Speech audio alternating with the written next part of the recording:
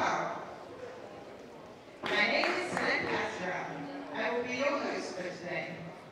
We shall commence with the men's doubles and mixed doubles categories. Some players you might like to watch out for today are Yixin, Yixin, Juliane, Schenk, and for your information, there are a limited number of tickets remaining for the finals tomorrow, so we encourage you to visit the ticket office at the entrance. We kindly remind you that food and official merchandise are available at the stalls located in the foyer. Furthermore, we would like to remind you that no flash photography is allowed, and spectators are not permitted onto the playing area. Thank you, and we hope you enjoy the Yonex Denmark Open 2012.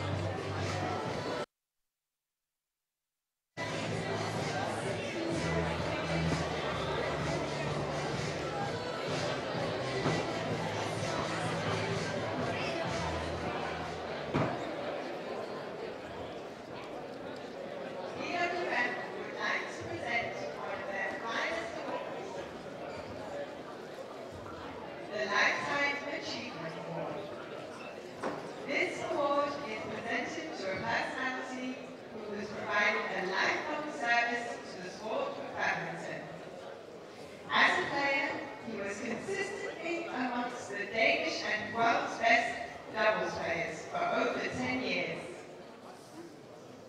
He has represented the Danish national team twice at the Thomas Cup finals in Asia in the 1950s. However, it is primarily for his leadership that we will celebrate him today. He has spent 49 years as the president of Scotland Badminton Club and 25 years as Badminton Denmark's vice president, as well as 1 year as the president of Badminton Denmark. He has been a major influence in where Badminton Denmark are today. Last but not least, he has provided 10 years of service as vice president of the Badminton World Federation, where he has won respect for his insight into the game of badminton and his efforts as chairman of the BWF Events Committee. It is therefore appropriate that Natsir, who is today's Deputy President and Chairman of the BWF Events Committee, presents this Lifetime Achievement Award. This goes to Una Lance.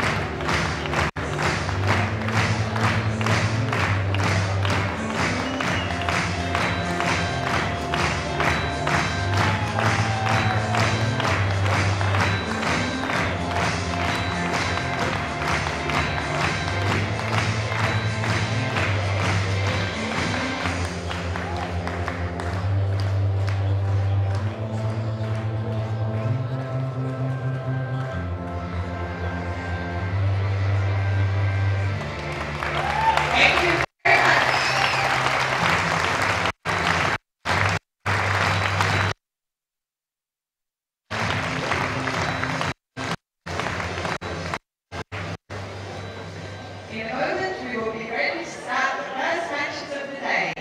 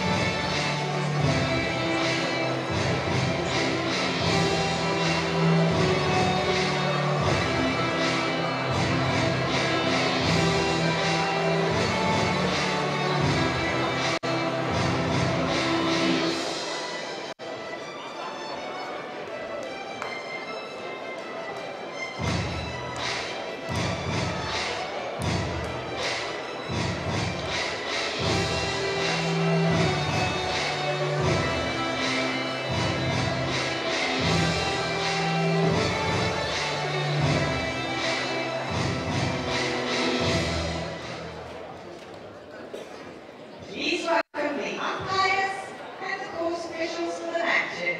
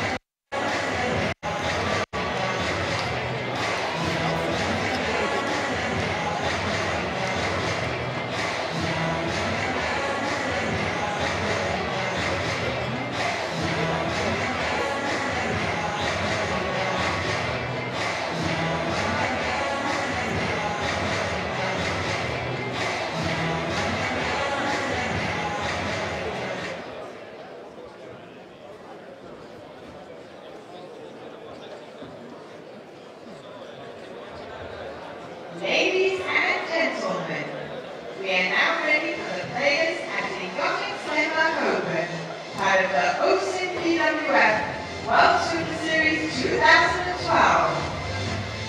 On court number 2, mixed doubles, from Malaysia, Chen and Ying. Currently ranked at 5 to 1 and winners of the 2012 Japan Open. And their opponents for today, from China, Juliane and Natsir.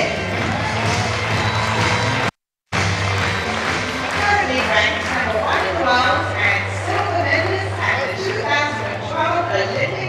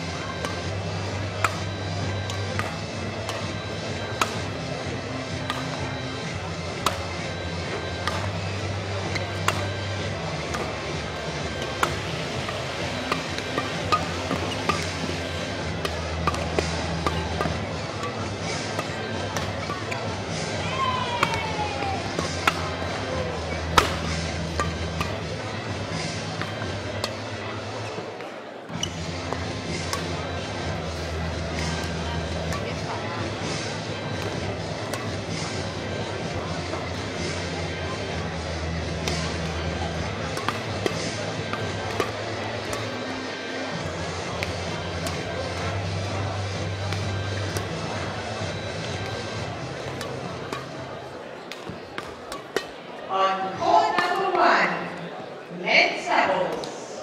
From Malaysia, Ku Kim Kit and Sandra Long.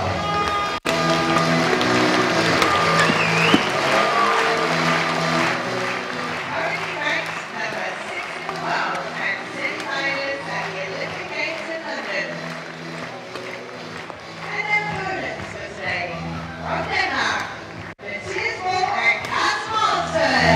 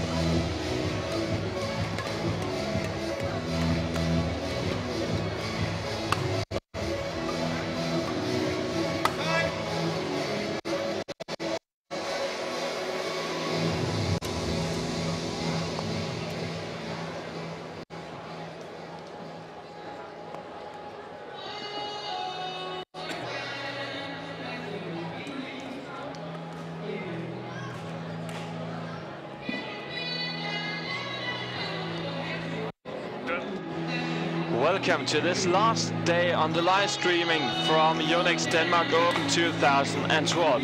We are ready to find the players for the spots for the finals, and on court number 2 we'll start off in the mixed doubles. China against Malaysia. Zhong Marjan, silver medalist from the Olympics in London and also number 1 on the world ranking.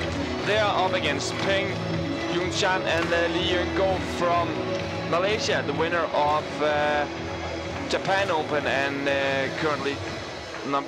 current number 5 on the world ranking. And Steen Pedersen, former national coach of Denmark for a lot of years. What shall we expect for today? Yeah, it's a sort of test for the Malaysian mixed double pair. They won the recent Japan Open, and as you probably know, the whole Chinese team withdrew from that tournament. So it's a bit of a test on the importance of that victory. And they're up against tough opponents. Yeah, from my point of view, I think the Malaysians will only have a slim chance of securing a victory in this match. I can't really see that they can, in the matchup against the Chinese, they come out second in every aspect of the game, the way I see it. I mean, we talked about yesterday, Liliyana was strong at the net, but, well, Marjan, she's even stronger. Marjan with the first service of this game. Please go to the secretary. And Steen, it's also exciting to see who's going to. Great stroke on the first rally up from Marjan. It's also interesting to see who's going to take the lead on the net from the 2 goals. Yeah, and it's crucial for the Malaysians that Liliyana is challenging Marjan at the net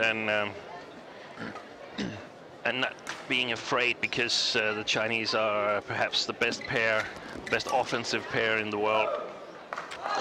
Met 3 times before, latest at China Masters 2012, where it became a 3-set victory for Zhong Marjan. Also met at the Olympics in the group stage, where the Malaysian only got 14 and 8. Not much of a fight they were into at that point. No, and yeah. We know that the Chinese, they are very, very good at peaking at the main events, Olympics, Worlds, Sudirman Cup and Tom Super Cup. So they were probably at their best. I don't expect them to be quite at their top level today, but we can already see from the body language of the beginning here that the Malaysians are looking down to the floor and perhaps trying to concentrate, hopefully trying to concentrate, but off to not so good start. 4-0 lead for Marjan Zhong.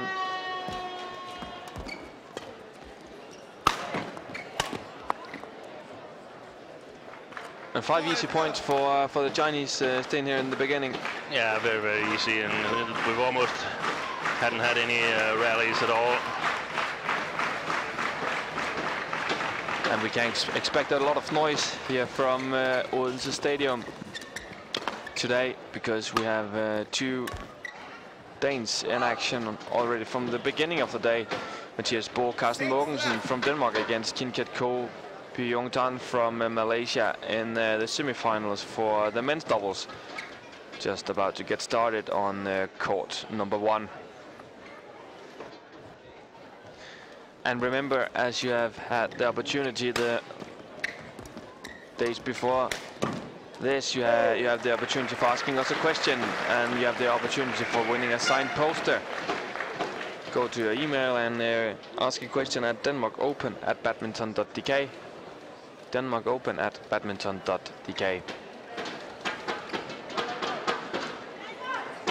And we've already seen here in the beginning of the first game that the Malaysians are feeling the pressure. We saw a push from the net from Liliyana recently and just pushed it wide.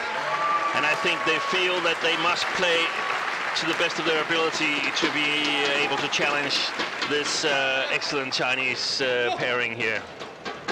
Yeah, and you said that the offense from the Chinese probably are the best in the world. But what's the reason for not? They are not the best in the world, all in all.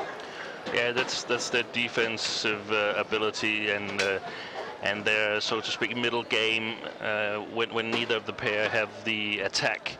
I think especially Chen is not as strong in that game as he is in the attacking game. Very, very powerful smash and a good speed. So he thrives with the offensive style. And in my opinion, maybe also Chen, who is the weakest link in that double, because he has been struggling with the mental part of the game when it's getting closer in the real exciting matches. Yeah, I totally agree with you, Rasmus. We saw it in the Olympics where they were in big trouble against Matuszak and Siba. Beat them easily yesterday.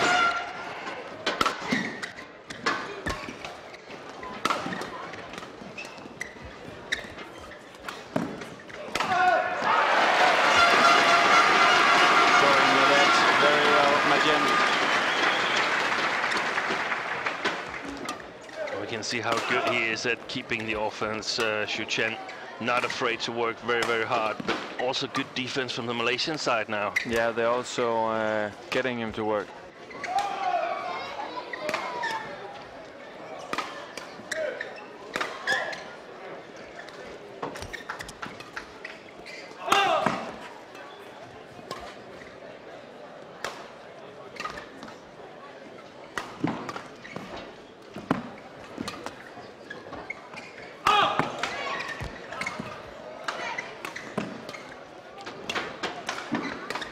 This rally is longer than the rest of the game so far. Yeah, it is.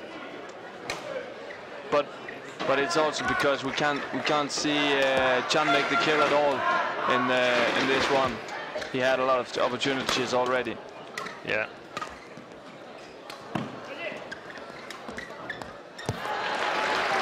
And first point for the Malaysians, down 1-10.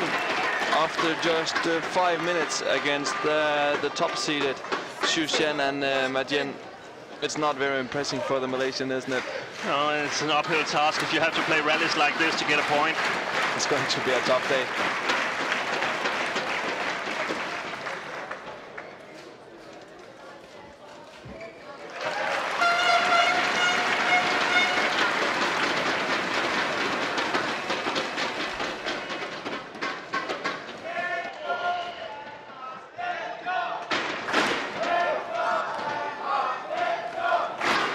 And 11-1 lead at the interval, and Steen Pedersen, we've got the first question of the day, if you don't mind.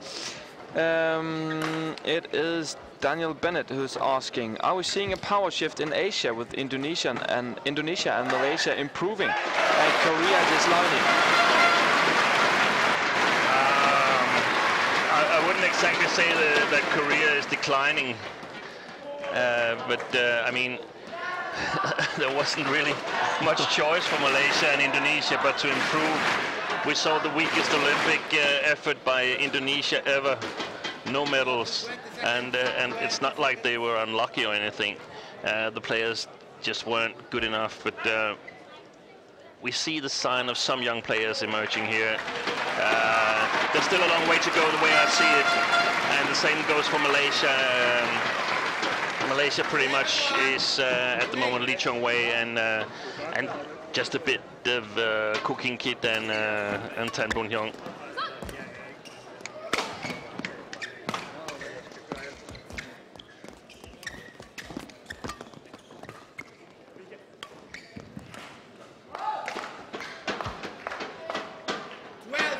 And 12-1 in this first game, Steen. I don't remember seeing something like that in the semi-final for a Premier before. No, perhaps it's happened before, but I don't remember it either.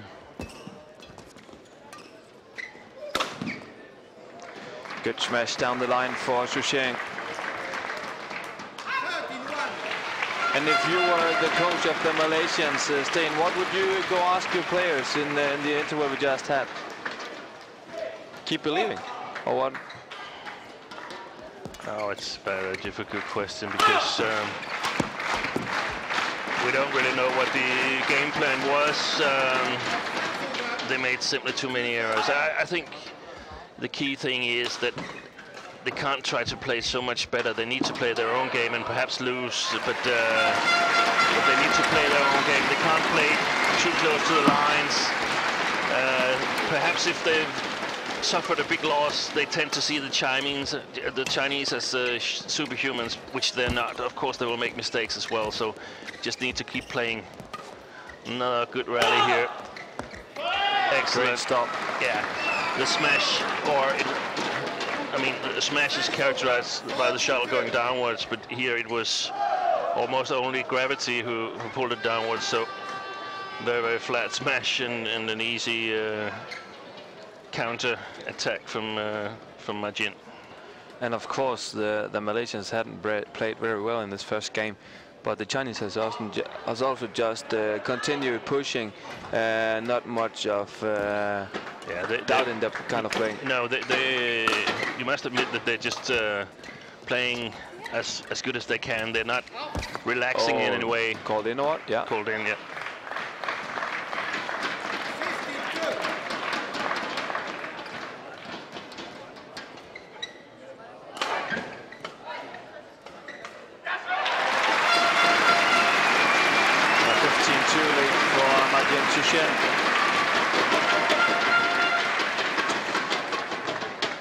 And it is the last day of our live streaming, so that's also why we have the biggest prize of the week on our quiz for today. We have a shoe from Yonex, the same shoe as Peter Gade is playing, and also a shirt from Yonex. If you can answer to this question, if you have the answer for this question, let us know and you'll be part of the contest. Did Mathias Bo and Carsten Mogensen win a medal at London 2012? Answer to Denmark Open at badminton.dk. Denmark Open at badminton.dk. Did Bo Mogensen get a medal at the Olympics? 17-3.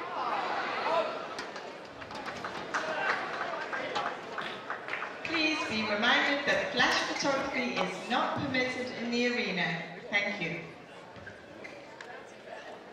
18-3. And no offense to the Malaysians, but the result right now looks like a first round or something like that. Yeah, it's a whitewash, and 19-3. it's actually good to see. It's good to see the Chinese just playing their best instead of relaxing and playing perhaps 70% or something like that. We're going to see Majin later today. She's got 2 matches rests before going on court again with the ladies doubles partner Tang Jinhua. Yeah, in an all Chinese women's double against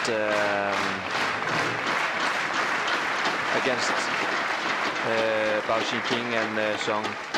Qianxin, and what shall we expect from Majin? She's a fit player, but a quick match for her will be quick match here for her will be great for the women's double later on, or what?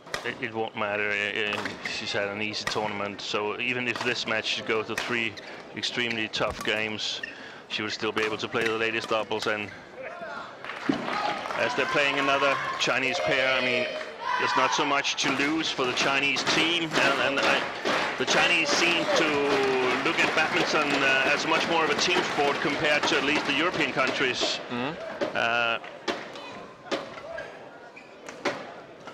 How do you mean? At least I've got a feeling it doesn't matter that much who's winning the tournament as long as it's the Chinese, and that's just not the case for the Danes. If 2 Danes are meeting in a final or a semi-final, they will fight even harder to beat the opponents, because otherwise... To take the position. Yeah, fight for position, fight for fundings, fight for sponsors.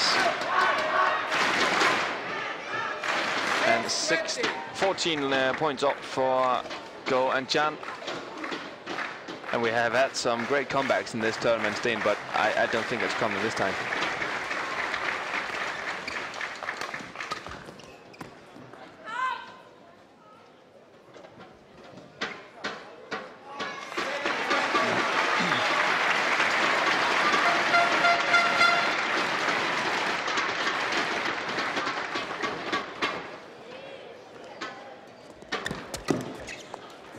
And the first game, 21-7 for Xu Sheng and Ma Jin against Peng Chen and the Ying from Malaysia. Strong performance by the 2 Chinese, and also a very bad performance for the Malaysians, in my opinion. Yeah, and so far we've had success with our prediction of this match, that the Chinese being stronger in every part of the game. And I don't really see that changing. Perhaps the Chinese relaxing a bit more in this second game. But if I were the Chinese coach, I would emphasize that we should still be able to create a good lead, so we don't in any way risk going into a third game here. And we got a question from Nil Ratana, who's asking, I've seen Kaiyun and Fu Haifeng change rackets during a rally. Is it not against the rules? No, that's not against the rules. No. And you can even, was it during the rallies? Yeah. During the rallies, yeah. Yeah. If you break a string, some players like to keep their rackets on top of their box on the side of the court, and they rush to change it.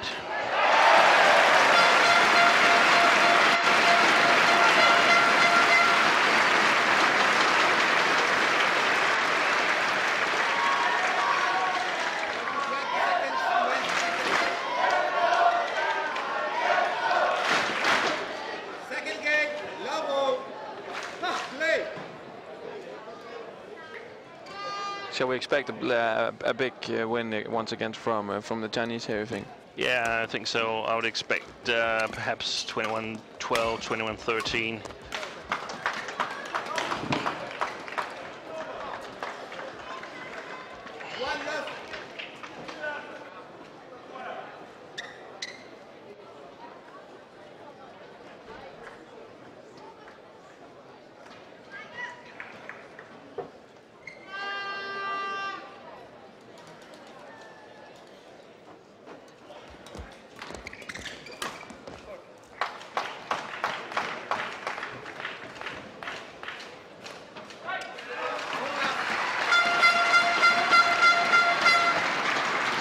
But we also have to say the Malaysians are playing a bit below par at the moment. If they played like this, they would have trouble joining the Chinese national team.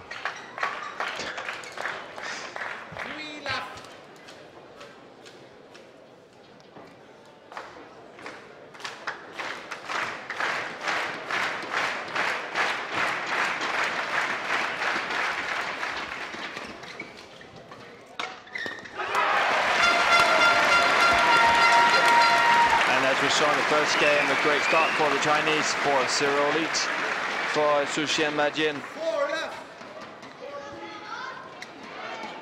And the Malaysians looks like they just want to leave the court and leave the stadium and get on to the next tournament.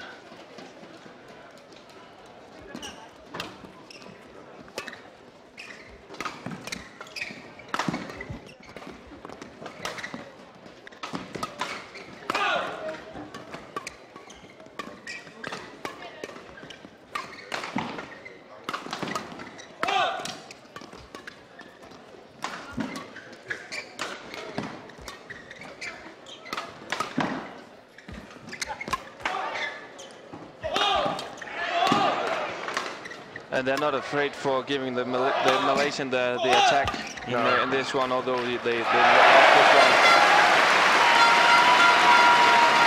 And a short information from, a short update from court number 1.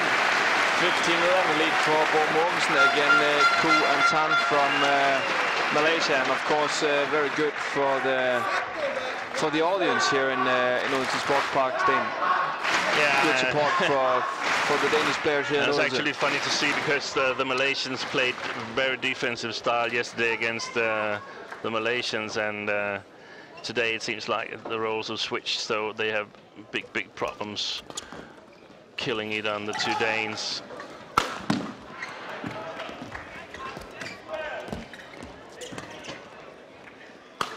There is a high jump competition now for children 12 years and under in the play area.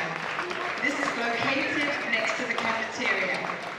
The winner will receive an autographed T-shirt signed by a national player. Sorry.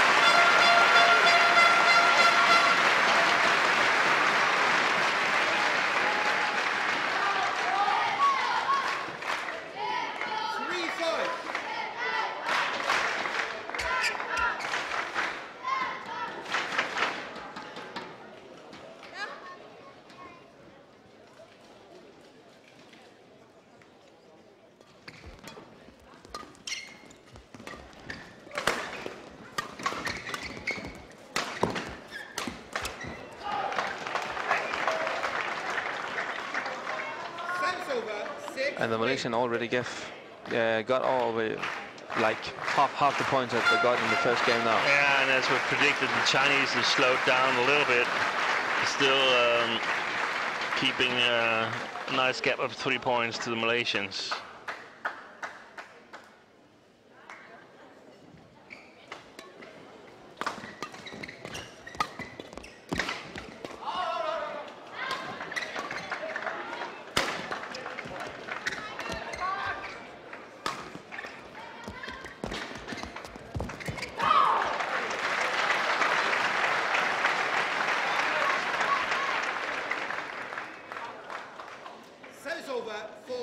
Question for our schedule for today. Chen Long to Pengyu, next match coming up. Yanjiao against Juliane Schenk, a clash between Germany and China. All Chinese women's doubles, as we talked about before. And then the Olympic champions and the world champions, Zhang and Yunlei against Tontowi, Ahmad and Liliyana Natsir from Indonesia. Great schedule for our court. Saturday here at Yonex Denmark Open 2012.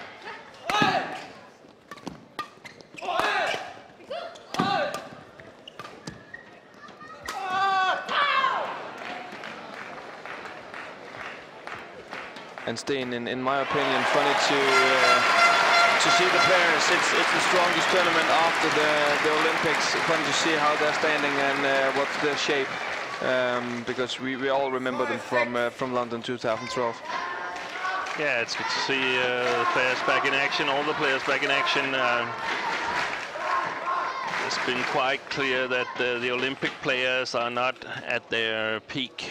Of course they're not. They've probably had a good holiday, good rest after the Olympics, but still strong enough to beat the weaker players. But if the players are quite similar in playing strength, then the non-Olympic players has a motivational advantage. Mm-hmm.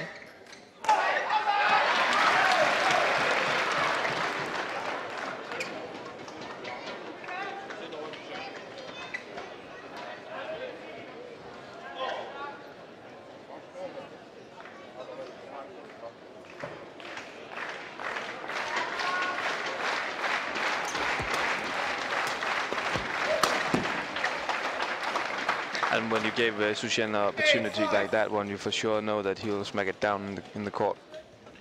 Definitely.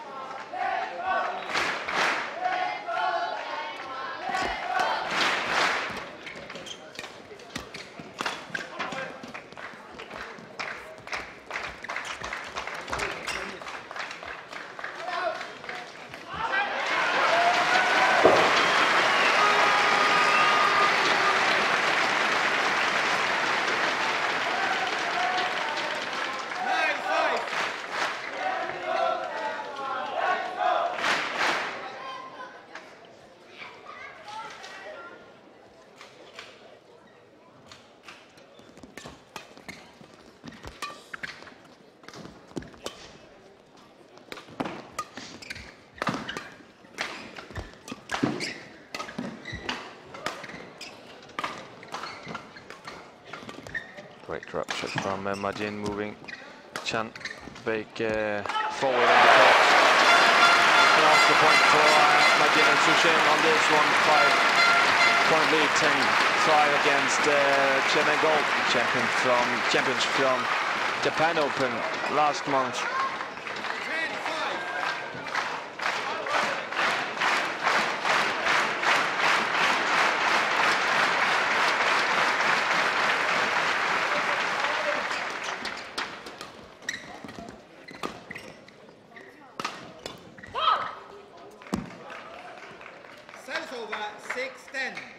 We've seen Chen use a lot of variation in his attack here, and that's simply a necessity because he doesn't hit hard enough or dangerous enough to score just by smashing. No, he's not that powerful player like Qianxin, for instance. No.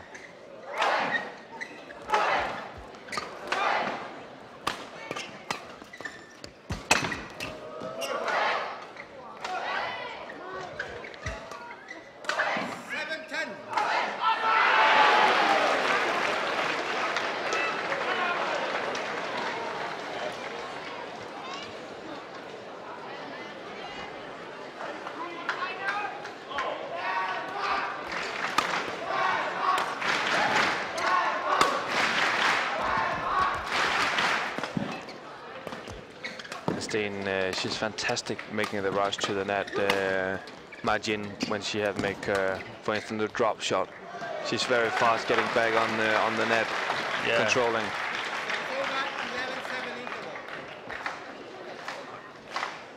That's a key competence, the net game, and what I really like about her is that she is not afraid to play into the net. Even though she's a bit below tape, she still plays an accurate shot that challenges the female player of the opposition.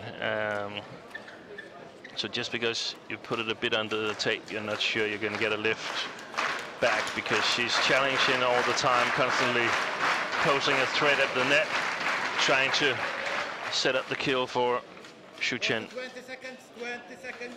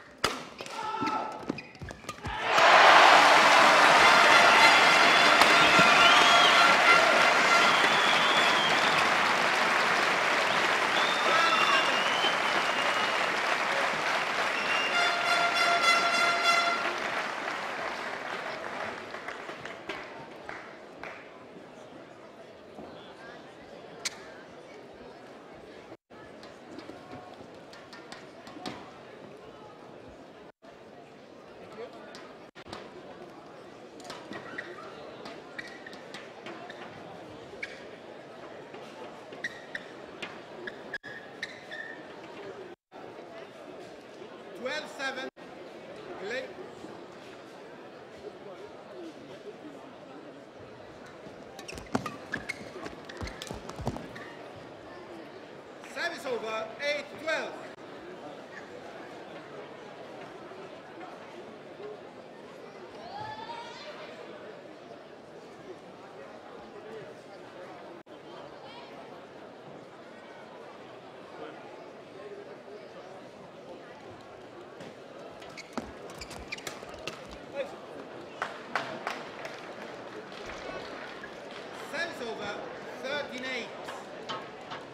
And 5 points up for Chen and Go, and in my book it's almost impossible to take the 5 points onto the Chinese in this one. Yeah, there's no doubt about it. The Chinese are going to win this match in 2 games.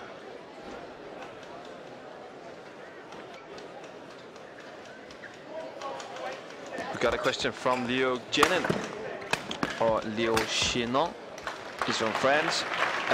He's asking, do you know if Peter Gale's new book is available in English? And Leo, not yet. We talked to Peter a couple of days ago, and he told us that the book will be translated, and it will be in the stores in the beginning, hopefully, of 2013. So you have to be a bit patient and save up some money for the book of Peter.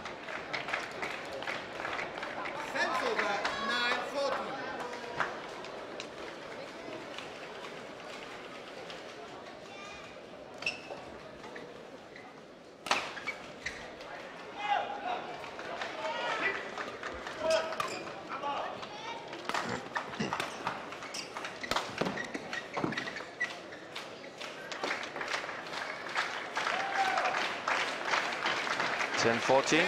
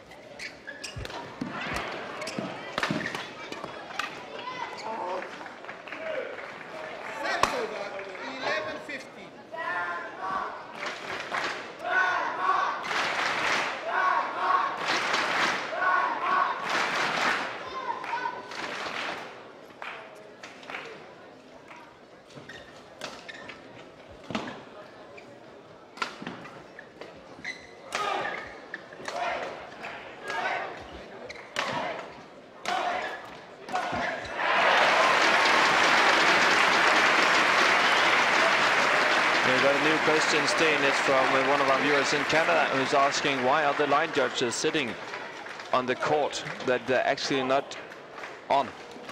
We can see that to our left side that we have 4 line judges sitting with the back to our court.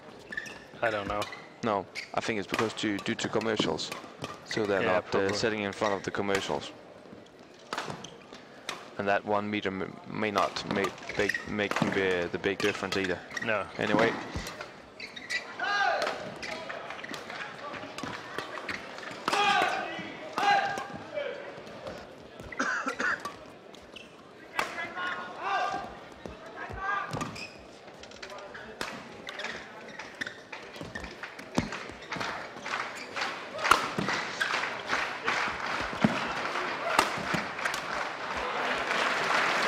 Chinese playing cat and mouse with the Malaysian pair here. Service over 16-11.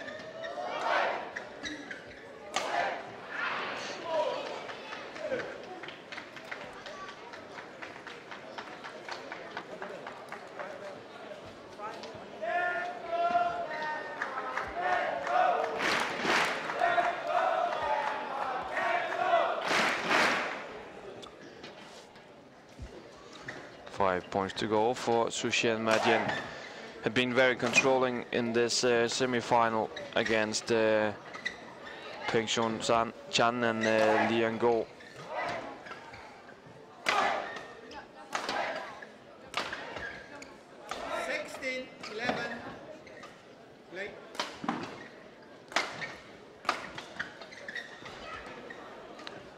Chen with the service for Chan.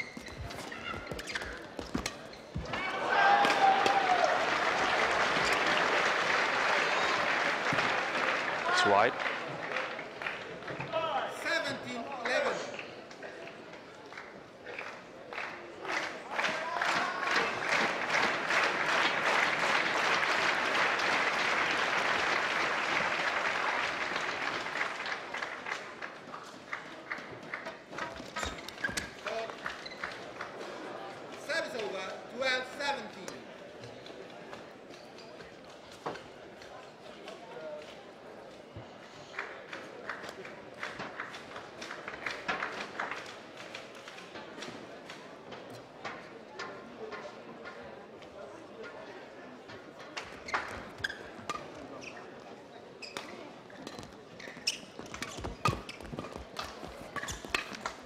Oh.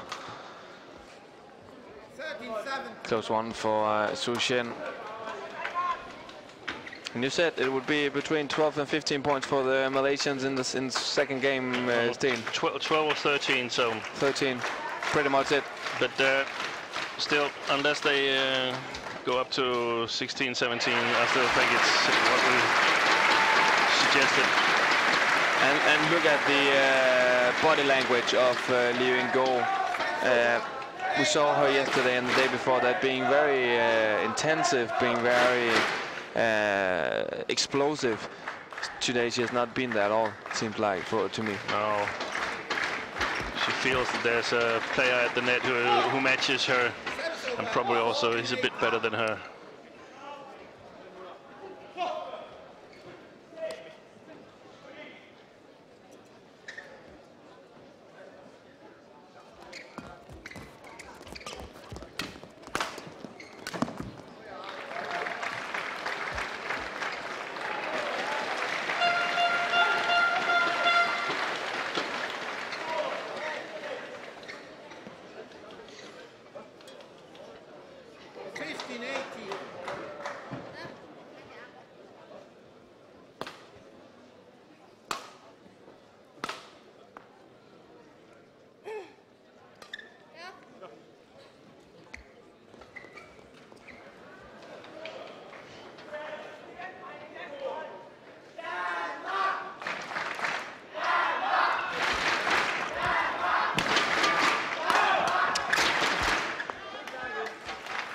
(19-15) for the Chinese, being very controlling, and their opponents will we be watching later on today. It will be either Tontowi, Ahmad, Liliyana, Natsir from Indonesia, or Zhao, Yunlei and Sang Nang from China. And what do we expect from the other semi-finals? We for sure a much closer final. Yeah. Last, yep. Or a much closer match. Tontowi, Ahmad, Liliyana, Natsir among the 5 best mixed doubles in the world, so probably able to give the Chinese a run for their money. A match point for Chen leading 20-15.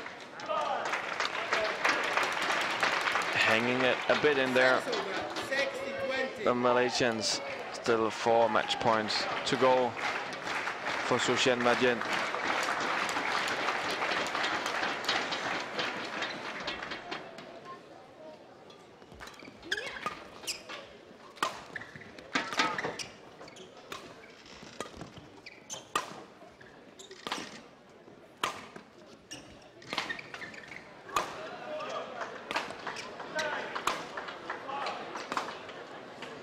We have had a women's single here as well today. It's long from Liang Go. Chen ready for the final, 21-7 and 21-16. And as we all know, this tournament is played on the lovely Danish island of Funen. Funen and Odense in particular is mostly known for Hans Christian Andersen, but this island is much more than the fairy tale writer. There are supporting small companies who have the potential for being for the global market, and today we'll give you a small portrait of 3 of those companies. The first of them are Emergency Company, who makes welfare technologies helping old people suffering from dementia. The founder Brian Østergaard will tell you about the background of the development and of the revolutionary technology. We do welfare products for people with dementia primarily, and we make some products for the nursing staff at the care homes to change the behavior for the elderly people. Some of our products are tools for the caregivers in the everyday. There's a situation where the elderly people get in conflict. And then they can use our tools, it's audiovisual tools, to change their behavior. E.g. point a video on a large screen to change the behavior at the elderly people. Yeah, our products are software-based, online-based, so we can provide these products everywhere. And the dementia issue is not only in Denmark, it's globally. Today the cost of handling dementia in the world are actually about 443 billion euros a year. So it's a lot of money to handle this. We are looking for partners in e.g. Germany, in Asia. We've been talking to a guy in Taiwan, a company in Taiwan, to be a partner out there he can sell his hardware and we can sell our softwares out there. So it's quite easy for us to deploy this worldwide. And we're talking with Germany, we're talking with Norway, we're talking with Australia and so forth. So. Welcome back to court number 2. Next match coming up on our streaming court, Du Pengyu from China, seeded number 7 against the second seeded Chen Long, also from China. Exciting match in the men's singles semi-final. The winner will play either Jan Jørgensen from Denmark or top seeded Li Chongwei tomorrow in the final. China, Du Pengyu. And Currently ranked number we're just about to get the players onto the court. Also from China, And Chen Long.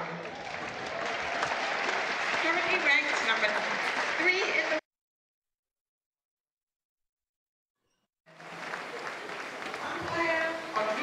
But before we get the players into the court, we are ready with an interview from the mix zone. My colleague Maria-Louise Albers is ready with one of the players from the mixed double we just have seen. The Chinese mixed double from, the Chinese mixed double, Chen and Natsir is on to the final. They just won their semi-final here at Denmark Open, and I'm here with Chen now. And Chen, it looked quite easy in the first set. How was it out there today? 感觉这场比赛打得比较轻松，第一局、第二局打得都比较轻松，感觉对手这场比赛怎么样？做一下评价。 我觉得这2天的比赛都比想象中打得要轻松，然后我们俩就是因为都是奥运会刚打过的对手吧，然后我们俩也做好了很充分的准备，我相信对手也是一样的，但是可能我们在场上的发挥，包括心态，可能比对手打得更好一些吧，所以就是结果就自然而然产生了。Honestly, we had easy match for the previous matches. And then I think we already encountered this component during Olympics. So we had a full preparation for them. I think they also have the full preparation, but we just did better, I think. You've had some easy matches here at Denmark Open, actually. Do you think the level is too low, or how do you see it? 感觉就是说整体这些比赛打得比较轻松。你认为就是说在这次比赛，其他对手水平都不够高吗？或者是怎么说？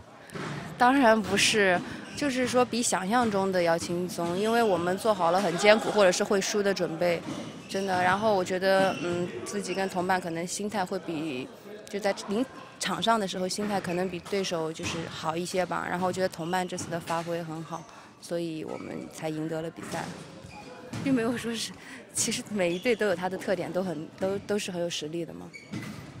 Actually not. They are strong components, but I think we just did better preparation and we had a better mental adjustment.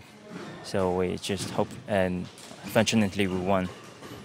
Okay, and just one last question, because Jin, you're also playing the women's doubles here at Denmark Open, and you have your semifinal here later on today. How do you manage to do the both? 就说你一会儿还有那个另外一个女双嘛，就感觉就是这样比赛挺紧张的，就是比赛也挺多，你自己怎么调整的这么好的？我觉得，因为女双我是大概有一年多，快2年没打了，所以就是还是跟混双的节奏也不一样，所以也不是说状态很好或者是怎么样，就是一场一场的去找感觉，尽力把它全力以赴打好就可以了。This is totally different with mixed doubles. I haven't played women's double for 1 or 2 years, but this is a new try for me, and yeah, just focus on every single match. Hopefully I can do it well. Thank you very much. Of course, a very happy Jin, ready for the final here at the Yonex Denmark Open 2012, playing an easy semi-final against Chen from Malaysia. Dean Pedersen, we're ready for the single to begin here at Odense. Pengyu from China in the yellow shirt against Chen in the red shirt. Training Chen must be the favorite in this game, don't you think? Yeah, no doubt he's a very, very clear favorite. I saw some odds from bookmakers, and he's a heavy favorite to take this match. I think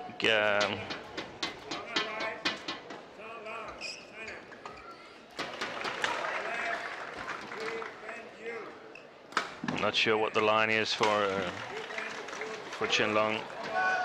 You get your money back 1.18 times if he wins, so it means if you bet $100, you get 118 back. So quite heavy favorite. It's not that much.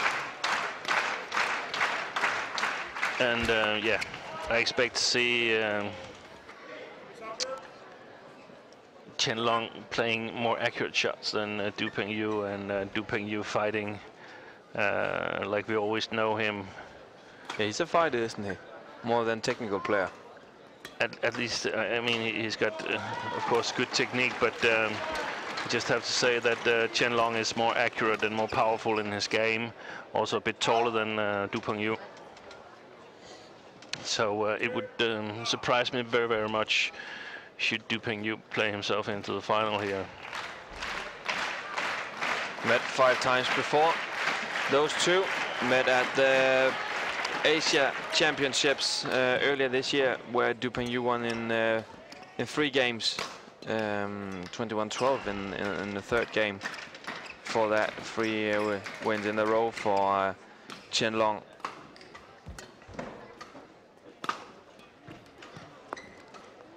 And Steen, we got a lot of question about this Asia Championships. What kind of tournament is it? Some of our viewers asking, is it the best players in Asia, or is it second-ranked players in Asia because the best don't want to participate, or what kind of tournament is it? It's a tournament that doesn't have the highest priority for the top nations. We often see a bit lower-ranked players entered into the tournament. But at an Olympic year, it's of course important to score the points needed for qualification. So it can be stronger sometimes.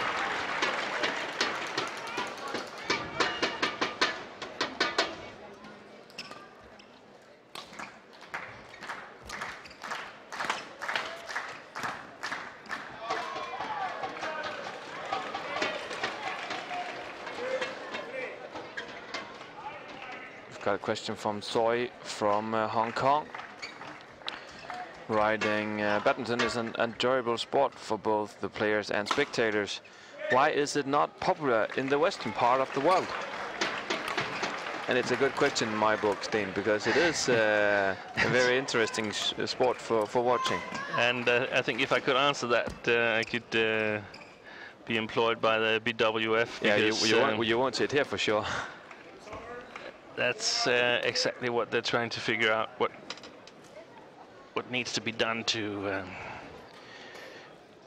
make people enjoy the sport even more in Europe, in North and South America, and in Africa as well. Yeah, it's pretty much an Asian sport and European as well. Yeah, and Sten, it's funny because I know that you are watching American sports, for instance, American football, and we see a lot of commercials in NFL, and we also have a lot of breaks in badminton for putting in commercial, and there's a high speed in the game which also is typical for American sport, and there's a lot of action going on. It should fit perfect for the American market as a sport. Yeah, but I mean,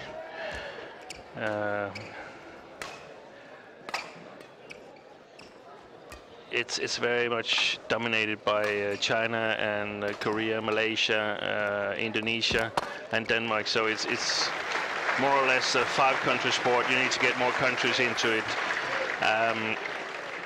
American sport, or at least the 4 top sports there, is very much commercialized. It's run by companies. It's not federations like we see it in badminton. It's run by companies, and these companies, they need to make a profit, and that's why they of course need to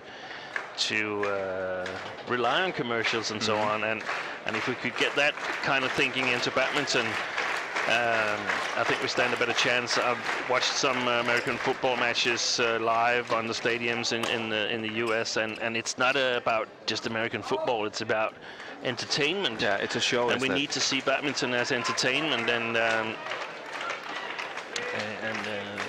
entertaining people. There's been some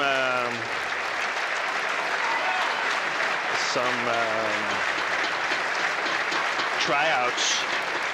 Also here at Denmark Open, giving away free rackets, free drinking cans, and so on. So there's a lot of opportunities still open to commercialize badminton a bit more and make it even more popular. And a 3-point lead for 2-point lead, of course, for Chen Long against Pengyu. 6-4 for the Olympic bronze medalist.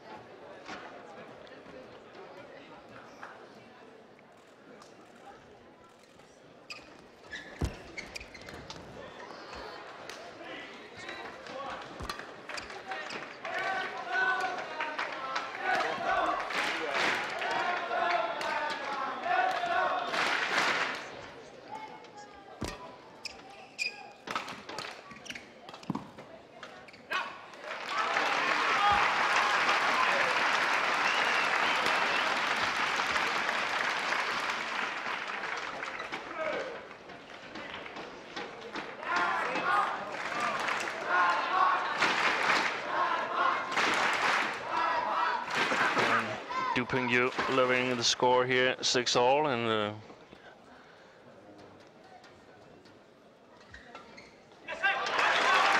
good start for Du here, catching up, not letting Chen Long create a gap. And we saw that Chen Long was playing Wang Ximing earlier in this tournament. And we have seen the Chinese players fighting against each other. It's actually fantastic to see them play for the victory, not just walking around.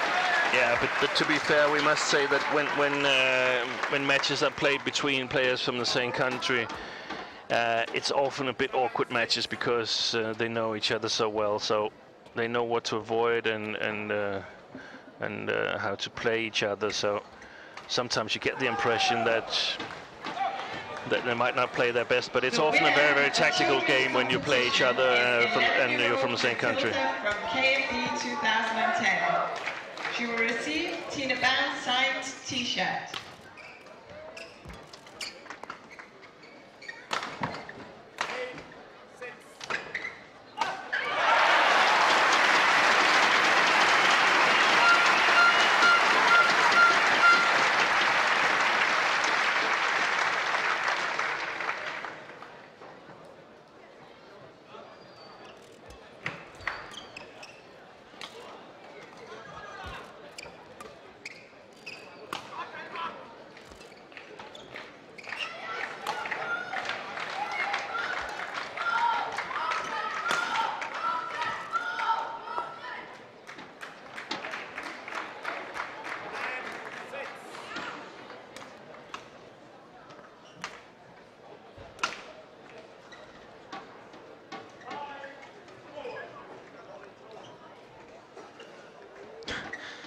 Final question from Joseph Kim.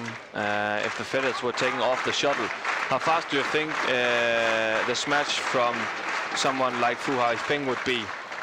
I have no idea, but for sure it would be hard. Don't think about it. Don't think about questions like that. No. You use your time on something useful instead. Be like a bullet.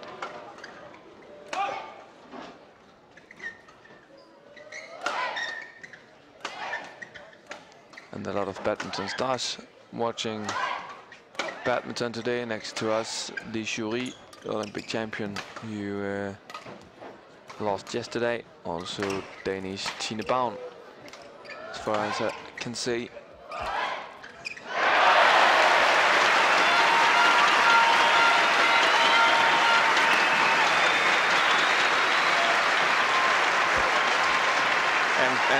And for me, it seems like Pengyu have to fight harder for getting points than Qinglong right now. Yeah, both players have a very, very solid basic game, and they're not making many mistakes. You have to really create your own points, and I think we'll see that it's just that Pengyu will eventually make a bit more mistakes. And nice play here, yeah, though. Great play from Du on this one.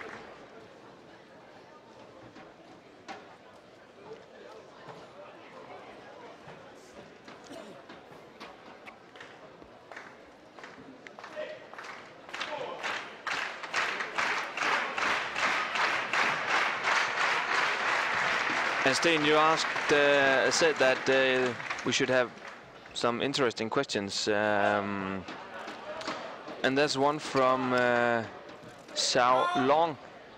I'm not sure where Zhao is writing from, but in my world, a very interesting question. China's Li Na, the tennis player, managed to win the Grand Slam French Open after parting away from the Chinese Tennis Federation. Do you think that the Danish player would be better off hiring their own coaches or as well as medical personnel? We know that tennis players mostly are training by themselves with own coaches. Yeah, if the academy in badminton was sufficient to hire private coaches, private medical personnel, and creating a setup of your own, yeah, then I think it would be beneficial. And why is that? What do you think that? Because the players in the national team, when practicing, they seek attention. They want the coach to focus only on me.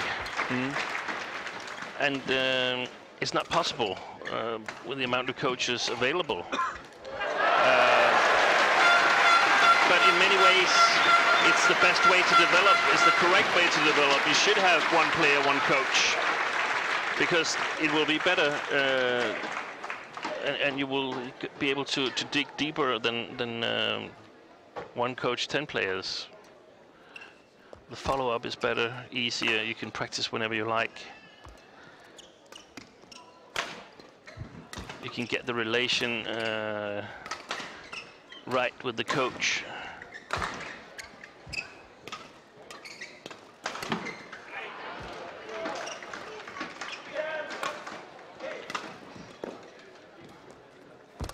Great play from Chen Long on the net, and 11-10 on the interval for Chen Long.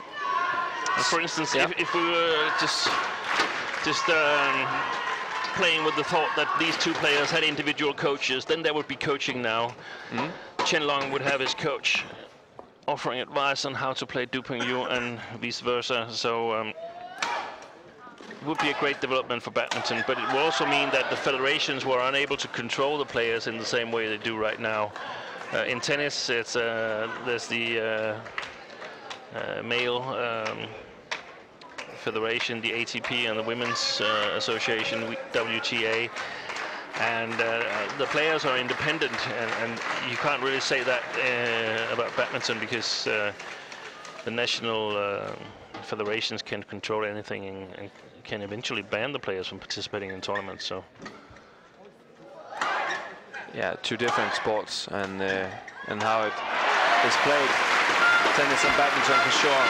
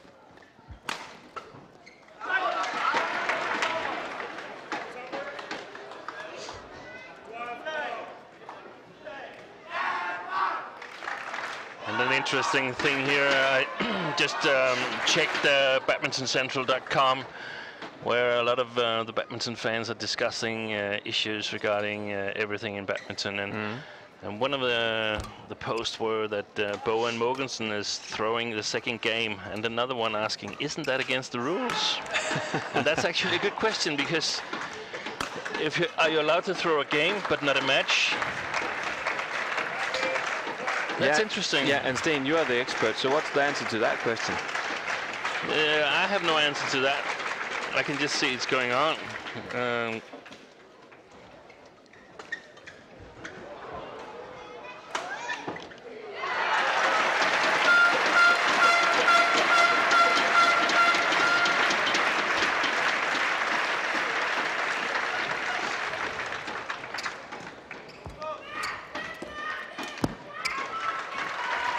Taking his chances and bringing some good efforts, Du Pengyu. And a bit surprising development, leading by 2 points here. I would expect Chen Long to step up here at the end of the first game, increasing the pace, attacking a bit more. As Steen, a match like this also says a lot about the quality of the men's singles in China. Chen Long is number 2 on the Chinese list, and Lin Dan for sure is number 1, Qin Jin number 3, Du Pengyu number 4, number 9 on the world ranking. They also have Wang Qingming. It's amazing to see what kind of players they can bring into tournaments. Yeah, and of course they can create such a strong national practice. No wonder why they're good at the Thomas Cup. Well played. Pengyu looking more physical fit at the moment than Chen Long.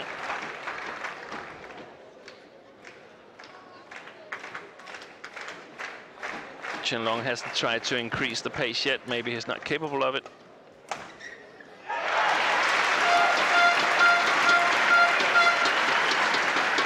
And a short update from court number 2.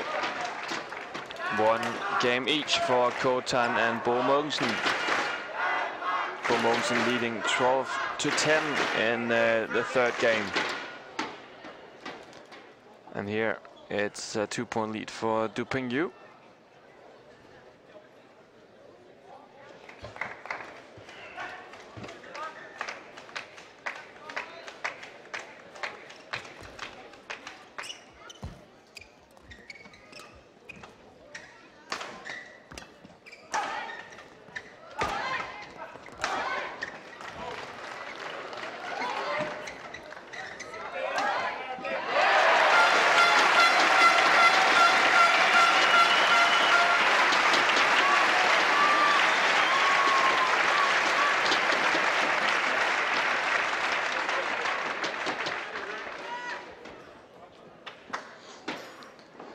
Pengyu made his way to the semifinals, beating Berama from India, Mark Sweeper from Germany, and Tan from Malaysia.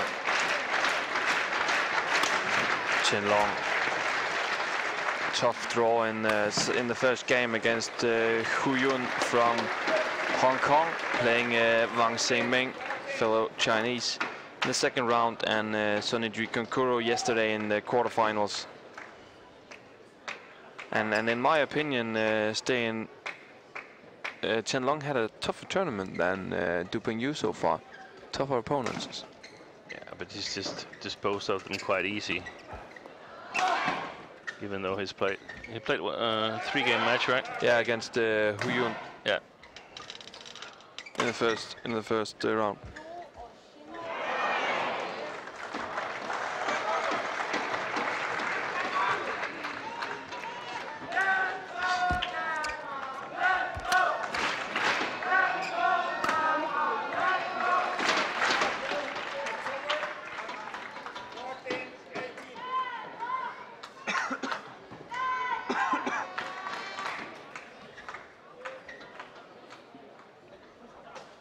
Remember that we're running a smaller contest today with big prizes.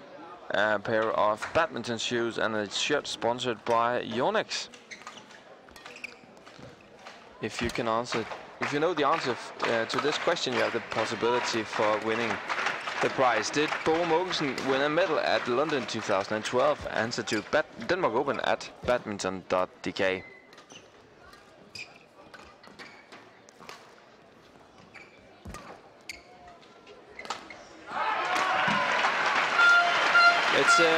It's Pengyu controlling. Yeah, he's playing a bit faster at the moment. Chen Long apparently not able to increase the pace.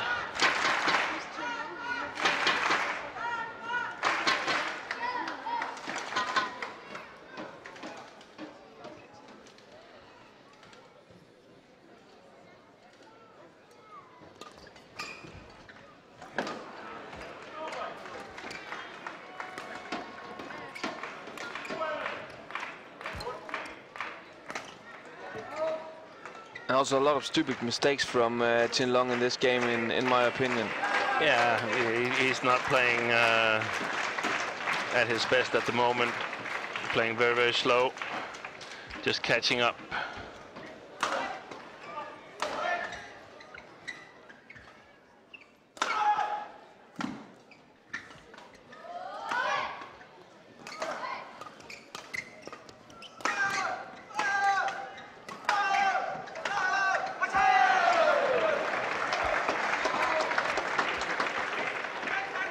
First game goes to Pengyu. To Pengyu, a minor surprise in my opinion, Steen. A big surprise. Big surprise. Yeah, but watching the game, we can see that yeah, it's not the usual Chen Long we're watching here. There's not much speed. Not feeling comfortable, apparently, or at least something wrong, not able to play in his usual high speed. No, for he is a player playing with the high speed, and also a player who wants to attack a lot. We haven't seen that in the first game. No, he hasn't attacked at all.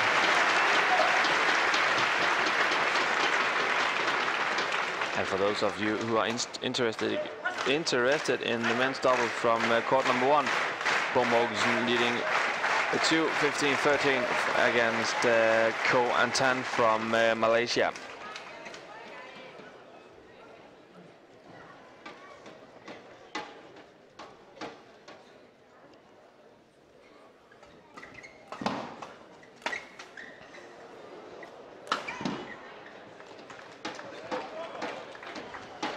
Chen Long back on court. Pengyu waiting a bit.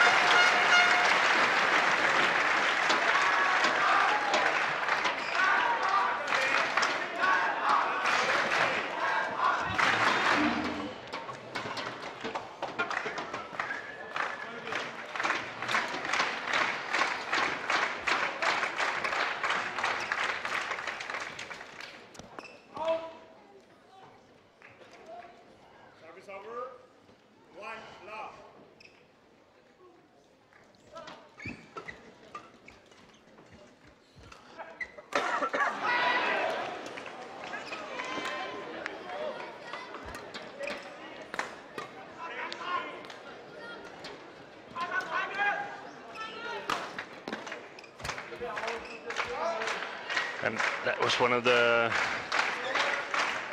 movements where you can see that Chen Long is not moving at his best. Normally smashing coming forward is one of his very, very strong points, but this was very, very slow here.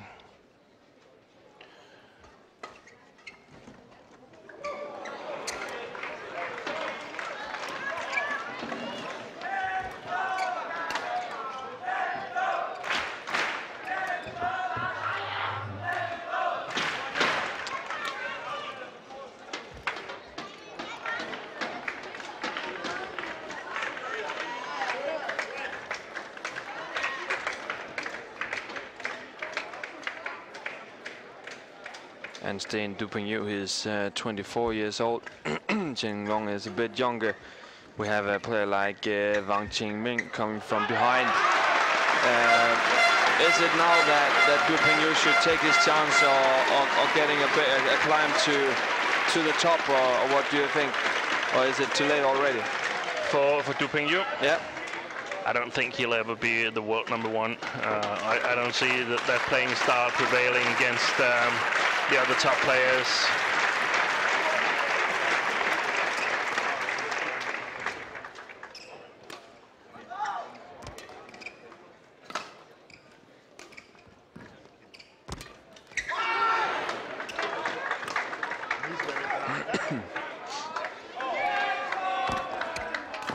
And much more speed from Pengyu. It is Chen Long running around.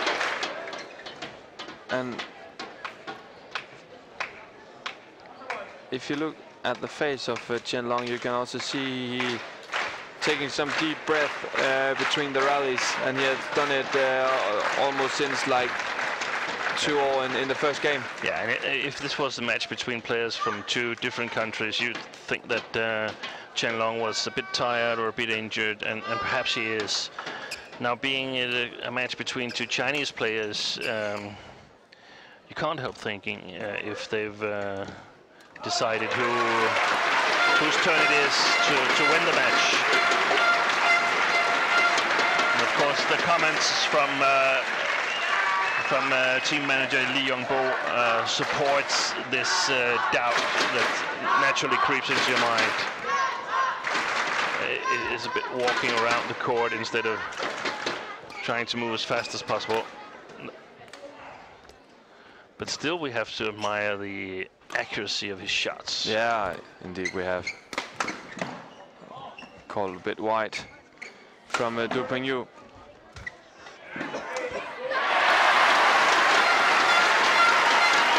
Very great atmosphere in Odense Sports Park this Saturday. The time is 1:15 CET, and Carsten Mogensen, Mathias Boe leading with 2 points, 19-17. And Sten, in the Danish perspective, it would be fantastic to have a Danish pairing in the final for tomorrow, of course for the Danish badminton, but also for the audience and the atmosphere in Denmark. Yeah, that would be absolutely crucial.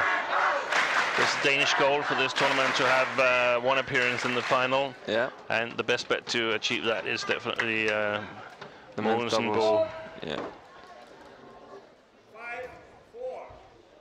Chen Long leading with 1.5 to 4.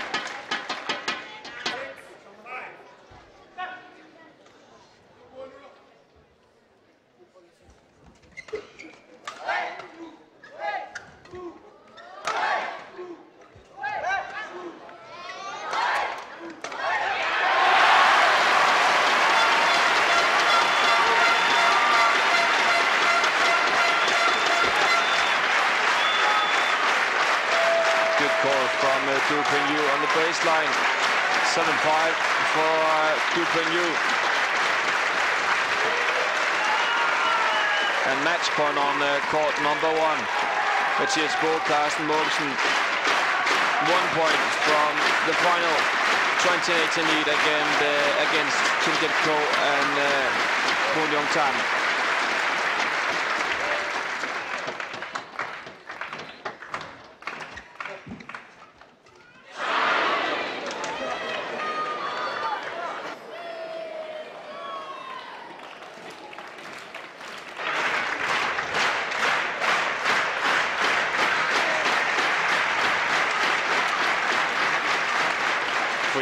Lead, and there's no doubt about that. The speed from Pengyu is better, the accuracy of the shot from Pengyu is better, and there's Chen Long struggling for staying in this game.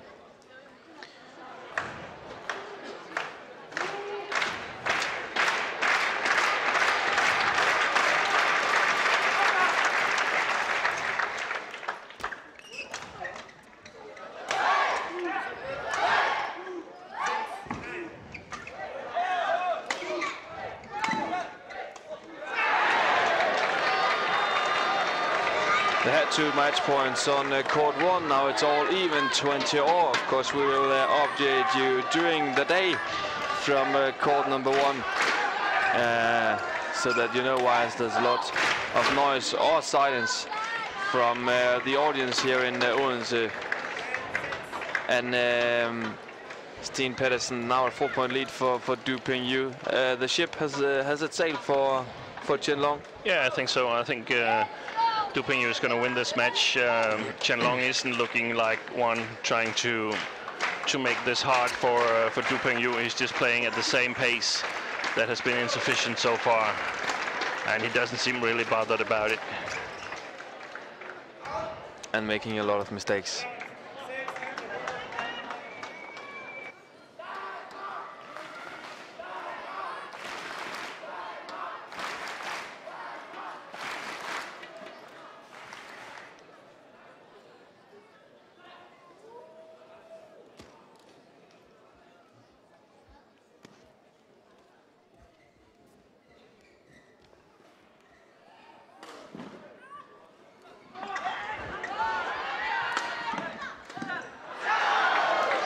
An interval, 5-point lead, 11-6 for Pengyu. And things have changed on court number 1. Now it's a match point for Qin Kiet Ko and Bu Yong Tan. Tan with the service on this one. And Sten, no matter who you are supporting, that's a fantastic thing with badminton and the new point system. The matches can change so fast. Yes, and it's fantastic. I think it was a bit wide, wasn't it? Smash was good down the line.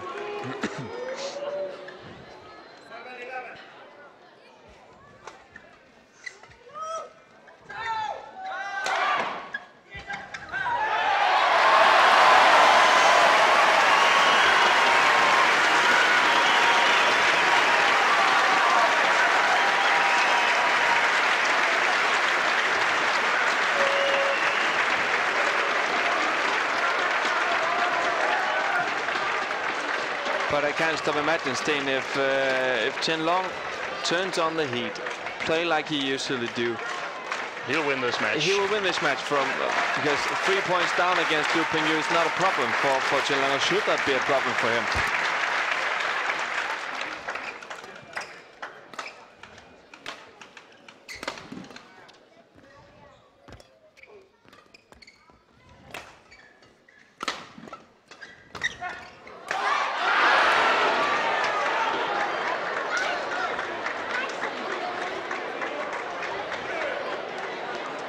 And you have had a lot of problems on the baseline, with the baseline, Chen Long during this game.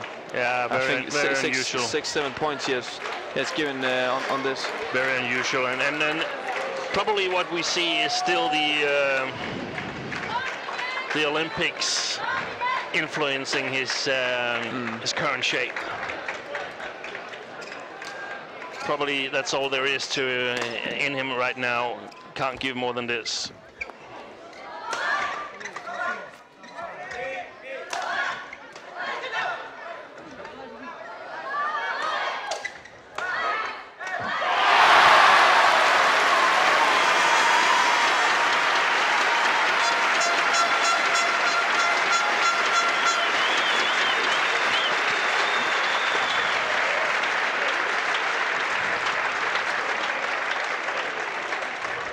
And 22 all on court number 1.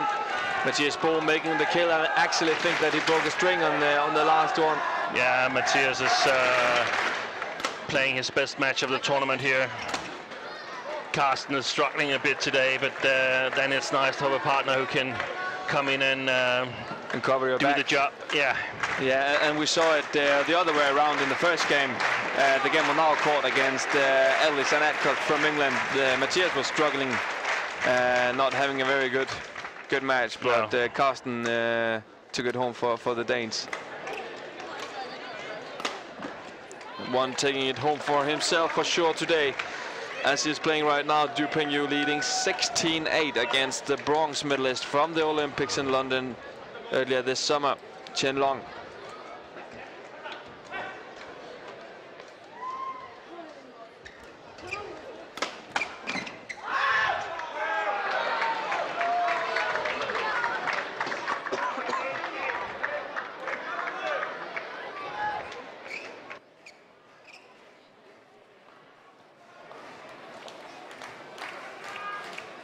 Bare 3. 9-point lead for Du Pengyu. 4 points for a spot in the final. He will play either Li Chongwei from Malaysia or Janne Jørgensen from Denmark.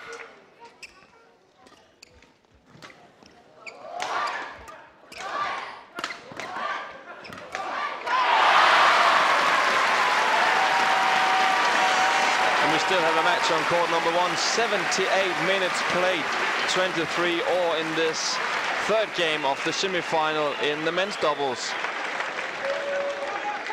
Danish Bo Mogensen took the first game. Malaysian Ko Tan took the second. And 23 all in the third game. And of course we'll try to get interviews also from the players on court number 1 during this day of the live streaming. And Pengyu just 3 points from the final.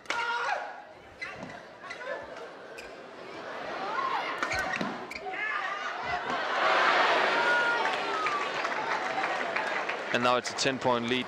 It's a long time ago I have seen Chen Long behind with 10 points. In the second game, losing the first one, actually. Yeah, it must have been in the Olympic semi-final against Li Chongwei. Yeah.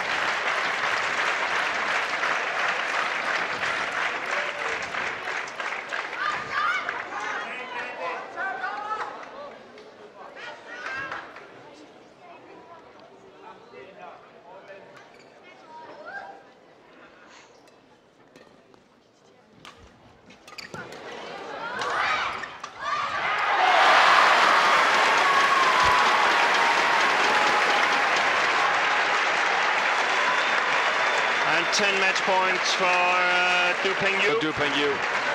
And for sure he won't miss that. Oh, it's very, very surprising. Especially when we think about how he has been playing Chen Long.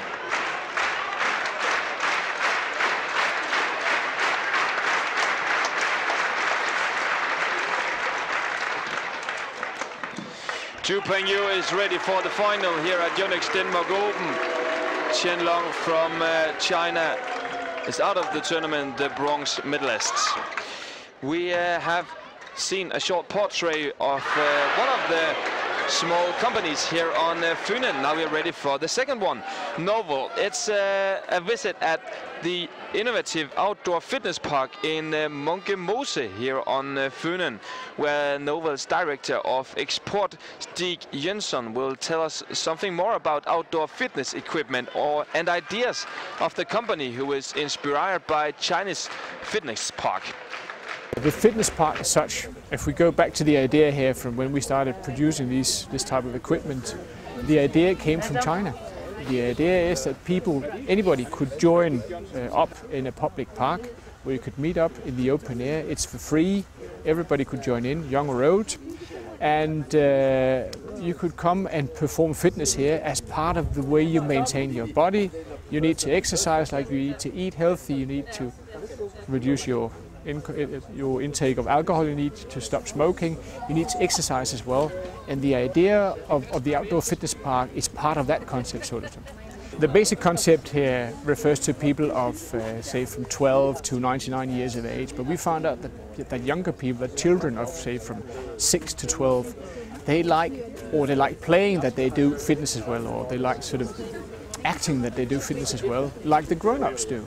So why not then develop a concept that's fit for children? The ambassador, I'm happy to say, is Victor Axelsson. He's well known, of course, to the Badminton League, but also to a lot of young people in Denmark, especially young people who are interested in sports. And so we found that he would act a good ambassador to this sort of target group of ours, being the youngsters. When he talks about how it's good for you to perform, to exercise and perform outdoor fitness, and you should do it even from when you were 6, 7 years old, instead of sitting with the computer all day long, they would actually start listening to it. So he's a good ambassador to us. Welcome back to Yonex Denmark Open. A short update from court number 1. We have found the one finalist pair from the men's doubles, and they are from Malaysia. Kim Kiet Ko and Bu Yong Tan beat Mathias Bo, Carsten Mogensen 26-24 in this third game. And for sure we are trying to get some comments from this match. Next match for us, Yanjiao from China against Juliane Schenk from Germany. Yanjiao seeded number 8 against the German number 6 seeded German. Schenk has been doing very, very well here in Odense, beating, among others, the Olympic champion, Li Shuri. But stay with us. There'll be much more interviews and, of course, matches here from court number 1 the whole afternoon. Then we will for sure be ready.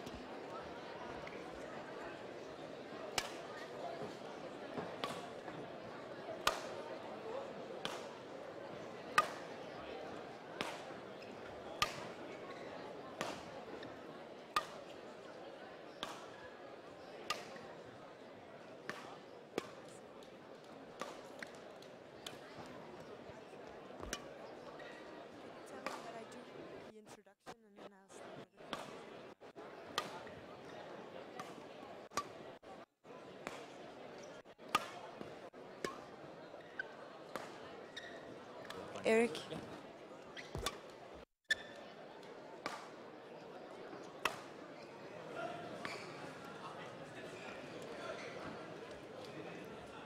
I'm standing here now with Pengyu from China, who just beat the defending champion here at Denmark Open, Chen. And Pengyu, how do you see the match today? 你感觉今天比赛怎么样？我感觉今天发挥的还是比较正常吧。对，赛前也做了一些准备，然后一些困难，对，感觉今天发挥的比较正常。I think I play just normally, but I have fully prepared for this match, and then I did well and managed to win. Do you feel stronger for this moment now than Chen? 就是现在你感觉你比他打得更好吗？或者就是说在整体上状态会比他强一些？我觉得实力比较接近吧，还是说看就是临场的发挥吧。对。I think we're very close, and then almost at the same level, but it just depends on the performance on court. Well, and tomorrow in the finals, maybe you can meet Yanjiao here from Denmark. How would it be to play him? Well, he has to beat Liliyana first, but how would it be to play a Danish guy here in Denmark? 就明天你很有可能就是跟丹麦那个燕打比赛，你感觉你和他的比赛会是怎么样？或者是在丹麦和这个丹麦选手打，感觉怎么样？我觉得之前也跟他打过，然后他也是非常有实力的选手，所以说我觉得要是明天要是跟约根森打的话，还是比较艰苦吧。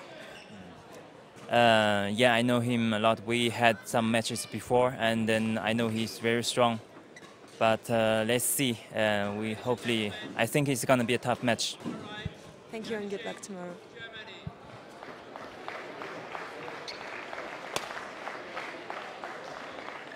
On my left, Yanjiao, China.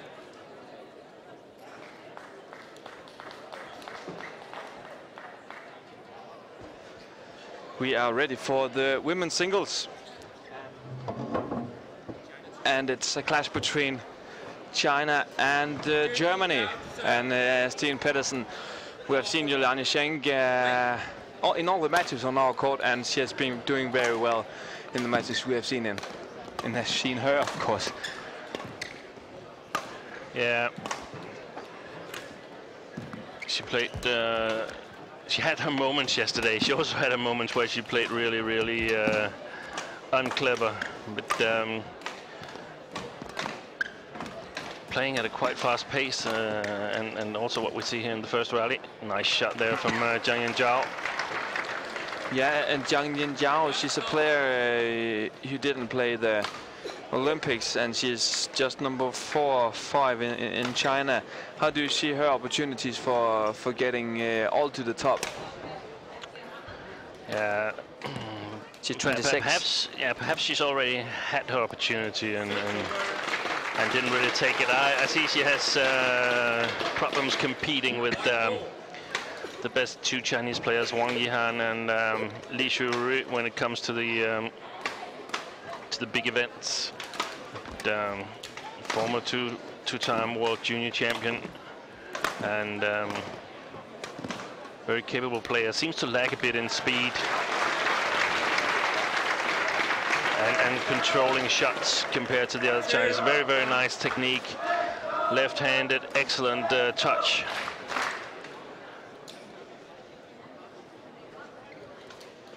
But we've seen players being in that position and then suddenly make a run for it. And the best example is, of course, Zhang, 2-time Olympic gold medalist and normally the women's team coach here now. She was actually holding the positions of number 3 and 4 at some time after Dai Yun and Wang Chen and so on. And suddenly she made a move and became the all-time greatest Chinese ladies singles player. Yeah. That's wide.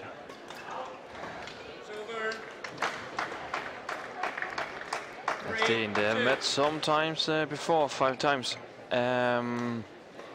Been winning on and off, both of them. 3-2 lead for Schenk. It's always nice to have a positive score against the Chinese ladies singles. Not many players to have that. No.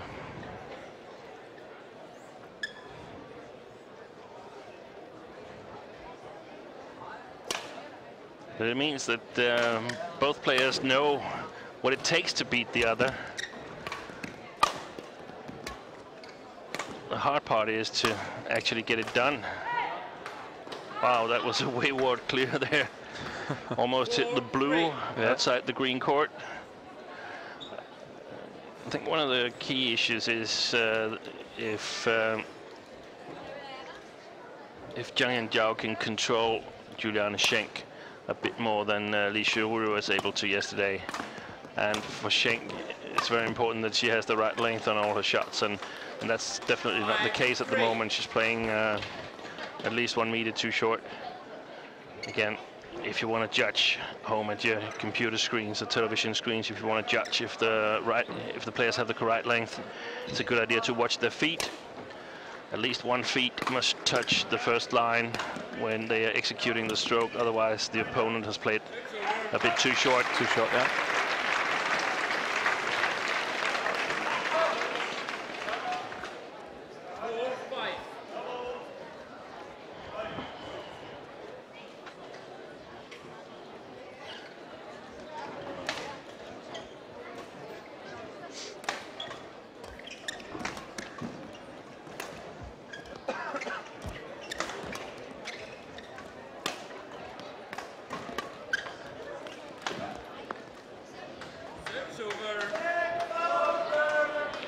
Perhaps the tension is also a bit higher for Schenk in this match. The dynamics is a bit different than yesterday, where she played Li Shurui, whom she never beat.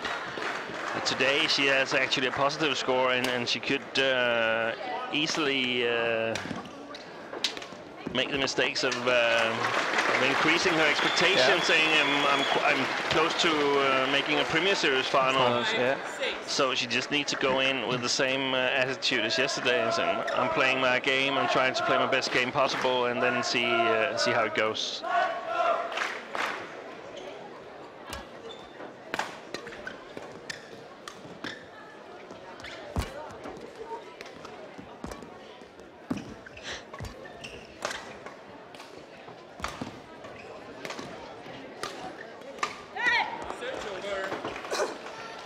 Nice shot there from Jiang and Zhao, not using a lot of power, forcing Schenk to judge herself how much power she needs to apply to get it over the net.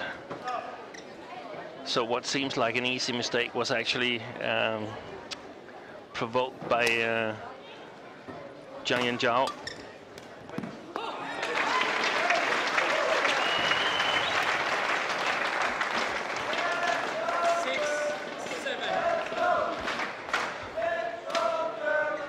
Yesterday I was a bit on the back of Schenk for attacking too much in strange situations. I think actually she could benefit from a bit of attack in this match. So she should be more aggressive? I think a bit more than yesterday. Oh, great. And then from Yanjiao. 8-6.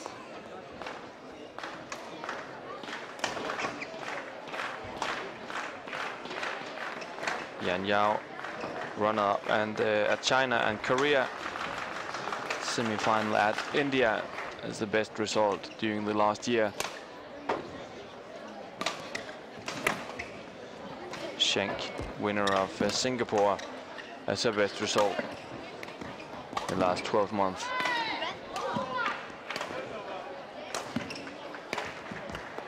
That's well played. Yeah, and she has some good angles on that kind of strokes. Yeah, Schenk.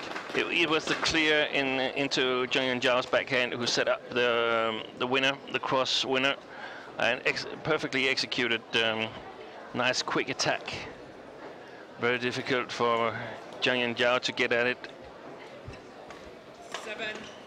7-8. And 7-8 lead for Yanjiao. We are ready with another interview from the mix zone. Marie-Louise Alberts, take it away. Carsten Mogensen and Mathias Bo just lost a very intense and tight match here at Denmark Open, and I'm here standing with them now. And what happened there at the last set? You were really close to have it. Yeah, we had 2 match points, but in the end we were a little bit too eager to finish off the match. We made some stupid errors, but we did that throughout the match. But also credit to the Malaysians' defense; it was very good, and that's why we were going a little bit too hard on the last rallies. So of course we've actually felt quite comfortable in the third game, but they played well, and we're still missing 5–10%. So yeah. How do you see the difference today? What was the big difference? Yeah, as Mathias said, it was we made some easy mistakes in the end of the third set, and that's why we lost today. So normally we quite cool in the end, but today we took some chances and we made some mistakes, so that's why they won. All in all, are you satisfied with this tournament from your side? I'm quite satisfied that we can almost beat the Malaysians with the current level. Of course, not satisfied with the first few rounds, but we came through, and it's gotten better and better. We are where we actually expected to be, still missing a little bit, but overall quite satisfying. Even though we had hoped for something more today and also tomorrow. So yeah, it's always tough to lose, but yeah, that's how the game is. You've been talking about that it's been a bit difficult after the Olympics as well to find the motivation and the energy. Well, has this tournament helped now? I don't know. We're on the way right now. We started not very good in the first round and played better the whole week. So of course we are on the way, and we will see how fast it will go. Thank you very much. Two very disappointed Danes, of course. Bo Mogensen losing with 2 points in the third game against Qianxin Kobu Yongtan. And Sten Pedersen Schenk down with 1 point against Yanjiao. A close game here in the beginning of the first. Yeah, both players should be quite satisfied. They haven't really lost anything so far. It's a 2-point game, and as the ciphers show, or the figures show, Yanjiao has played a little bit better than Schenk, but Schenk, I have a feeling that she's slowly getting into the game, so it could be a very exciting second part of the first game we're in for here. An interval 2-point lead for Yanjiao, and Sten, a little funny fact. Next to us, there's a lot of cameras, small cameras taping the games on the courts. One of them controlling the Chinese camera is the Olympic champion in the women's single, Li Xiuri. Big star as a video woman. Yeah, but she lost yesterday, and there's a saying that you're no better than your last match. So today she's the video woman, together with Wang Xishan next to her. That's also a bit of motivation. I mean, win it and you won't sit on the bleachers taping video next day.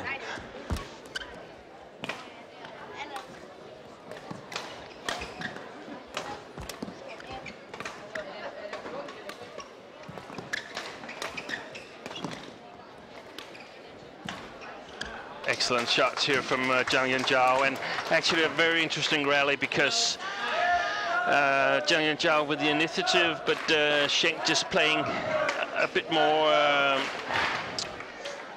more defensively oriented, and it could easily be a mind game. Who has the best patience? Can Yanjiao still play these long rallies and be patient enough,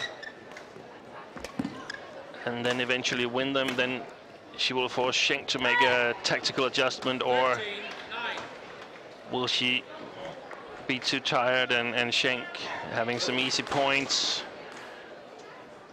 That's the question right now. But 4-point lead for Yanjiao, and looking good for the Chinese woman.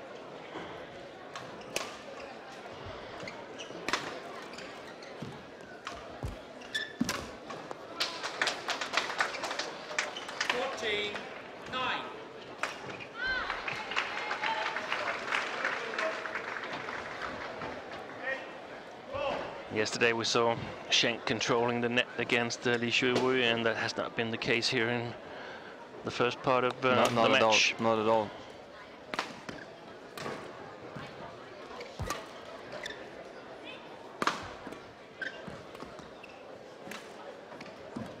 Remember that you get a lot of news, videos and stuff on our website, badmintondenmark.com.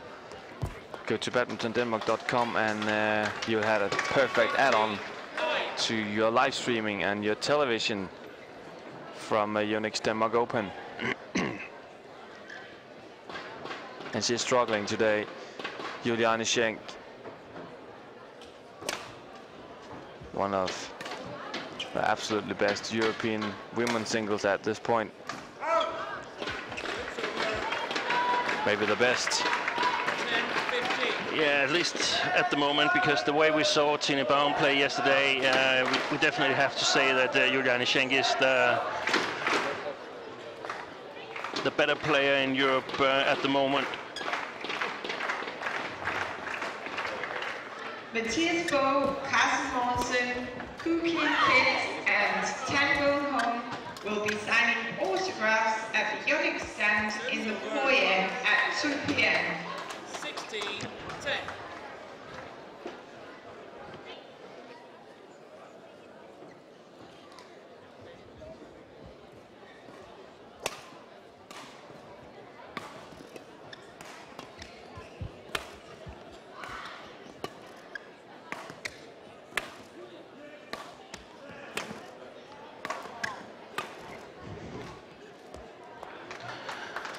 We can see Schenk actually losing a lot of these longer rallies. I think she needs to increase the pace in the game, because otherwise Yanjiao is simply too solid in this game. She's got excellent technique and very accurate shots, so she needs to come up with something else, the German girl here. And Zhao not making any mistakes, or at least not a lot in this pace. Making Schenk work.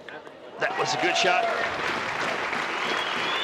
And I think she needs to rely a bit more on these quick attacking shots.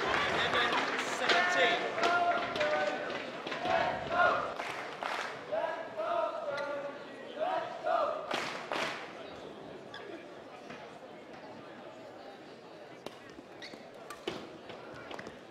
Service over. 18-11.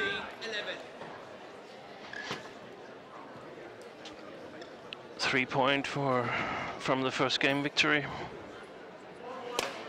It's an easy one so far.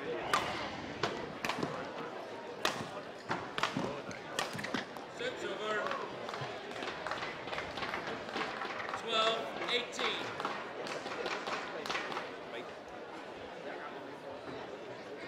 And as Rasmus Beck says, the score between them is 3-2 for Schenk, but they've taken turns of winning matches, so it's actually Yanjiao who's predicted to win the match today, if that should go on.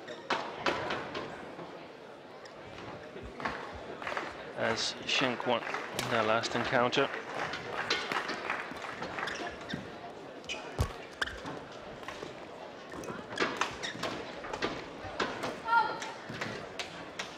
Instead, is she overmatched today? Schenk, okay, great smash from Schenk on this one. But is she overmatched against Yanjiao? No, not at all. That wouldn't be fair to say, especially as the score in between them is 3-2 for Schenk. So it seems like she's not really been on the top of her game today. Down with 6 points. Juliane Schenk. And Yanjiao's technique is very, very different from Li Xunrui. First of all, she's of course a left-hander, but it's also very hard to see where she puts the shots. A bit more deceptive when she has time, and I think that's what Schenk should try to take away from her going into the second game. One game behind. One game behind, losing 21-13 in the first one, Juliane Schenk. And for sure not the way she had hoped to start this game. And Sten, we're back on this again. We can see that the Chinese are coaching as normal. Juliane Schenk, no coaching. She's down. She lost with 8 points. She could probably use some moral speech on this time. Yeah, perhaps, but we also have to assume that she's better at adjusting tactical things compared to her opponents. I mean, if they were to play without coaching, we believe that Schenk would have an advantage because she's used to sort of do all the thinking by herself. Of course, sometimes it can be hard to have the correct picture of what's going on inside the court. You can have different feelings that you're unable to sort of see through.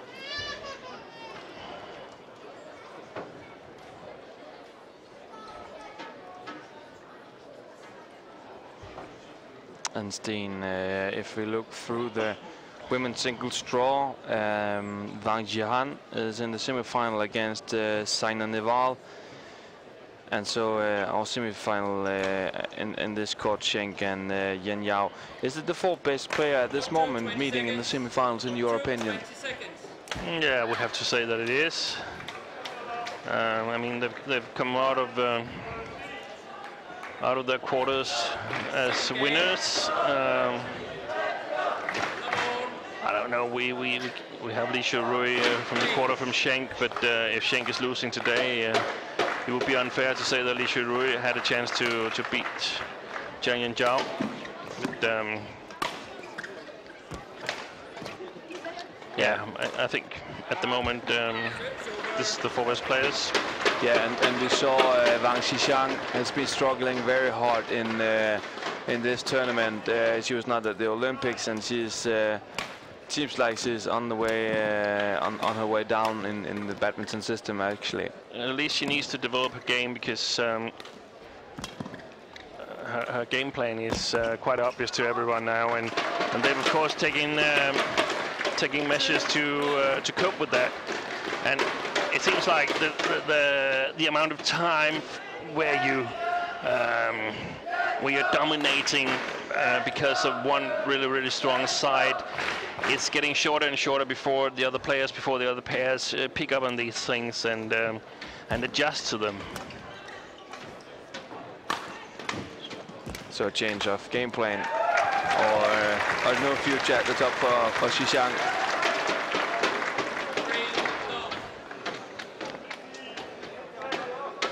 And I like what I've seen from Schenk in the first three rallies here in the second game. What have you seen? A bit more attacking style, trying to control it a bit more. But it's still her trailing. Still her running around on the court, while Yanjiao is more calm, can predict a bit more where the next shots will come. And Sten, Schenk, no coach. She is coaching herself. She has a great eye for the tactics. She is a very fit girl. Could she be a very good coach also? Because if she can coach herself into victory, into beating an Olympic champion, to win the Singapore as she did earlier this year, and now a semi-final in the Premier Series, could she be a good coach after her career if she can coach herself now? It's difficult to say, because there's so much more into coaching than just being able to create the right tactics and the right game plan. It's a far more complex job of being a coach.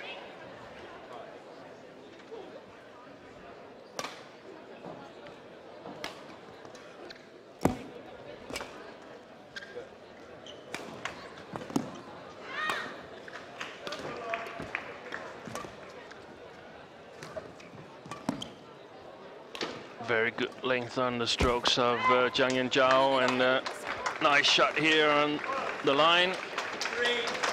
Closing the gap, so it's a 1-point game now. Yeah, and if she goes back to the way she played in the first game, she just don't have the big problem with taking this match, should she? No, I think Schenk is having trouble with these high shots to the backcourt because she's not really able to attack, and that leaves the opportunity for Yanjiao to control the game. So her creative shots from the backcourt is lacking a bit compared to Yanjiao at the moment.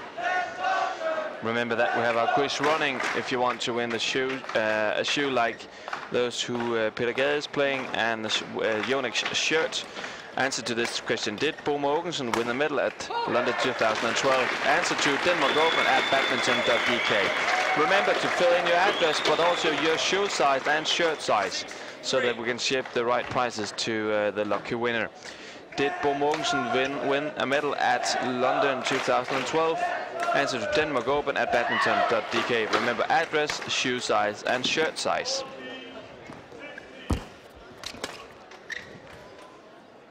Great lift from Yanjiao.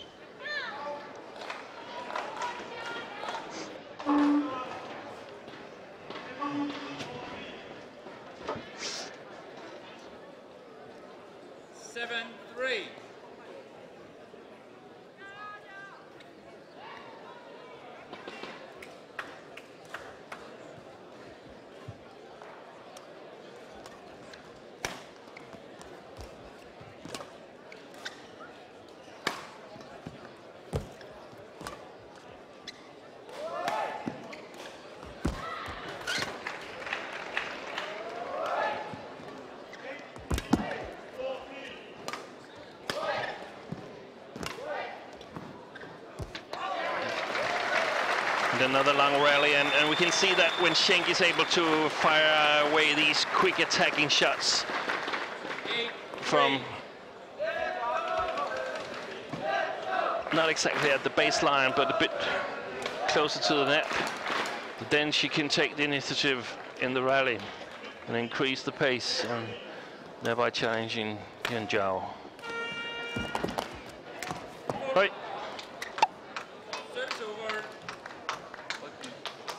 What did you just do? I was trying to make a bit of a sound effects here. Yanjiao hitting Schenk exactly in the head. In the head. And that's not against the rule either. No, that should learn you not to make these kind of high net shots.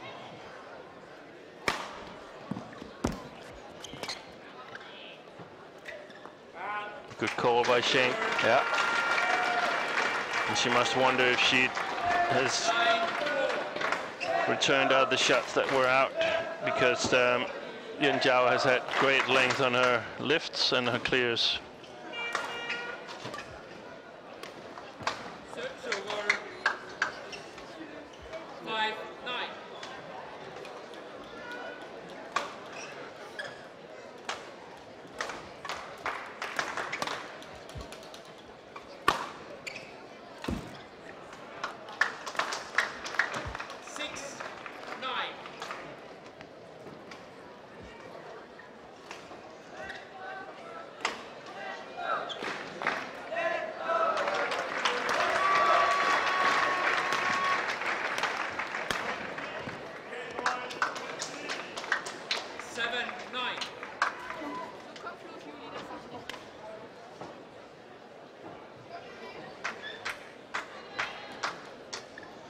And we can hear "Let's go Germany, let's go" shouting from the audience, and we can also hear on the accent that it's not German fans, it's Danish fans.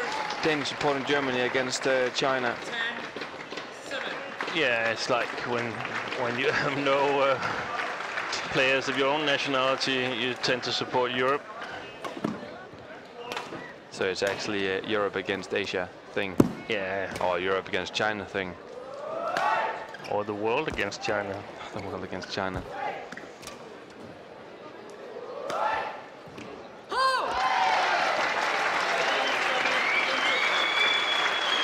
And Schenk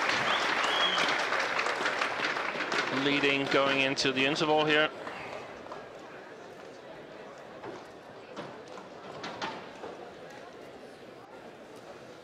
And what has she changed? You said that she should be more aggressive and more attacking. Is it the difference between first and second game? We can't really say that she's been really aggressive, but she's just been controlling a bit more. And if she puts the shot a little below the tape on Yanjiao's side, I mean, it's not so dangerous as Yanjiao controlling everything with her great overhand technique and just putting clears and drops in the right places on Schenk's side of the court. Very deceptive player when she gets time, Yanjiao, and that's what Schenk should try and take away the time, take away part of the deceptions. A short update from court 1. Matsutomo and Takahashi from Japan took the first game against Yunlei Qianxin from China. Sten, are you surprised of that result in the first game from court 1? Yes, a little bit. The Olympic gold medalist losing a game, but then again we know that they're probably only the second best pair from China, as Yang Wang Xiaoli is clearly the best. Entered into this tournament, but withdrawn because of injury.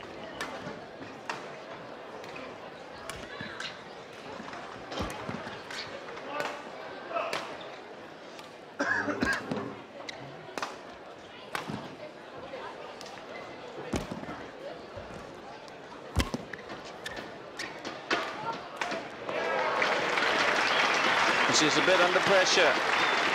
Yanjiao. And she's playing quite a bit to the backhand side of Juliane Schenk, and I actually think Schenk is much better in the backhand side at the net than the forehand side. But the shots of the left-handed Yanjiao perhaps more natural going this way. We're still a 5-point lead, and Yanjiao hasn't been doing as well as she did in the first game either. We said that Schenk has been a bit better, but it's also because Yanjiao hasn't performed that well as she did in the first. Yeah, and it's of course always difficult to figure out if it's one player stepping up or the other player not playing quite as well. What we can see from the recent matches is a terrible mistake here from Schenk. A soft touch betrayed her this time. What we can see from the recent matches they've played is that every match has gone to 3 games, except for 1. Yeah. And should we expect the same here? Yeah, there's a pretty good chance this will go into decider. That's it. You see, I really like that from Schenk, because she's attacking, but she's not losing her balance, and she can follow up and put pressure on Yanjiao, and if she can continue that, she's going to win this match.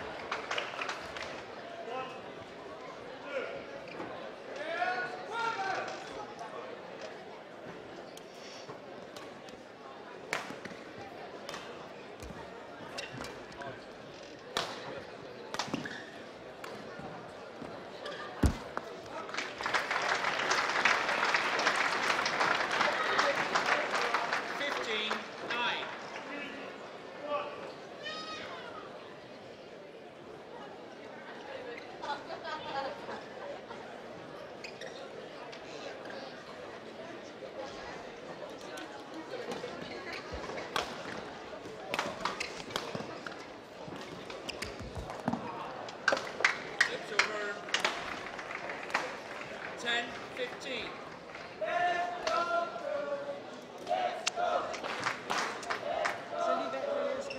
Takker.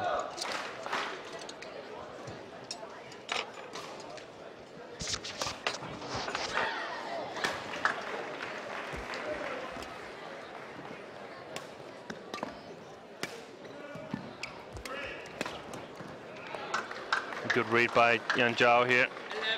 11-15. Anticipated the shot from the German player.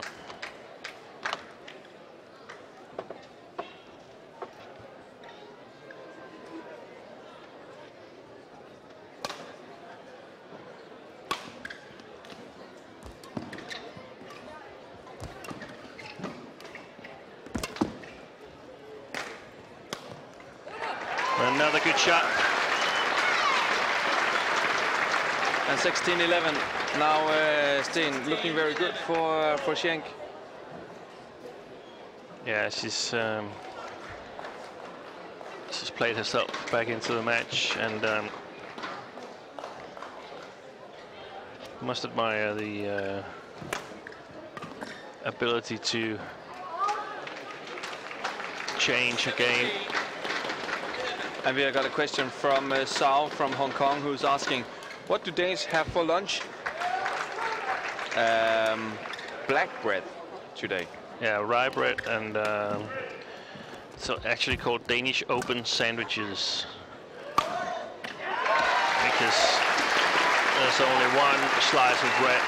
Yep.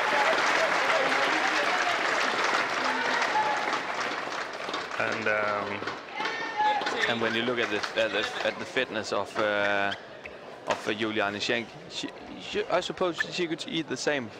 You get a lot of muscles eating that kind of food. Perhaps stronger muscles. Stronger muscles. No, more muscles. That would be surprising. Yeah. But look at her, 19-11 now. Juliane Schenk back in controlling this game for sure against Yanjiao.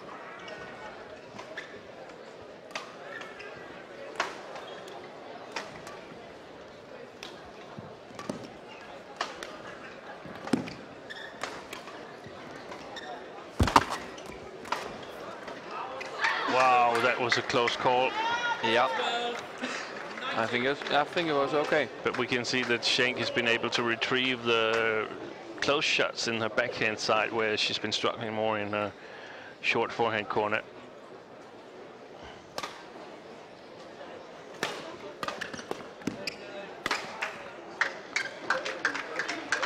Six points off for Yanjiao. Is it impossible for you to say to see that? It's not impossible. It's just highly unlikely, and it would require a breakdown from Schenk.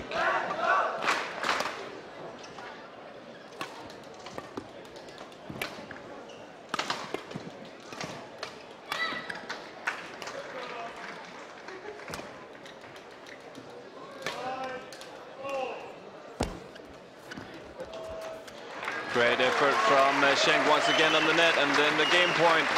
Juliane Schenk, 20-13.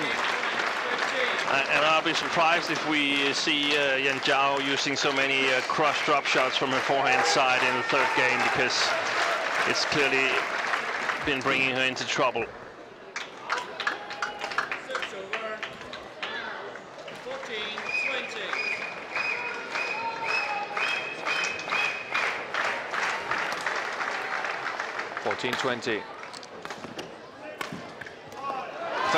Second game, of course, for Juliane Schenk.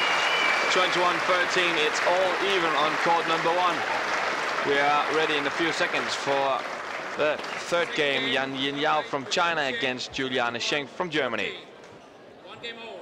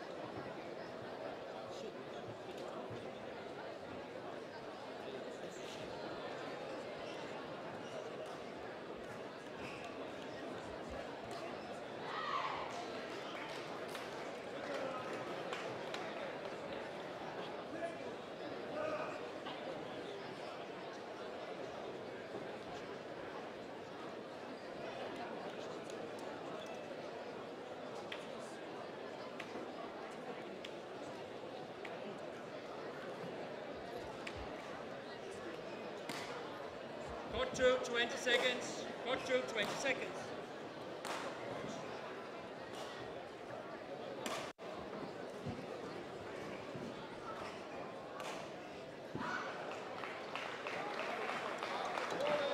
Final game. Level. Play. Play.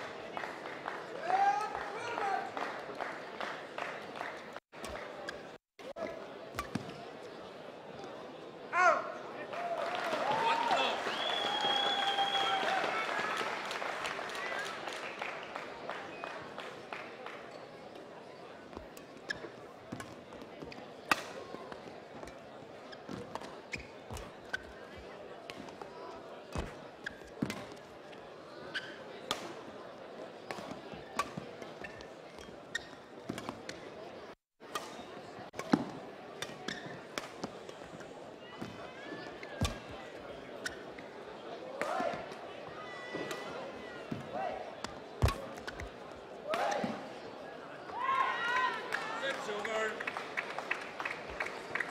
1-0.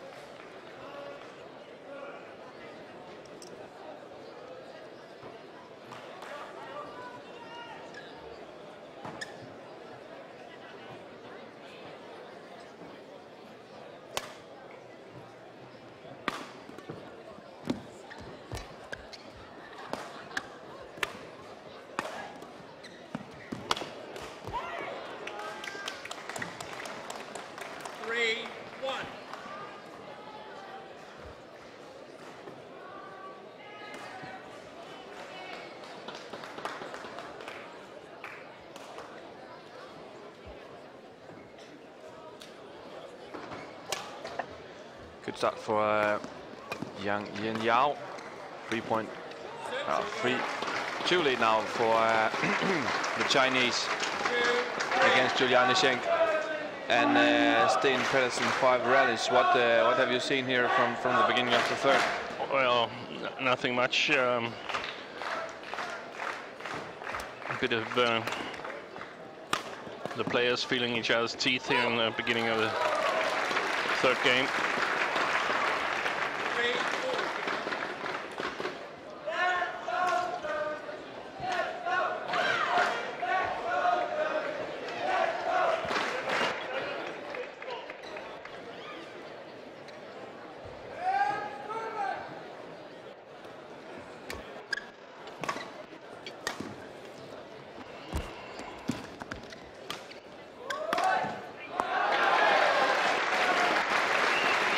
Shot there from Schenk.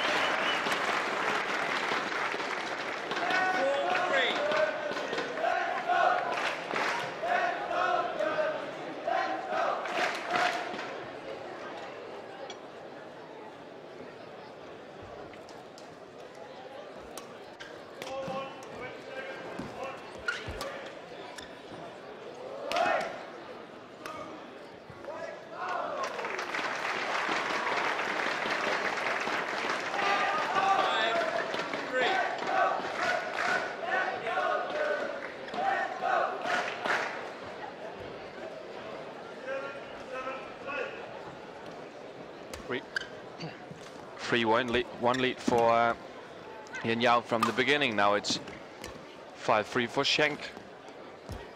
6-3 for Schenk. 5 in a row for the German. Perfect start in her opinion, I guess.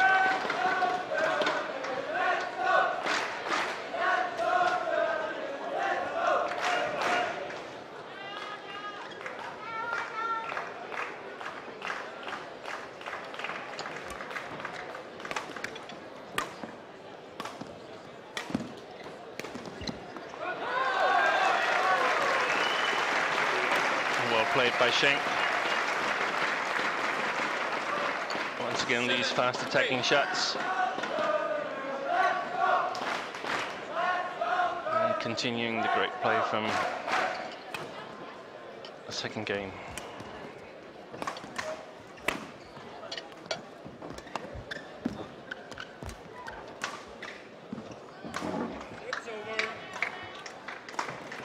It was 4-7. In by quite a bit.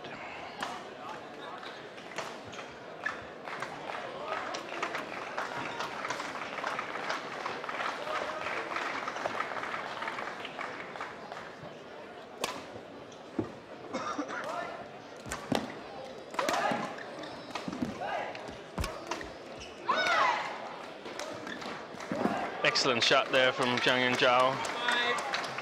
And that's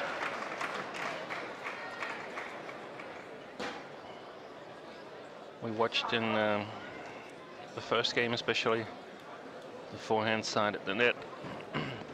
Not so easy for Schenk to cover as the backhand side.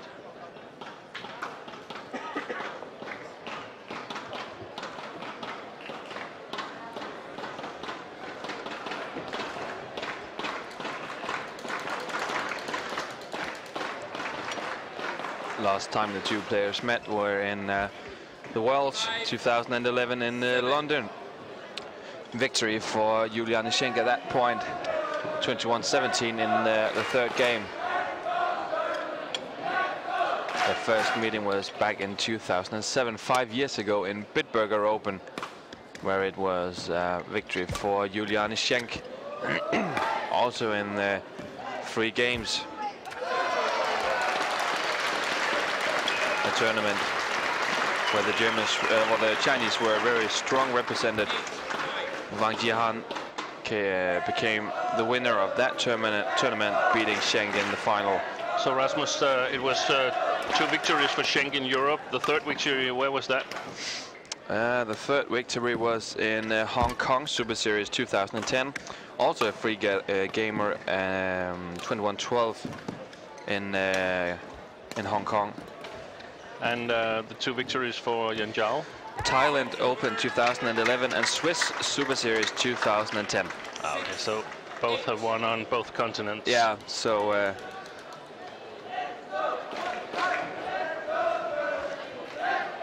but it's 2.5 years since Yanjiao have beaten Schenk on in Europe.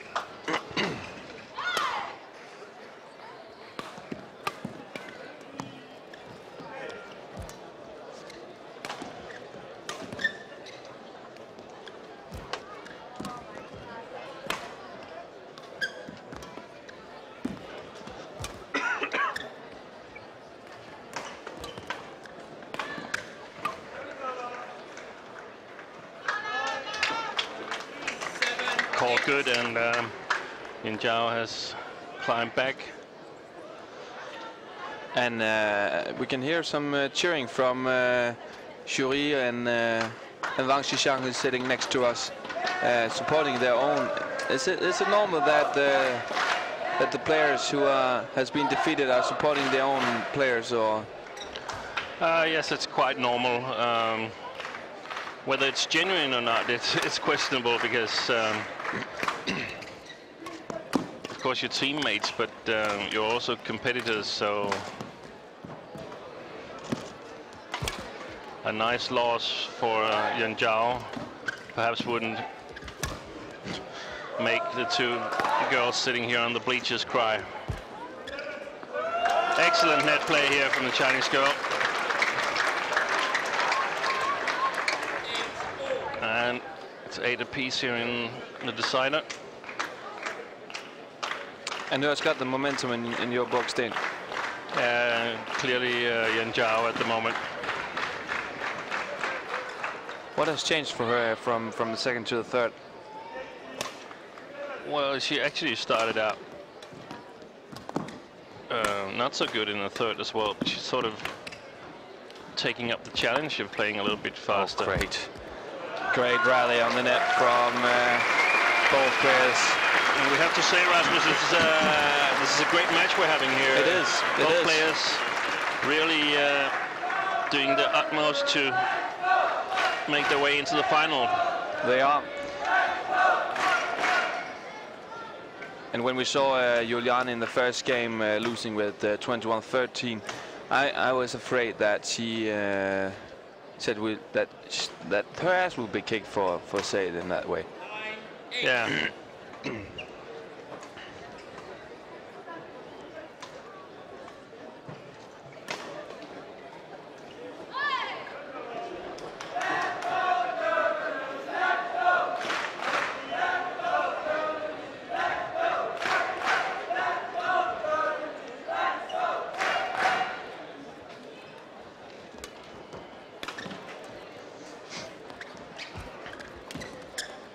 Great, once again on the net by Schenk. Now the 2-point lead for the German, 10-8. And it seems like Yanjiao has troubles with staying stable in this in her kind of play.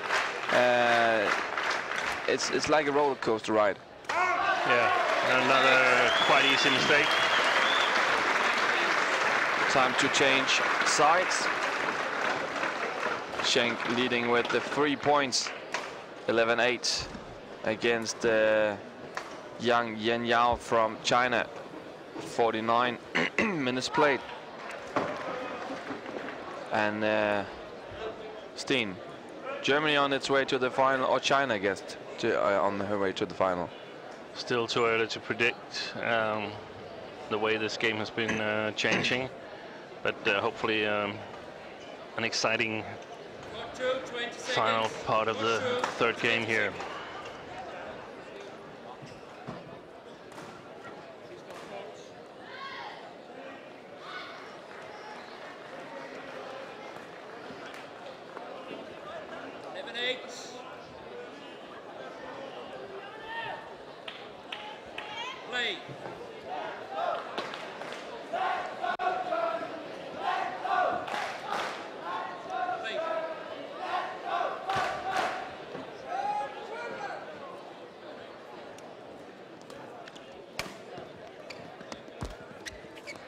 Over 9-11.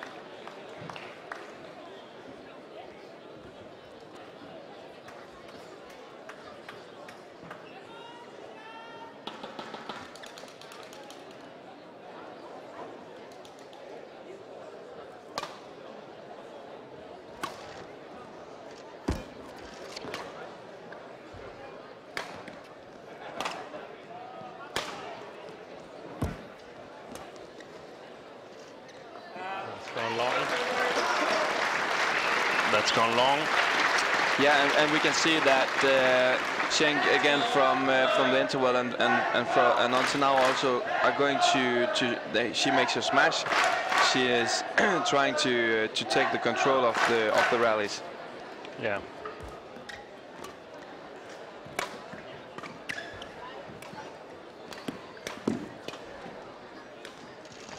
Oh, too short. 10-12. On court one, we are on to the third game. Jiang Yunlei against Matsutomo Takahashi from Japan. 1 game each, and still 1 point, one game to go before the Olympic champions is either out of Yonex Denmark Open or ready for the final.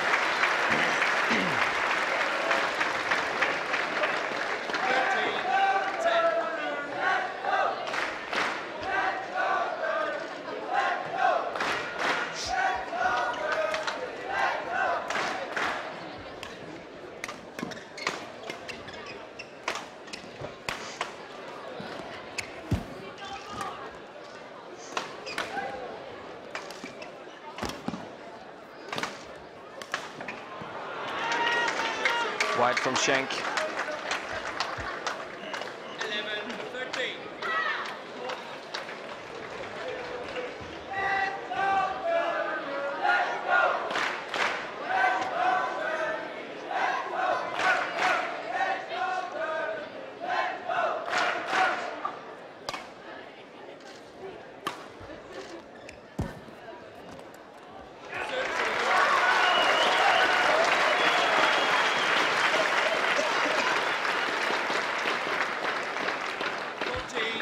As you can see in the bottom of your screen, you have the opportunity for winning a signed poster. Poster signed by all the stars here at the Yonex Denmark Open this year. Ask us your question at denmarkopen@badminton.dk.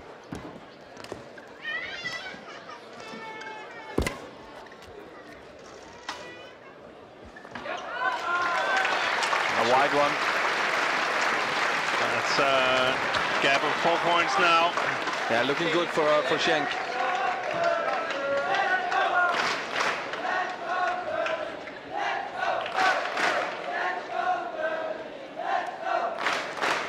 And that must not be funny for the Chinese coach to watch Zhang maybe beating two of their players.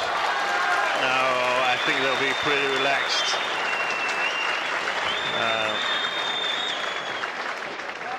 When the big events come, I think we'll see Li Shuhui, Wang Xin if she comes back from her nasty injury, and Wang Yihan. They will be at top of their game. Also, China has youngsters coming up. Han Li played well in many tournaments, many smaller tournaments here.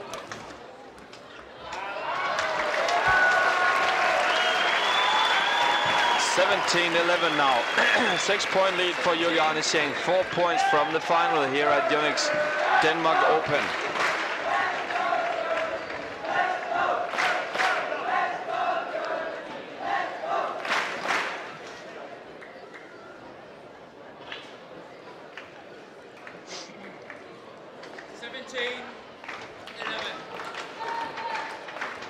Four points to go for Schenk.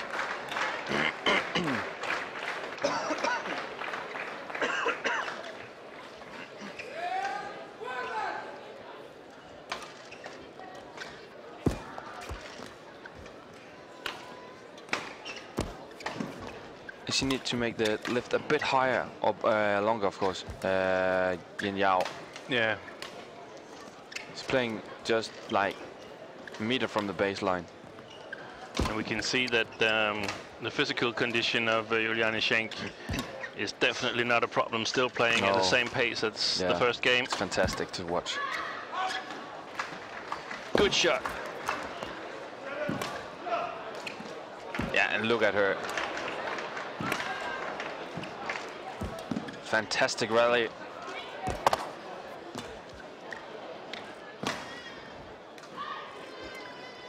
Oh. White. Oh. And what a rally we see here, the rally of the day. Yeah, for sure. Excellent play by the two girls. Fantastic play by Yanjiao and Schenk.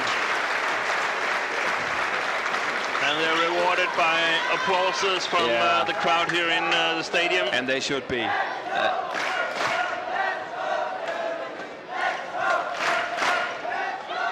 And big support for Schenk in Odense. And we are not that far from Germany, actually. So maybe a German audience for tomorrow if she reaches the final. Or they could watch on the BWF Badminton channel. That's also an opportunity.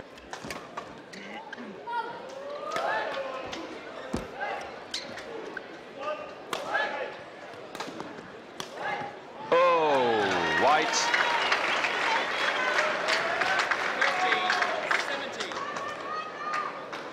But also a threat to Yanjiao, this shot here, because if it's inside the lines, she won't be able to retrieve it.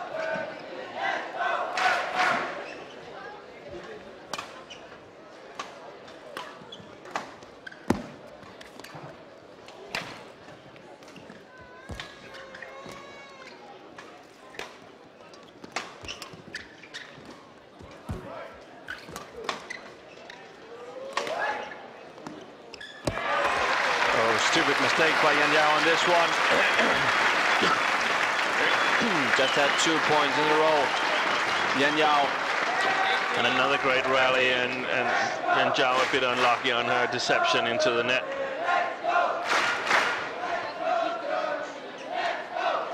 Only 3 points to the victory for Juliane Schenk. And that would be a huge surprise to find her in the final for tomorrow. Not just when we were thinking of today, but on the whole draw, actually.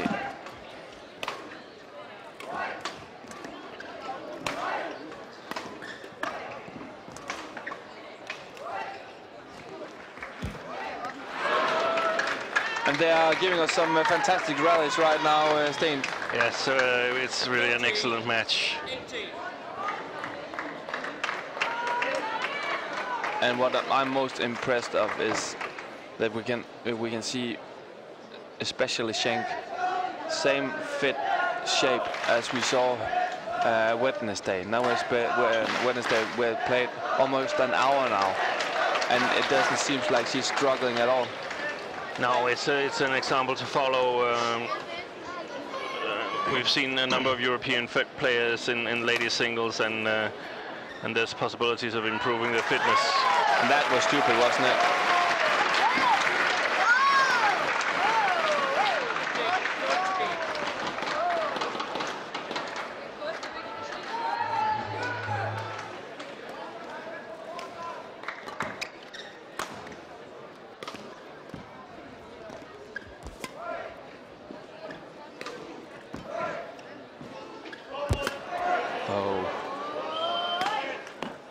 That was a difficult one, isn't it?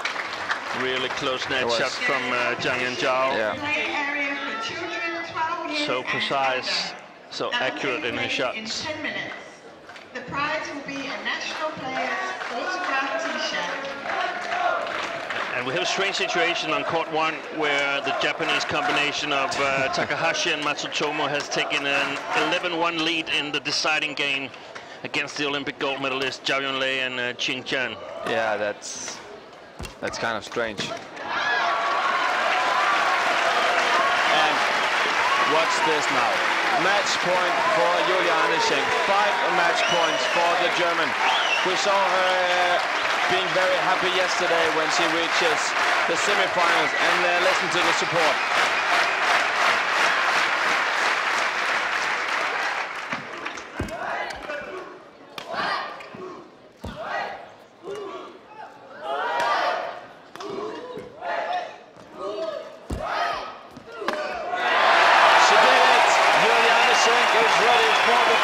Yonex Denmark Open, playing exactly 1 hour against Yanjiao from China. They've met 5 times before, and also a hug between the two girls. Lovely to see that as well. She's ready for the final, playing either Zhang from China or Saina Nehwal from India. And as we know it, we have a lot of great companies here on Odense, or on Funen, the lovely island of Funen where we are playing. One of them is Inrotech, an upcoming company working with robot technology. And the founder, Flemming Jørgensen, will present the company, explained about some of the project Inrotech is working on with some other things in Japan. Inrotech is a company making robots, and actually we are making not a normal robot in what we normally understand as robots, something stationary, welding things that is being brought to them. But we are making mobile robots, and that's actually quite new. We are making also intelligent robots. That means we are aiming at the ship industry, and it's very difficult to bring a ship to the robot because, you know, the size, it's very difficult. So instead we take all the big parts from the ship, bring it, take the robot to the parts, and the robot will do the welding. It's a robot that has the skill and is determining what to weld, and the operator don't have to do anything. Just place the robot in front of what is going to be welded, and the robot will find out, do the welding, and do it as long as it has anything to weld. You know, we don't do what everybody else are doing, and I think it's a part of our culture actually. We are able to get out of the box, you know, think differently, and do what we are good at. The second thing that is very important for our company is it has to be fun. You know, we have to enjoy what we're doing, and I believe that this releases so much energy. It releases so much synergy, and I think our robot solution is a display of that.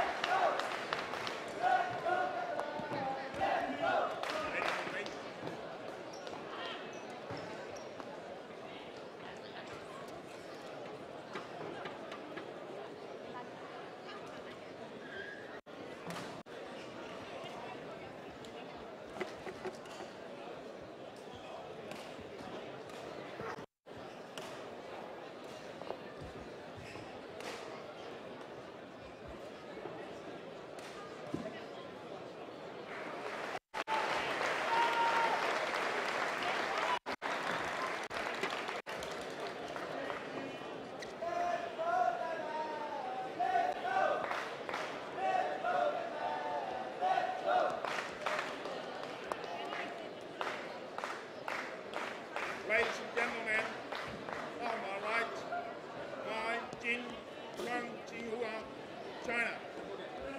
On my left, Zhao, Yixin, Zhong, Ying, China. Zhong, Yixin, serve to Tang, Jinhua. Love all. We are ready for the first women's doubles here at court number 2, but first of all, we are ready with an interview in the mixed zone, and it is with the finalist of Yonex Denmark Open 2012, Juliane Schenk.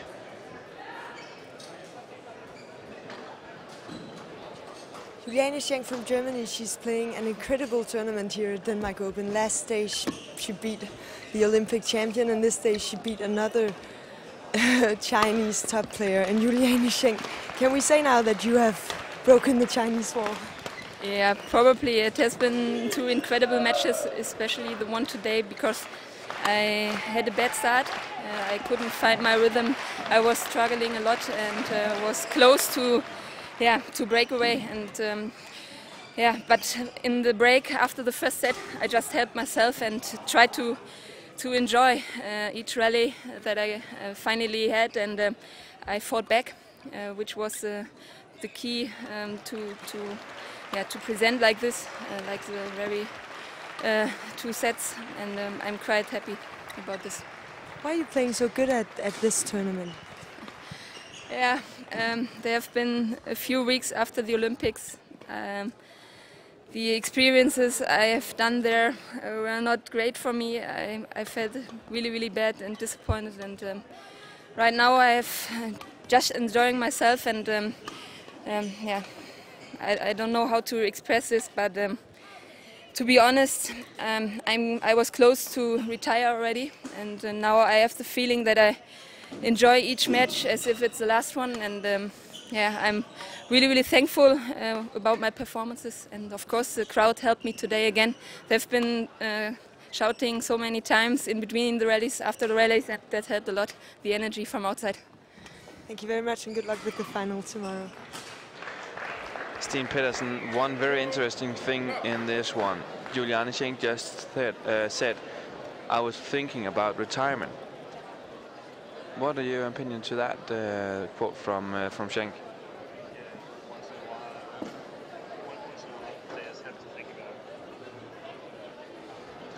Yeah, once in a while I think players have to think about, am I doing the right thing? Am I still motivated? Can I still go on? And hopefully most of the time they come to the conclusion that they still want to do this and they still can get better and they still have goals. But I also know that it's not always been easy for Schenk or for the German Badminton Federation. They don't always look on things the same way, and of course that can also be a factor in such considerations.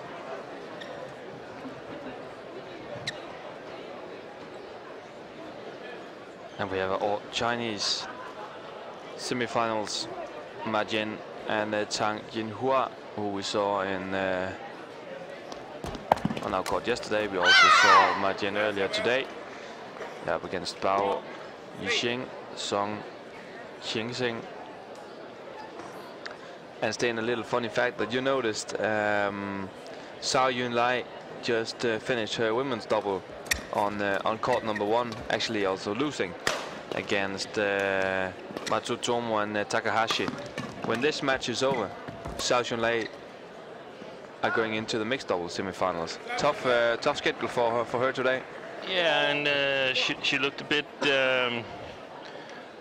tired towards the end of the match. The 2 Japanese girls played really well, creating a big upset, beating the Olympic gold medalists. And I think if I were the Indonesian coach, I would try to see if I could exploit that. Zhao Yunlei looked a little bit tired. Zhao Yunlei Sanang playing Tontowi, Ahmad and Liliyana Natsir in their semifinal in the mixed doubles. Ma Jian and Chen are already in the final for tomorrow after an easy win against Chen and Go from Malaysia.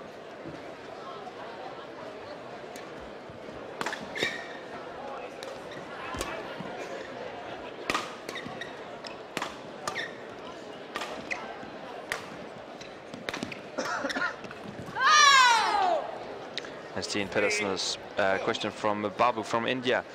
How popular is badminton in Denmark compared to other sports?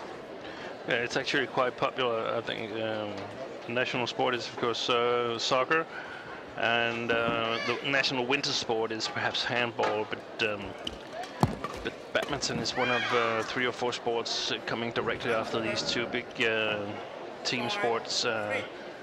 Swimming and gymnastics are quite big in Denmark, but not that big in terms of number of elite players.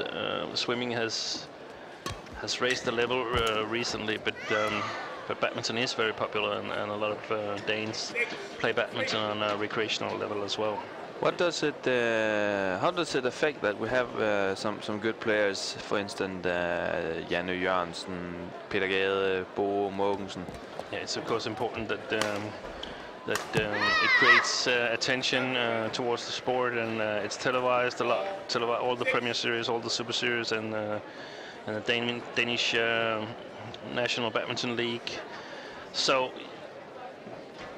people and children are often confronted with badminton, watching badminton in one way or another, and thereby hopefully getting inspired to play themselves. And during this week of Yonex Denmark Open, we also have a junior tournament running, a very huge one, Danish Junior Cup. What do you think of a thing like that? Yeah, it's also really important to gather these youngsters and play some badminton, because you could also think that they want to go to the Denmark Open to watch the best players, but I think youth nowadays, they want to participate themselves. Perhaps while they're here, they come here to take a look at the world's best players, but it's important to be part of it themselves. And thanks to all of you who is listening to our radio channel, Yonex Denmark Open Radio, 95.3 megahertz.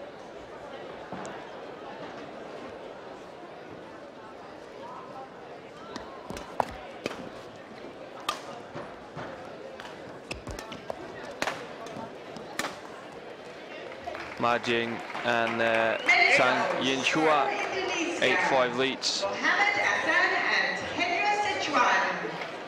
Fine start for Ma Jing and Tang Jinhua. Their opponents today from Korea, Shin and Yixin. They are also looking for their first title together. Umpire Yunlei Morsch, service judge Yixin.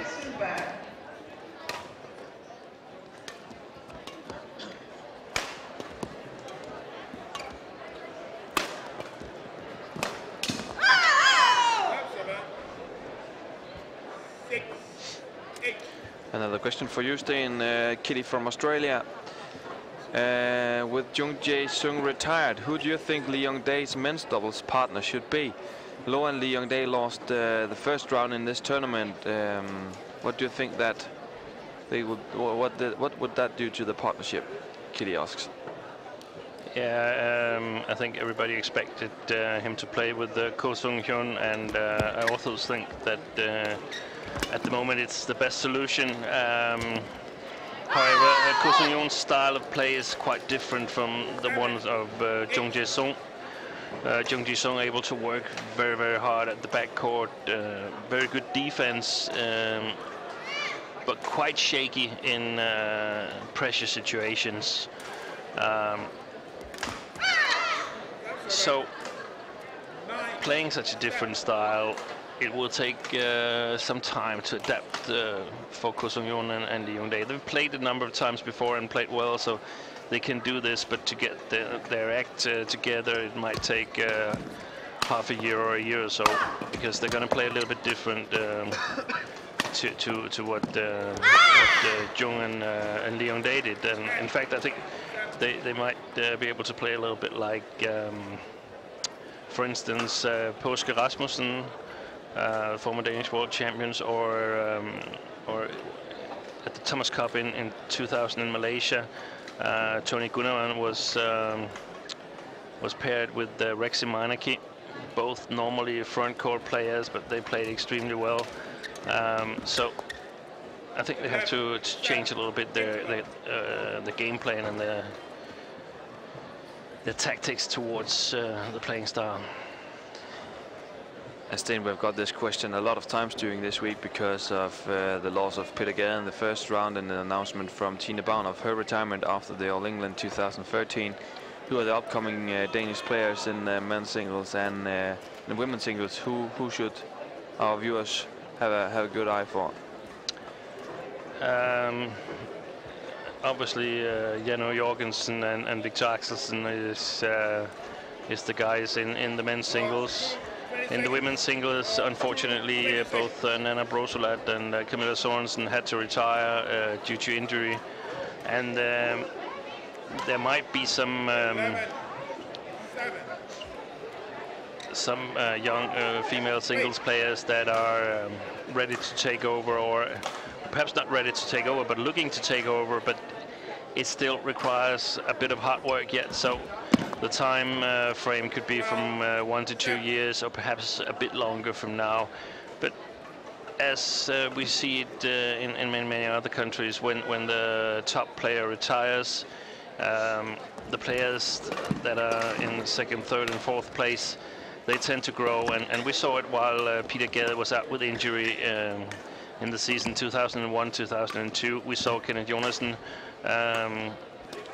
raise his game to an extremely high level, and the same with Anders Boesen as well. So can we expect that we have some young girls who steps up? Yeah, we can expect it, we can hope, but it really doesn't matter what we expect or what we hope. The important thing is that there's young female players who wants to dedicate some part of their youth to becoming really good at playing badminton, and as long as that's the case, it's just working hard, and we don't really need to know who's the next Tine Baun or the next Peter Gade. We can just wait and see and be happy if someone shows up. And of course the coaches, they should work their butt off every day to try to create these new stars. There's a lot of pressure on the coaches for bringing forward the talents and the stars, isn't there? Yeah, there's some amount of pressure. I mean, I guess it's like any other job. You need to perform, you need to create results. But it's not so easy here, because you can have you can target a young player and think that he or her can become really great badminton players, but if the players choose not to give everything to badminton, then you have nothing to work with. No. So it's not so easy, and there's a lot of layers in the organization that should work sort of play in tune to get this thing going. The talent development at the young age, and physical training, the parents, the resources, everything. So so it's not so easy, and I think in Denmark we perhaps do not have the resources that many other bigger countries have. We're a small country, we have to remember that as well. And I think the key is that we need to focus on the players that really have the work ethics and the talent to take this to a higher level. But Dustin, we also have to remember that we have been doing very well in women's singles for the last like 15 years, with first Camilla Martin and then Tine Baun. We're a small country, we're just 5 million people in the country, not that many badminton players compared to many other nations. Yeah, but that's one way of thinking. Another way of thinking goes in the opposite direction of this, always stating that we're a very small country. That has created a lot of losses for us. Every time something goes wrong, we just say, yeah, we're a very small country. And also seeing that we've done well the last 10 or 20 years, perhaps what if we look at it from this way, that we haven't succeeded because we've only managed to create one good player in each decade. Camilla Martin from the middle of the 90s till 2004-05, and Tina Bound for the rest of the zeros and up till now. What if we see that as a failure and saying we need to create more players? How will we react then? That would be a whole new attitude towards it, saying we need to create 3 or 4 players because we want to win the Uber Cup, we want to beat China. Is there anybody who want to come on the bus? Anybody want to help? And that should be our way of thinking. What do you think? I think that should be the way of thinking from the coach's perspective. We don't necessarily have to speak it out loud, because a lot of players will be pointing fingers at us saying, how can you make how can you have such big goals when you can't even do this, can't even do that? And that's sort of dreadful listening to all the time. But when we're thinking of the Danish way to make new pairings, new players coming up, it's not that long ago that we didn't have a women's doubles in Denmark who could compete against the best of Asian. Now we have. That's also a positive thing to think about, that it's not impossible for us to make something new up. Yeah, exactly, and that's the way. It's all a matter of attitude. If we think we can't do things, we can't.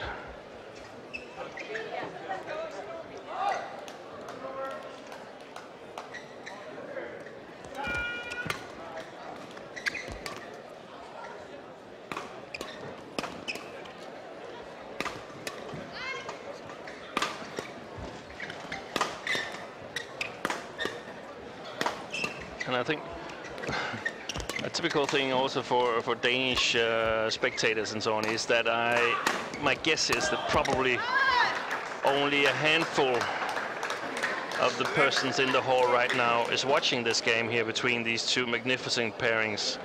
The other ones are watching men's doubles with Yo Young Sung and Shinbek Chol against Asan and Sityawan. But I mean, can you imagine the same in tennis? You have 3 of the 4 of the world's 4 best pairings here, and nobody want to watch it. It just doesn't happen. I mean, even if Bjorn Borg and John McEnroe came by, I guess they're in the 50s right now, there will still be a crowd cheering for them. Yeah, there would. But we can't appreciate that these 2 Chinese ladies doubles pairings, they play excellent badminton, and we should learn a lot from them by watching, by going home to a practice hall, trying to do the things that they're doing. Yeah, because what they are doing is ground by tough work at home.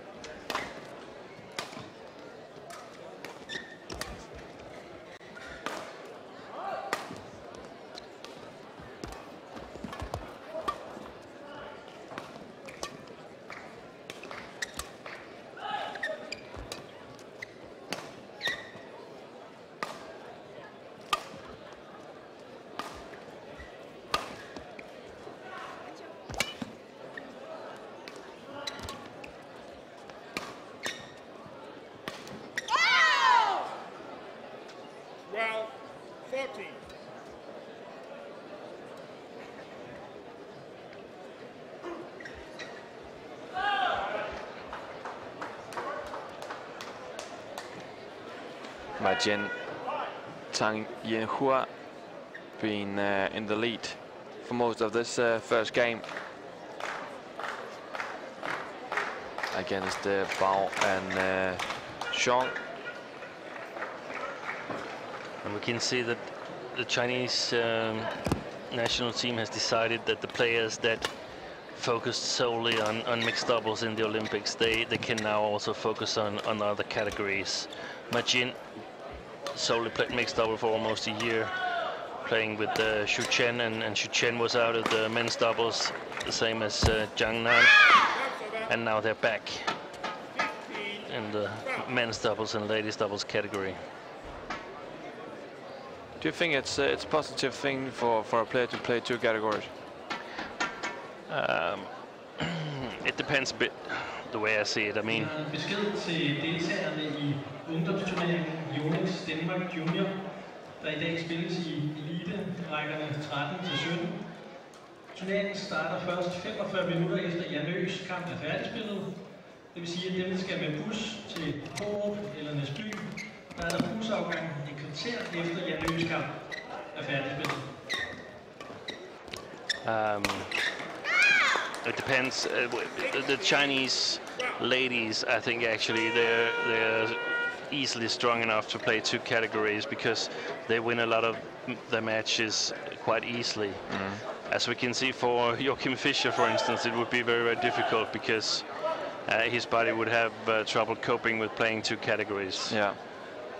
And we haven't seen a lot of men's doubles players also play mixed doubles. They tend to focus on only one category.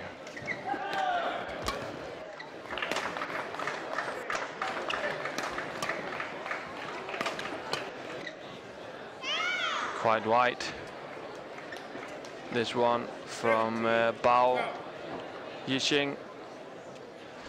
And as we would expect, Majin has been able to sort of take control of the court. She's the most experienced of the 4 girls here on court. Yeah, and it actually seems like she's taking control. Tang Jinhua is just following behind. Yeah, she's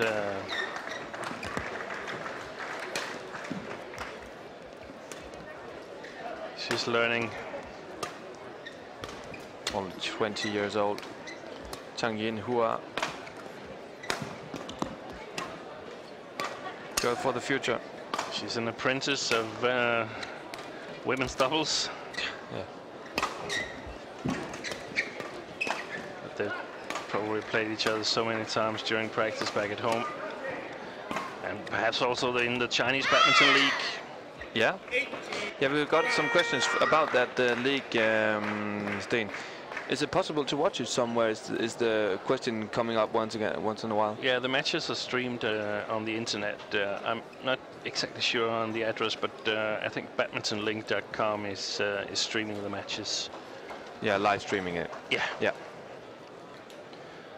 And I think it's possible to find information on badmintoncentral.com.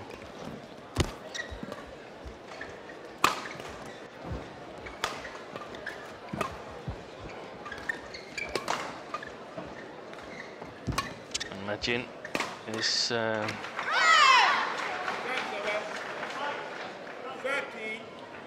often the player targeted, and I'm not sure I really agree with that.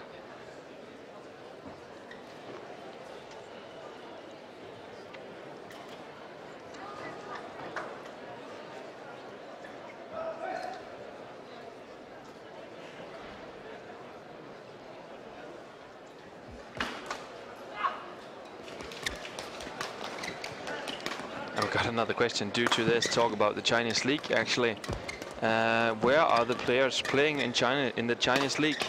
Of course, not that easy to answer because we have a lot of players in this Chinese league. I'm not actually even sure how many clubs we have, but for sure there's a lot of stars playing this tournament. Among others, Lin Dan and Li Xiuri playing in the same club. Bei Zhongling Group Badminton Club. We also have a lot of talents in the Chinese league, of course. The talent Wang Xinming playing in Guangzhou Yu Badminton Club, together with, among others, Taufik Hidayat, Kyung Kit Ko, Ichanan Ratchanok from Thailand playing in Qingdao Beer Badminton Club, together with Majin. That's a sponsor to my taste. Yeah. Playing together with, among others, Majin, Du Pengyu, Hong Wei.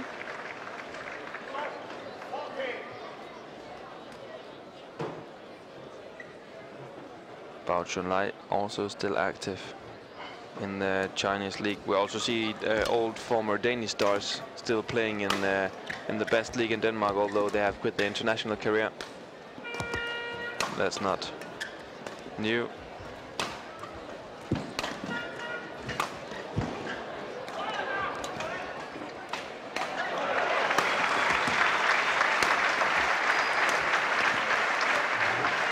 Kenichi Hayakawa and Ulrike Endo also playing in the league, and no Danes yet.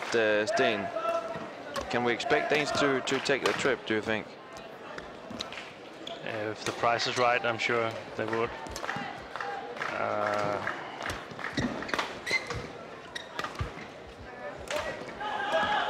Because we see a lot of Asian players. We also have Henry Setiawan and Alvan Julia Kandra playing for Wuhan.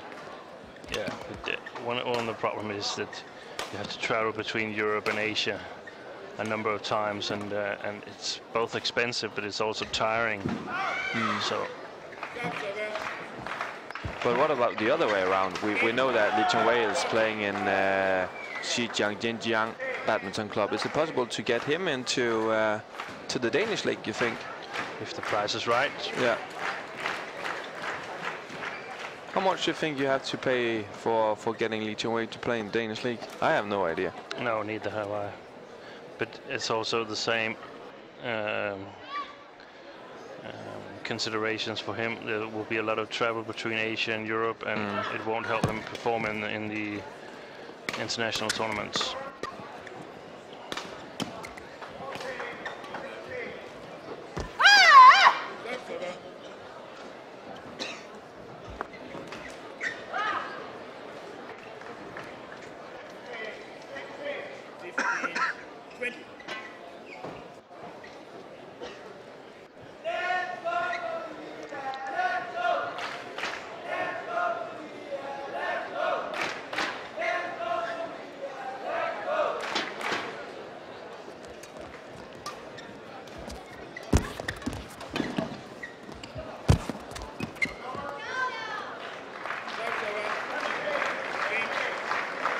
First game for Majen Tang Jinhua.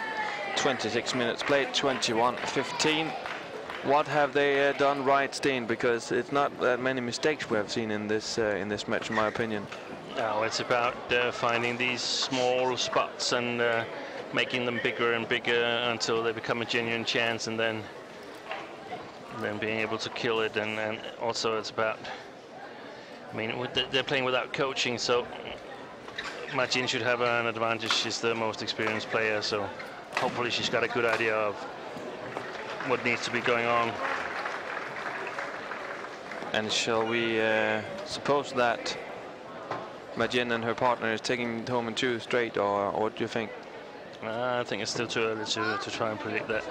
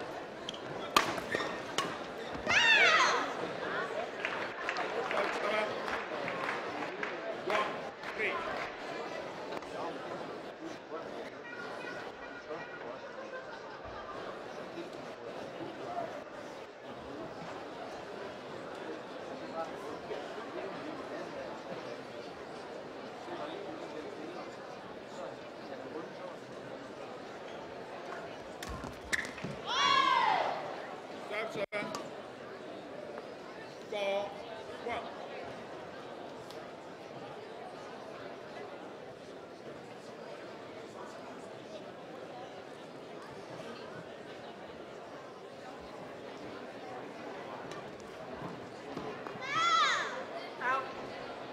Server 2-4.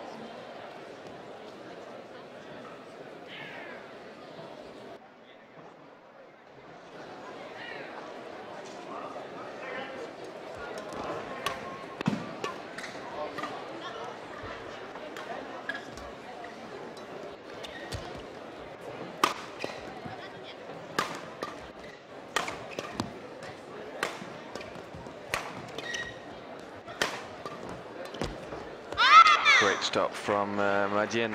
Yeah, and she's maneuvering herself in the right position, working a bit from the back court and then setting herself up for a move towards the net, giving Tang Jinhua a chance to fire some of her smashes. From BK77 has won the children's competition and will receive Yanjiao signed t-shirt. Please go to the Yonex shop to collect your prize. That's Zhao from BK77. Thank you.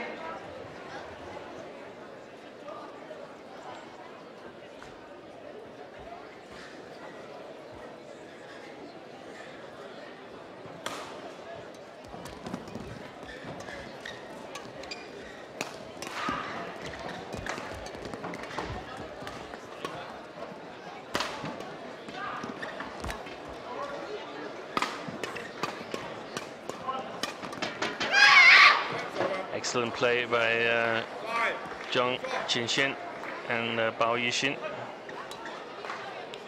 And we see it, Zhong, the player standing at the back court now with the short haircut, is perhaps the strongest player of that combination.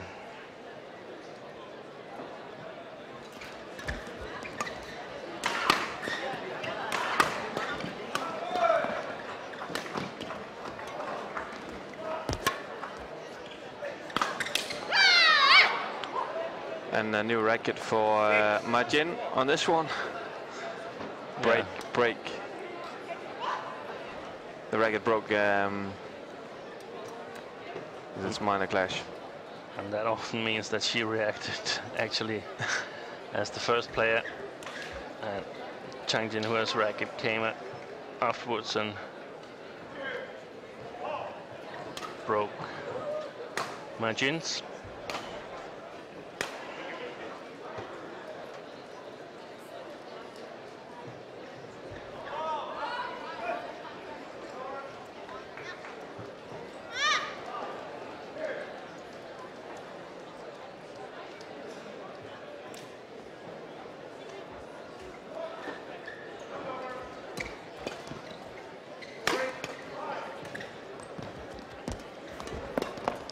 Great defense by Jinhua, and it's in.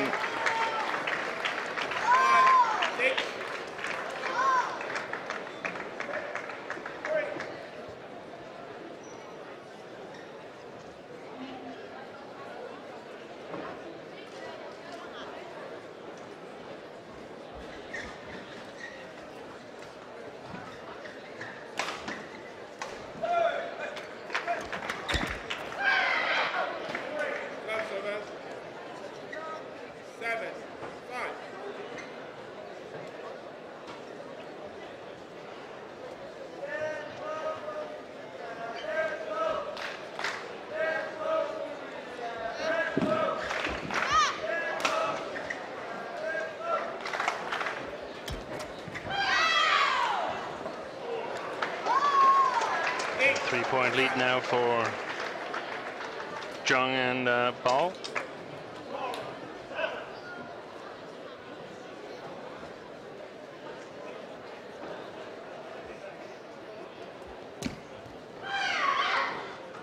Game's 4.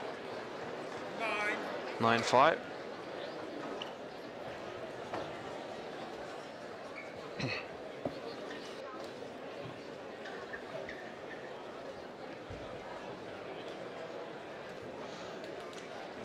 Question from Adrian, who asks, are the player? It's according rackets. Are the rackets specially made for the players, or are the rackets available to anyone in a common shop? Yeah, the rackets are available to everyone. It's not it's not like golf equipment that's specially fitted for the individual player.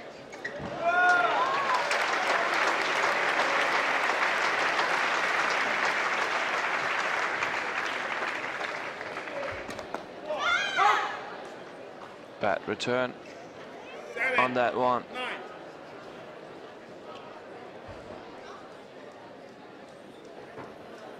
Another question from Ravi Shankar from Manchester, UK. How does one get to be referee / umpire at any of games?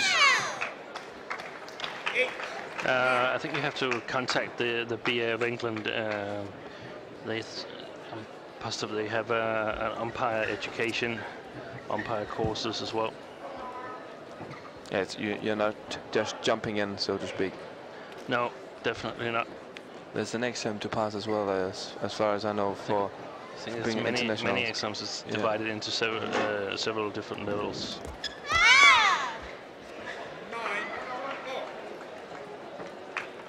But if you pass the exam, you're able to travel the world around with staying as a judge, a line judge. Yeah, I think you're mainly umpiring in your own country, and then you have perhaps 1 or 2 travels a year.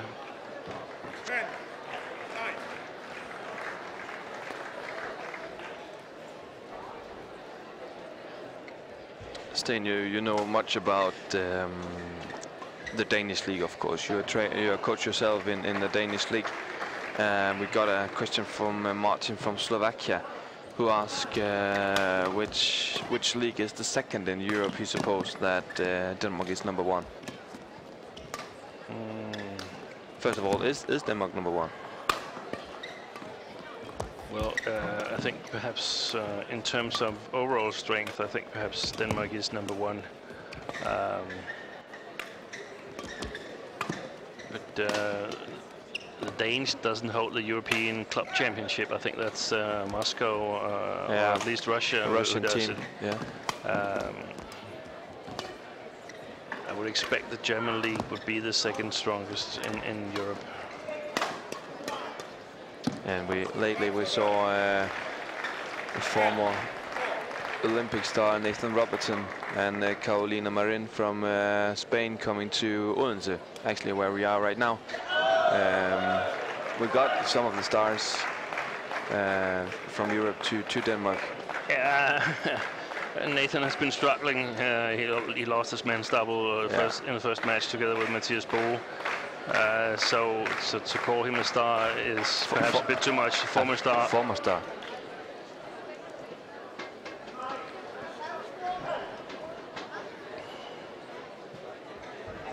But we're playing 14 matches a year, and it's quite a lot of travel if you want to participate in that league. So,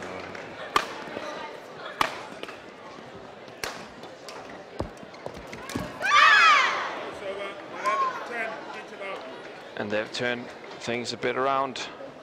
Margin and Tang Jinhua down almost the whole second game. 3-0, 9-5. Now leading 11-10 in the second interval. And Sten, I know one person who will be happy for those 4 players getting into 3 games, and that would be Zhao Yunlei. yeah, she would get a game more of rest. It's only about half an hour since she left court 1, losing her latest double. Yeah, it's a tough schedule for the double Olympic champion. Also thanks to you who are listening on the radio frequency. 95.3 megahertz, Yonex Denmark Open Radio.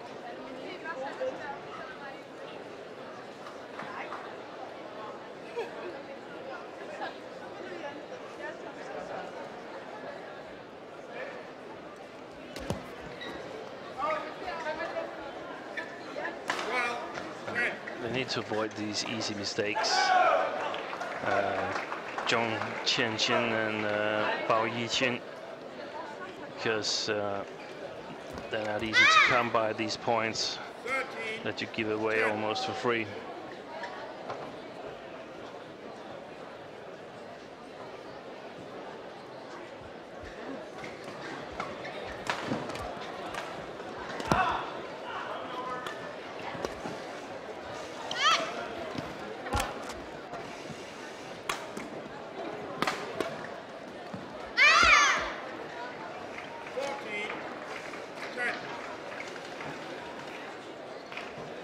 And Steen, it seems like they're a bit more in control now, those two girls in the yellow jerseys.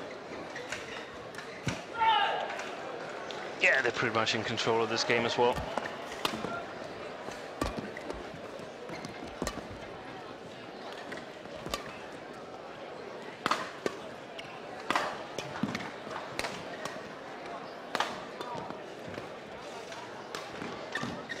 And 41 minutes played, that says a bit about how long the rally has been. Yeah. Or have been, actually. Because this one has been long as well.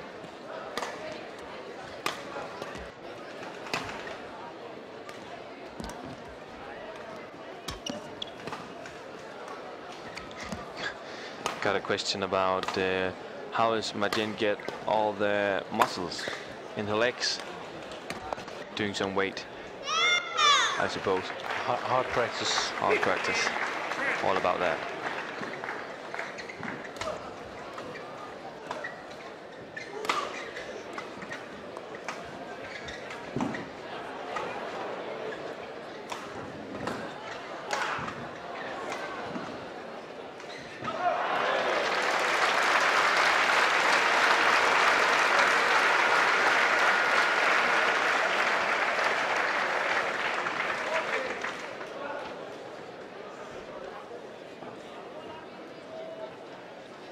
Now a 5-point lead for Majin and Tang. Jinhua. Is this match closed down, Steen?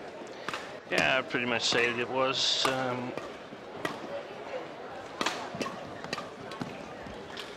The experience of Majin.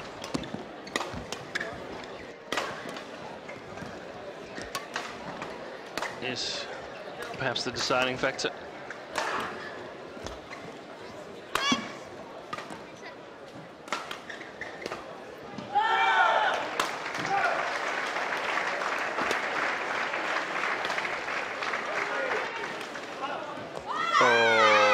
Shot from Majin right on the line. Fantastic stroke from Majin on this one. 26 years old.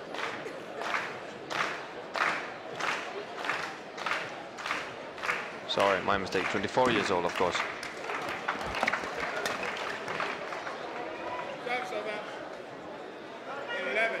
She's proud of the 1988 year with a lot of big stars also from that youth junior world championship, which she won, or maybe actually became two, losing to Liliyana in the final that time.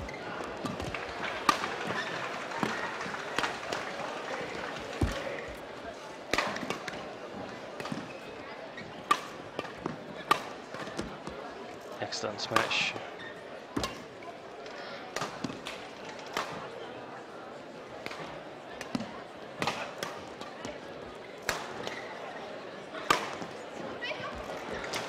Nice defense here by Zhang and Zhao. Yeah. Got a question for the last match on our court. It's in mixed doubles. Tontowi, Ahmad and Liliyana Natsir from Indonesia seeded 4 against Zhang, Zhao, Yunlei from China seeded number 2. And normally it's my question, but now it's one of our viewers who questioned us. What are your expectations? Hopefully the best mixed doubles match of the tournament. Two excellent pairs meeting. The two pairs who knows each other very well. Met 5 times before. And we have seen Ahmad and Natsir split up after the Olympics in one tournament. I don't think that was significant. I think they're still going to play together.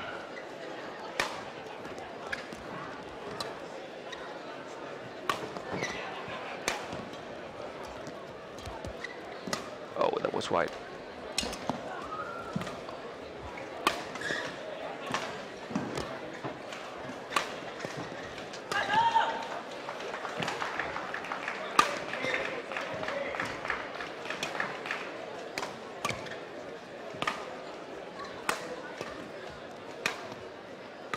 They're getting each other to work. The 4 girls on our court.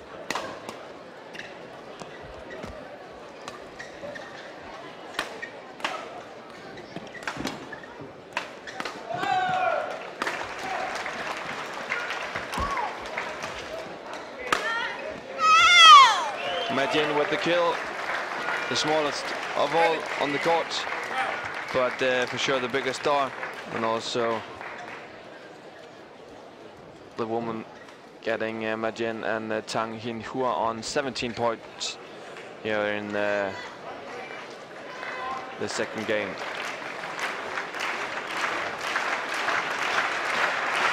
Match point on court number 1 for Yo and Chen from Korea against Asan and Sechawan from Indonesia, leading 20-15.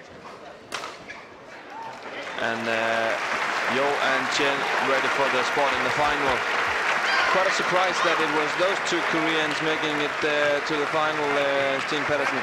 Yeah, very surprising to me. I really fancied the Indonesian side in this game, but they looked actually mighty bleak,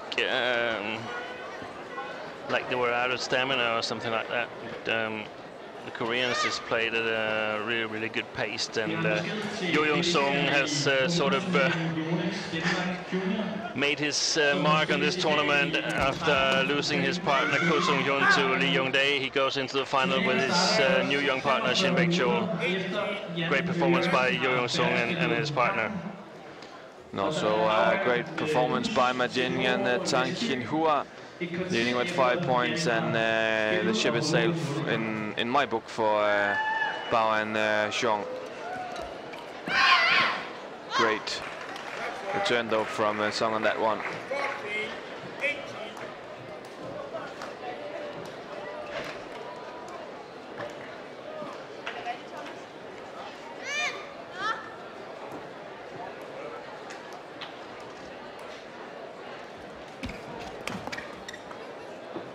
Excellent shot here from Bao Yixin.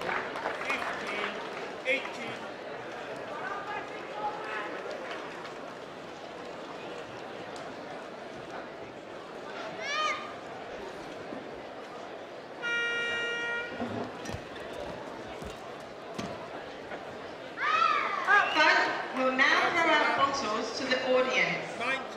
Inside 5 of the bottles, you will find tickets to the family day at this year's Copenhagen Masters, where Peter Gabe will say goodbye to international badminton in an event with Lin Dan and others.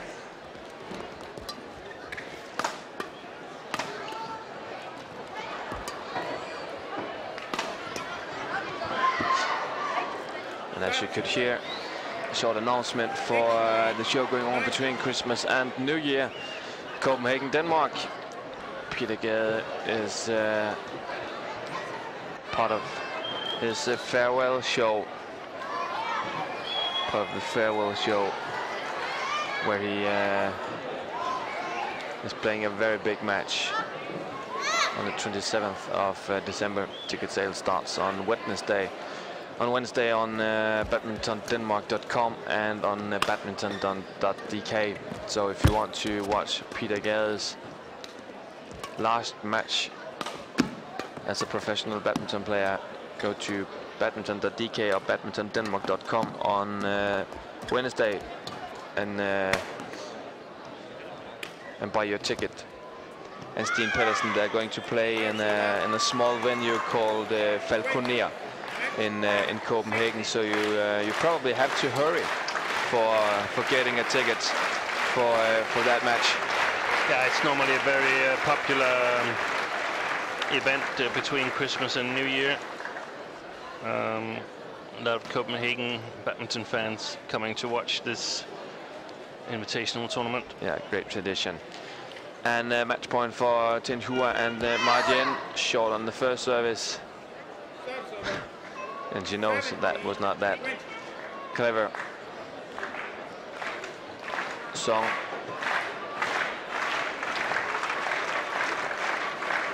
With the service for Marjane.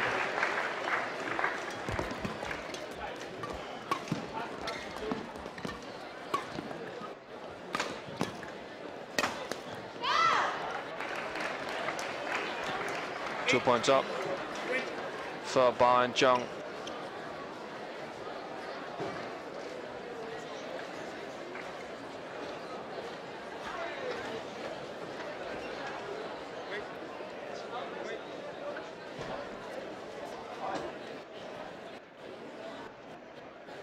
And it is the best pairing who have the match points right now, Steen Pedersen, isn't it? Yeah.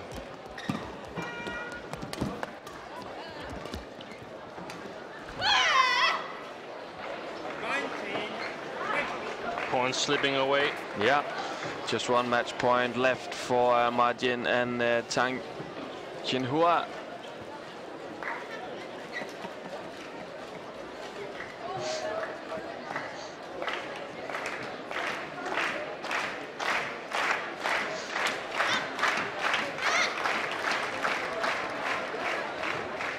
Please welcome the court officials onto court number 1.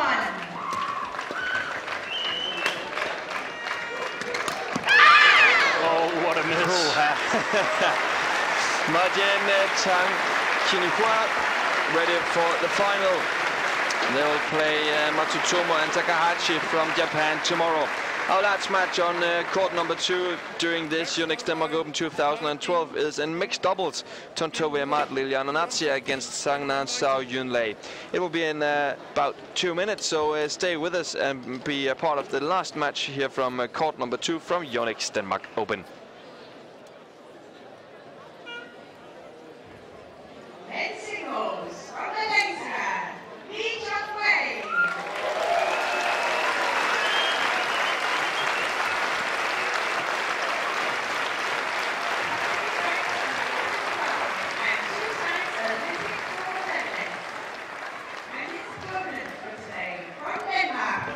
Please welcome Yanjiao.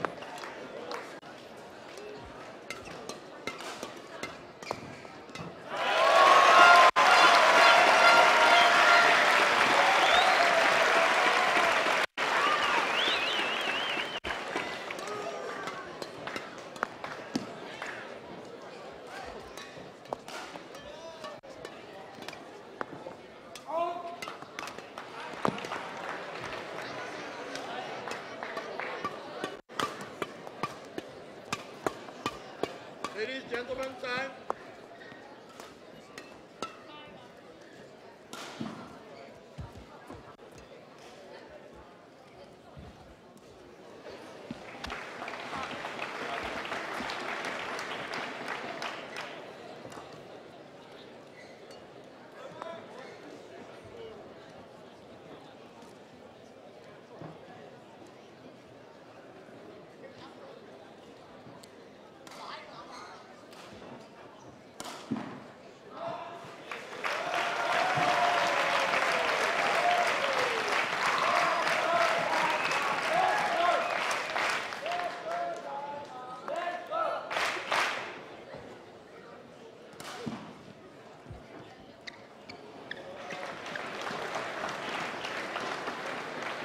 Ladies and gentlemen, on my right, Liliyana, Natsir, Tontowi, Ahmad, Indonesia.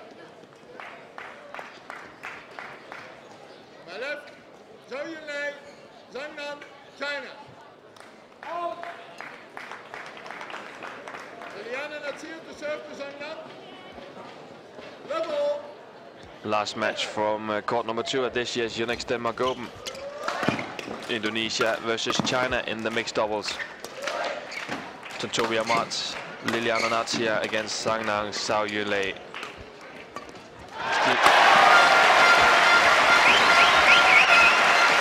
And Steen Pedersen, who would you vote for this game to if you should pick a winner? I think I'll still pick the Chinese because I think even though Zhao Yunlei just played a long women's doubles, I think Jiang has the touch and the better tactical eye for the game compared to Tontowi Ahmad. It depends a bit if the Indonesians will be able to kill the attack easily. If that's the case, they will be really dangerous. A bit like we saw here, taking the second rally of the game. And two top pairs in the semifinal here.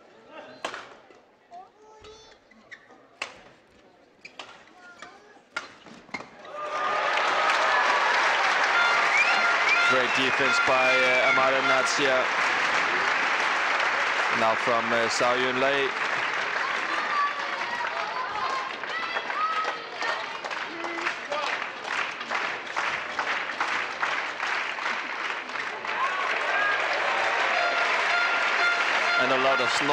And a lot of noise here from Odense Sports Park due to we started out the men's singles on court number 1. Lee Chong-wei, top seeded Lee Chong-wei against Danish Jan Jørgensen. Just got started, then a 2-point lead, 6-4 for Jørgensen.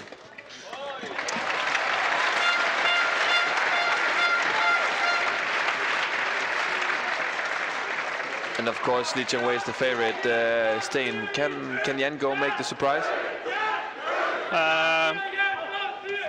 I'd like to say yes, but I think it's there's still a bit of a way to go for Jan.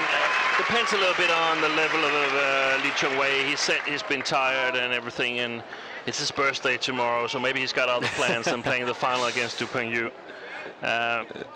Fast ticket for Malaysia. Yeah.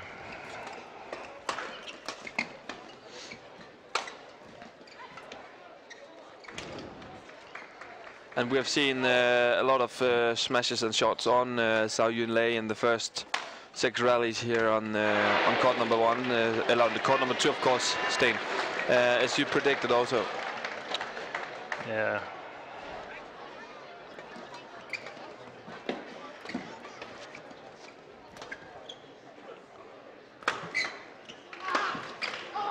The Indonesians looking a little bit more motivated here in the beginning of the game.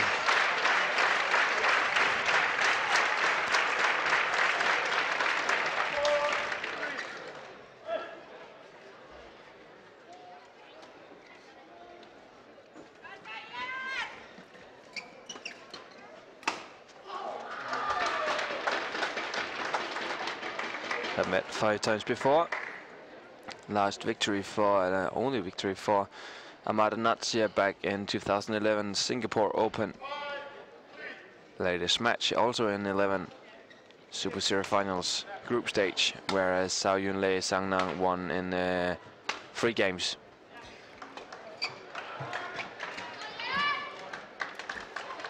Excellent play here from Zhang Nan.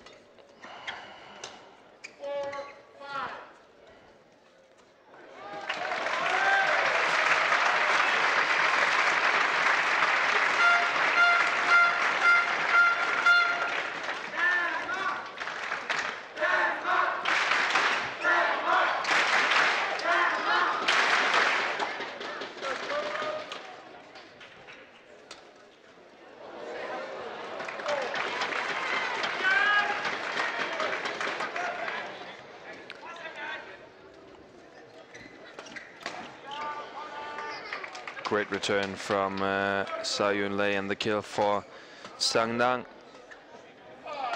Zhang Nan and Zhao Yunlei, who is in the semi-final after beating Hayakawa Matsutomo on Tuesday's first match at Tuesday. Patipat Savitri beat it the second round. Kurniawan and Irawati from Indonesia beat it yesterday in the quarterfinals.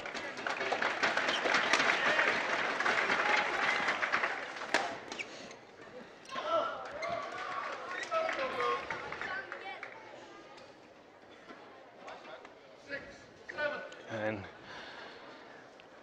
personally, I'd like to see the Indonesians win this match, because then it wouldn't be an all-Chinese final. It would be all 5 finals would be contested between players from different countries, and I think it's a bit more exciting than watching an all-Chinese game. I think there's only one nation who can disagree with you on that.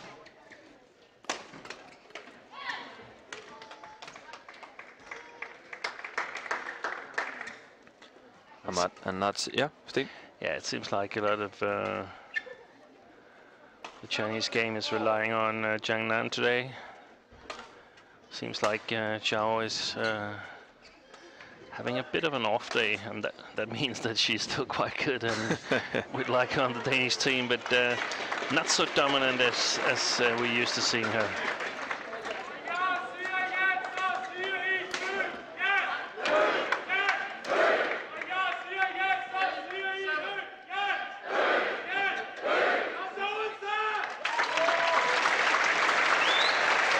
Great support for Jan Jørgensen on his home ground in Denmark.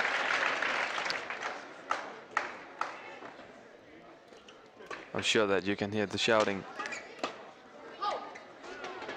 Great attack from Ahmad and Natsir, who is who hasn't had the toughest tournament this year, beating Labar and Jeanne from France in the first round.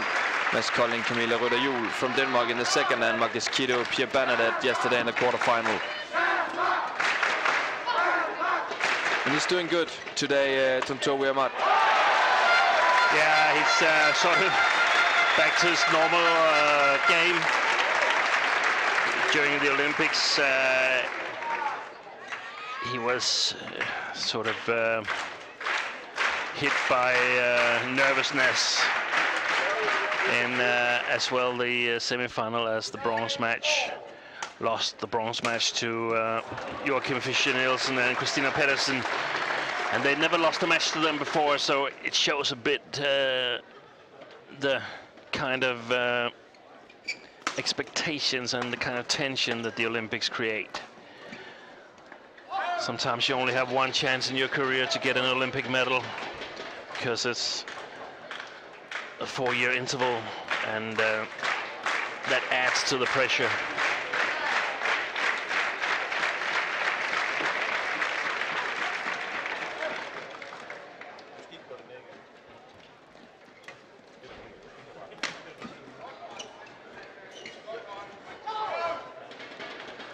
White once again in a 2-point lead at the interval for Ahmad and Natsir. What have they done right? Well, they mostly got the game going on their on the way they want to do it. A lot of attacking game, not these long rallies, not these tactical rallies. So if they can continue that, they would have a good chance in this match.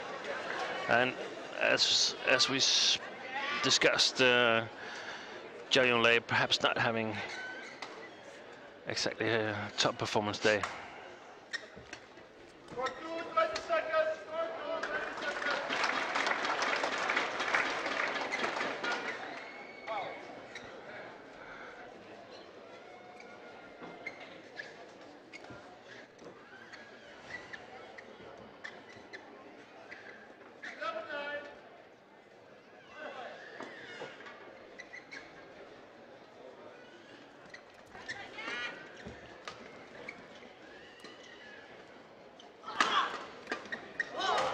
Excellent kill by Liliyana Natsir, who's been playing at top level, mixed doubles for many years.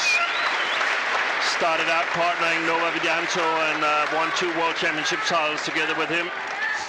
An Olympic silver as well. She's a top player. She's probably not the best anymore, but on a good day, she's top 2-3 mixed doubles women in the world.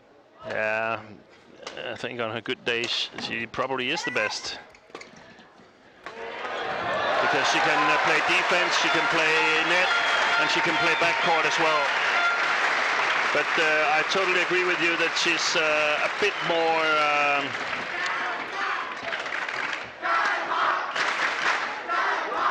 unstable in her performance. So if you get a good grip on her from the beginning, she seems to struggle a bit more. A bit lucky on this one, Zhao Yunlei.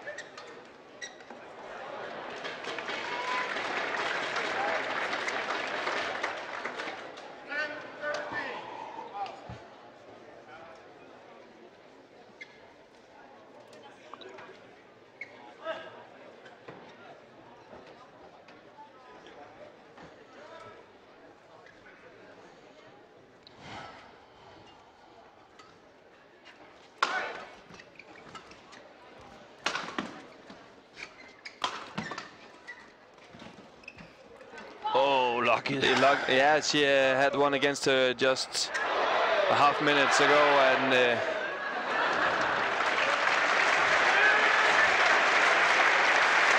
this time she was lucky, Liliyana Natsir.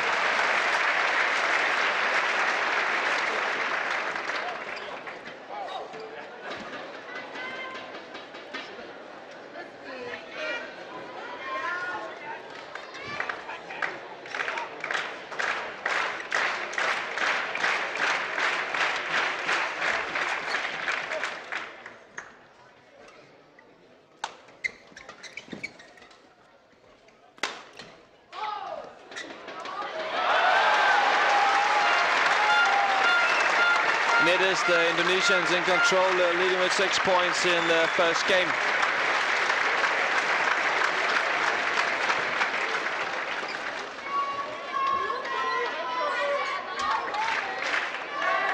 And now they really need to keep their composure, not relaxing one bit, because then it's very quickly 3 points down the drain and the Chinese will be climbing back. Have to maintain the high level of pressure they're putting on the Chinese.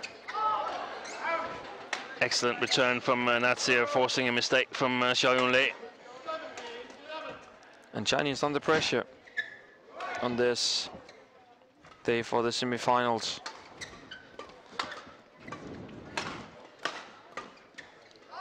Already 4 losses for China in the semifinals. And they look tired. Both Zhao and Jiang look a bit tired on court here.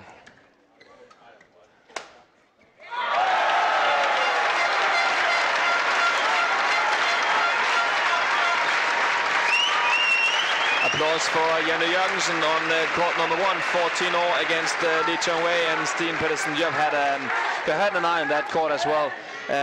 What's going on in there? Jan has finally had a chance to play up, to play a player who's ranked higher than himself, and of course Chongwei is still not quite fully recovered from the Olympics, but Jan is giving Chongwei a run for his money here in the first game. Also Chongwei looking a little bit tired. His left knee is strapped, so excellent play by Jan here. You couldn't see that on the television screen, but I was just following the other court here, where there's a match point for Tontowi, sorry, a game point. Game point for Ahmad and Natsir. Ahmad and Natsir, and it has been an Indonesian couple with control in the first game, just 12 points for the Chinese.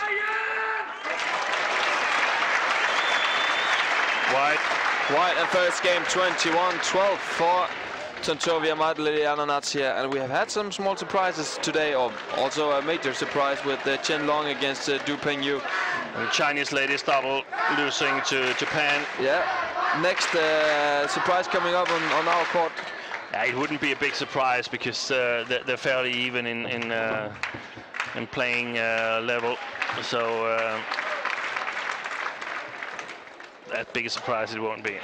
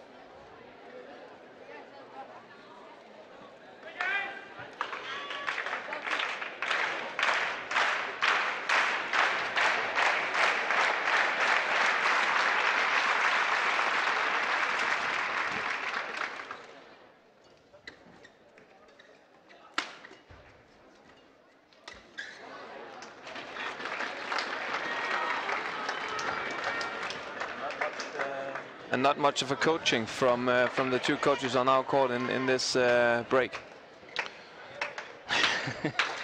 No, I think they've met each other 5 times, so they probably prepared quite well watching video ahead of the match.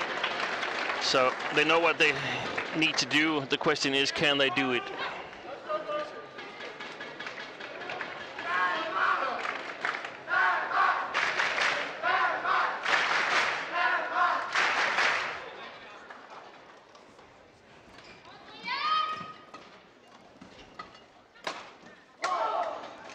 Straight down the line. Yeah, great smash.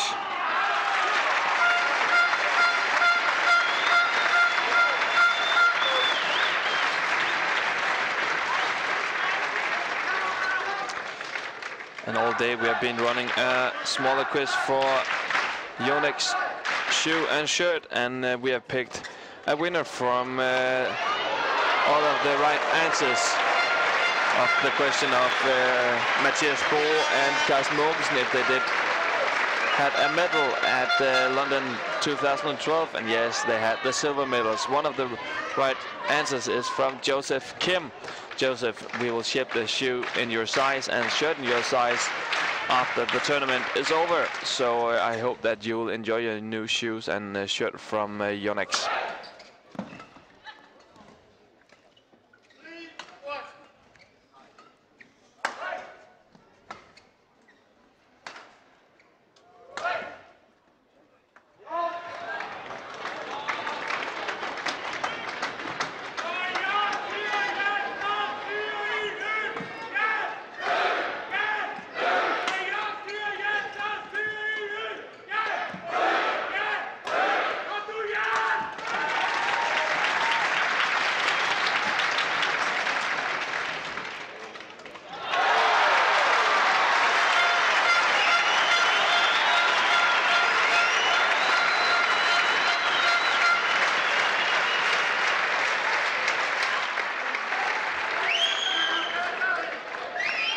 2-3 for the Chinese. Natsir with the service.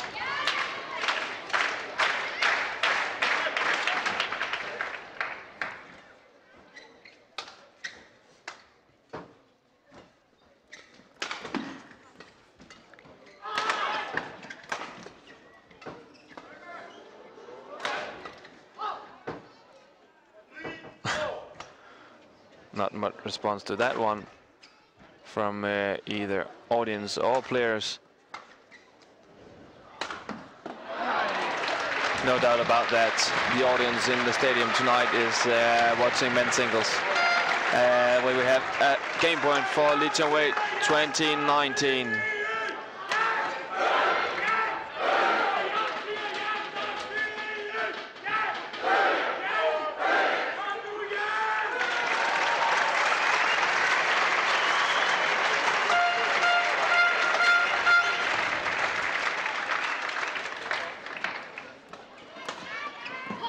Great effort once again from Matt, being very offensive and attacking.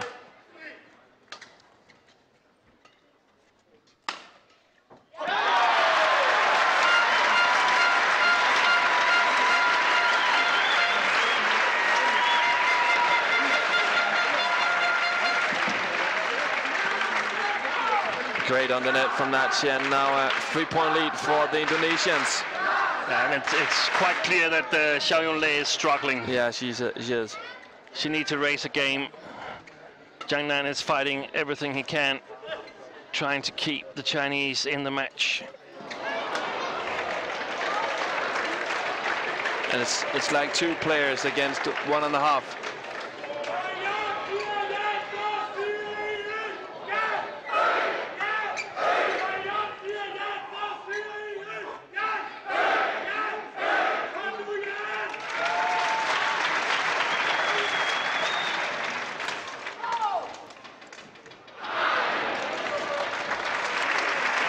Finish of the first game on court number 1. Yixin winning 22-20 against Danish Yixin. 3-point lead for Natsir, and Ahmad against Yunlei Zhang.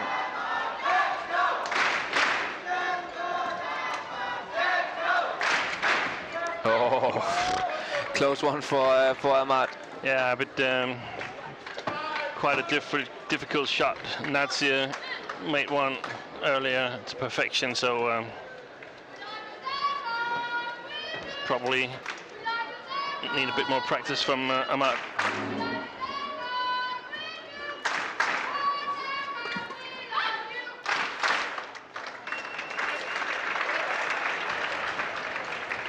Quite a high. I thought the service was quite high for from Jiang here. Yeah. Let's have a look at his left arm, the height of it. Wow, it's almost. It's a bit too much, isn't it? Yeah.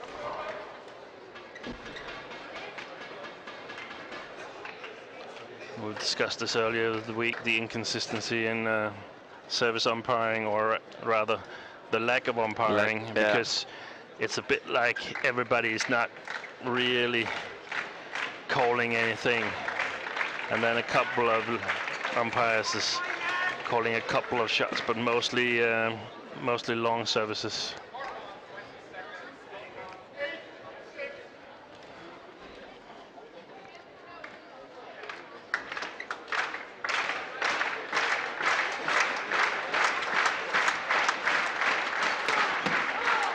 Excellent smash by Ahmad.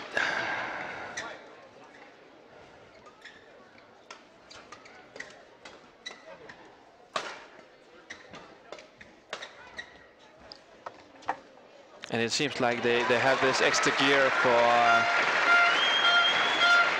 turning up the speed, the 2 Indonesians. Yeah. I still think Jiang is playing quite well. And Zhang on the coach's chair cheering them on.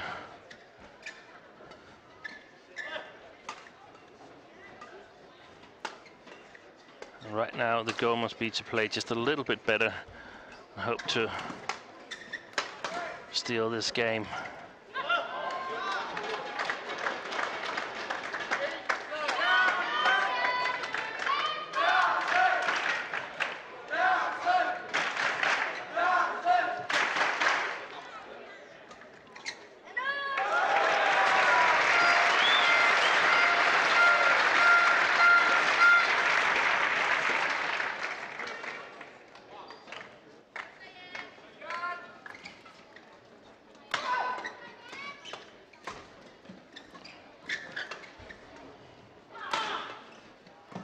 Powerful smashes from Tontowi Ahmad.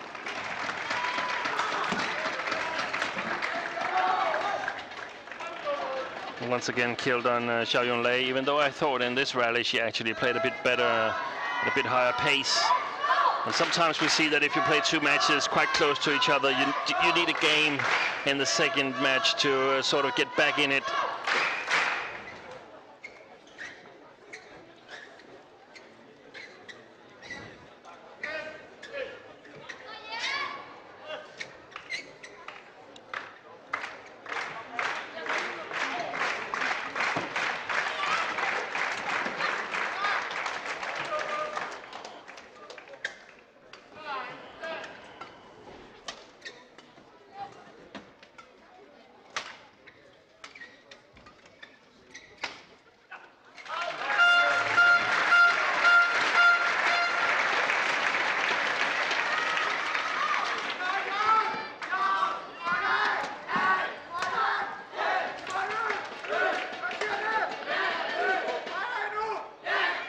And another 2-point lead for the Indonesians, exactly as in the first game.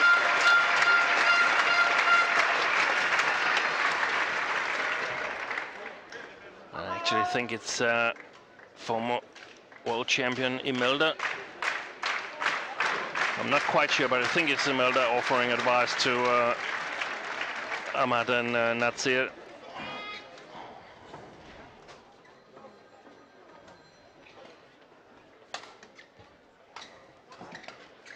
They have been doing quite well in this in the second game as well, don't you think? Or yeah, they've continued the good play. Probably they have a chance to attack Yunlei a bit more than they do at the moment.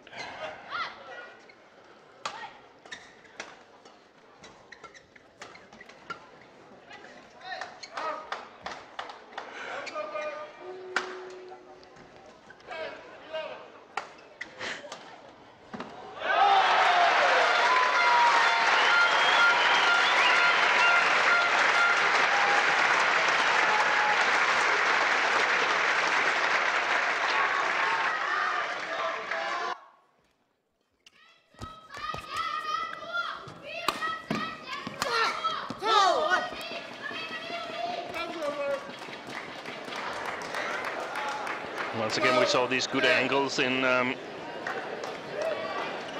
the smash of Tontowi Ahmad. Uses a bit of variation in his offense. good idea to get Yunlei away from the net. The flicker waits. And it's just not her day, isn't it? No, it's not. Not working with anything. Not in the women's double, not today. In the mixed doubles as well. No, things are not going exactly her way. But still, it's just a small change needed. Just a bit of luck. Then they're still very much in the game.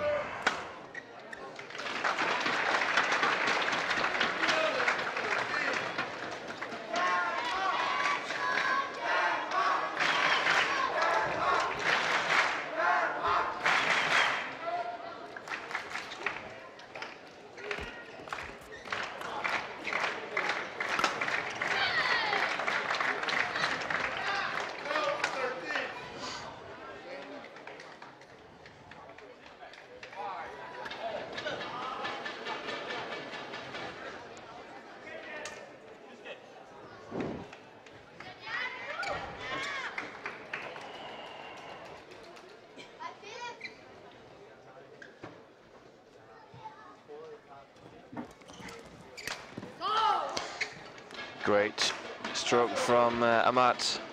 Plenty of space and the Chinese right side. Yeah, and what they really need to do is sort of prevent these easy points from slipping through their fingers. They fight for every point of their own, and then the Indonesians get one easy back. That was an easy one for the Chinese. Yeah. Bad service from Natsir.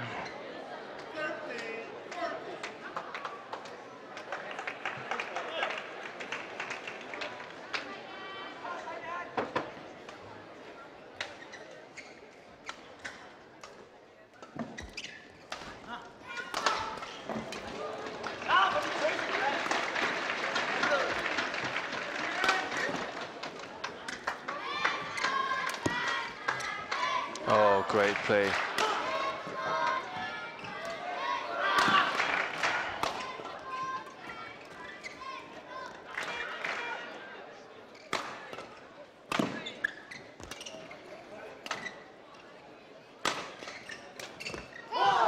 What a fantastic rally here. Fantastic rally. And it's very much due to Liliyana and Natsir, who in the middle of the rally played this really nice soft shot just behind Zhao Yunlei, changing totally the momentum of the rally, and she just reads the game so well and when she's playing at her best. Yeah, and in my opinion, Sten, if you watch the Chinese, for each rally, they got slower and slower. They got more and more tired in the faces.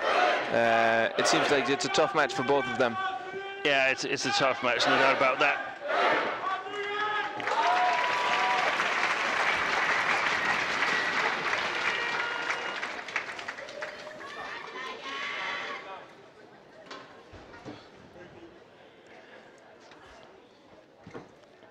And should they win the match, I would hold Chen and Ma Jin as the favorites tomorrow, playing Nangjian and Zhao Yunlei. What's that? If they should go on to win this match, I think they might not be able to beat the other Chinese pair. But hard to see that they should make it to the final, the two Chinese, on the way that they're playing right now.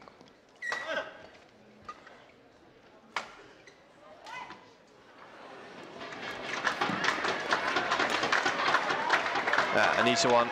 Bad service from Ahmad on this.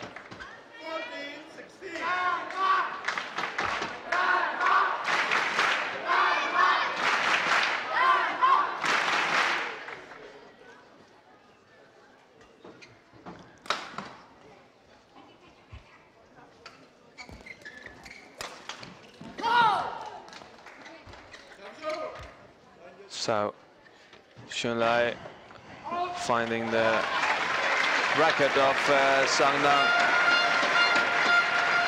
and the two Chinese for sure struggling.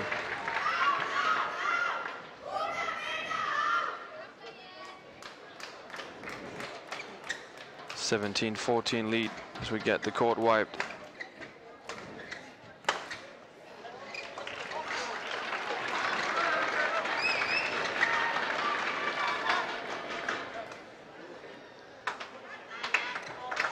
Indonesian has been controlling the game from the first rally almost.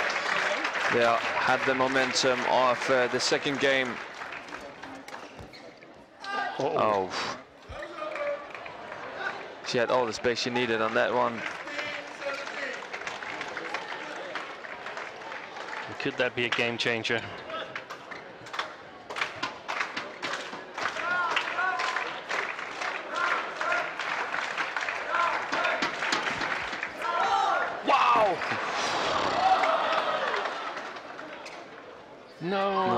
No. What a fantastic save, but it's called a fault. Yeah. Natsir saw it. She already won it.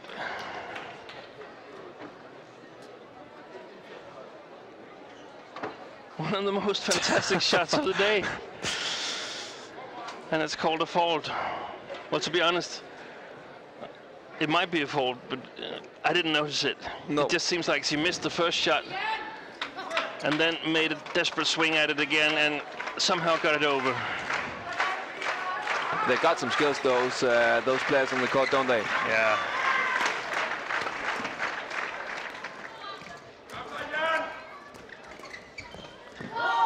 Yeah, and that was it, wasn't it? That was it. They would have gone to 16-17. Instead, it's 19-15 for the Indonesian side, and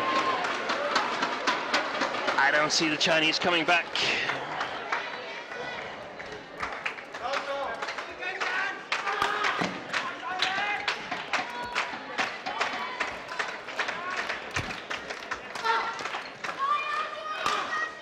And we have to say that a big part of this could be... Oh, wow!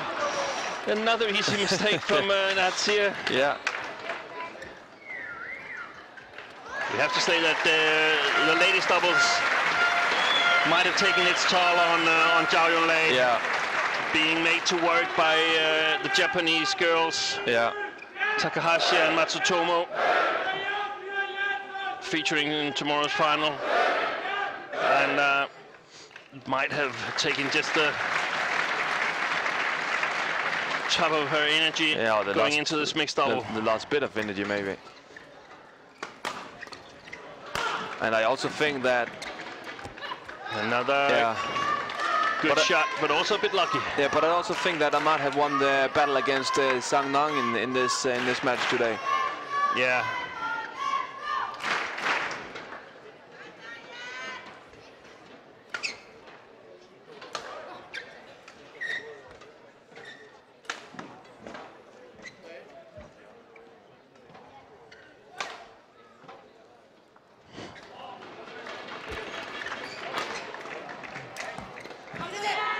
And smash from Natsir, and 3 match points for Liliyana, Natsir, Tontowi, Ahmad for making it into the final of this year's Yonex Denmark Open. And we have to give credit to the Chinese, because they're definitely not giving in easy. No, fighting with every bit they've got. They do.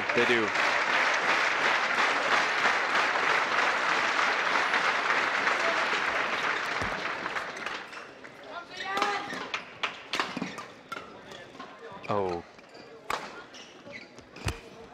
And there it is. Tontowi, Ahmad, Liliyana, Natsir ready for the final at Yonex Denmark Open 2012, beating the Olympic champion and the world champions Zhang, Zhao, Yunlei 21-12, 21-17. And Sten Pedersen, that was also the last match from our court at this Yonex Denmark Open. Shortly, what was the highlight of this week in your book from our court? Well, it's difficult to choose one highlight the way I see it, but I think what made most impression on me has been the play of Juliane Schenk, playing herself into the final, beating the Olympic champion and beating another Chinese here in the semi-final. It'll be exciting to see her tomorrow against either Sun Naval or Wang Yihan, but yeah, it's been great. It's been a great week, and we've shown a lot of good badminton. And thank you out there for making us a part of your day. Of course, thanks for watching. It has been a pleasure bringing like over 33 hours of live badminton streaming to you this week from Tuesday until today. We still have a lot of badminton to come, not on the streaming, but on our website, badmintondenmark.com, and also on Facebook. Go to facebook.com/badmintondk. Sten Pedersen, thanks for joining me the whole week. Also, thanks to the other commentators and guests we have had during this week's streaming on court number 2. My name is Rasmus Bæk. I've been your host for the last 5 days. It has been a pleasure, and I hope to see you again next week. See you out there.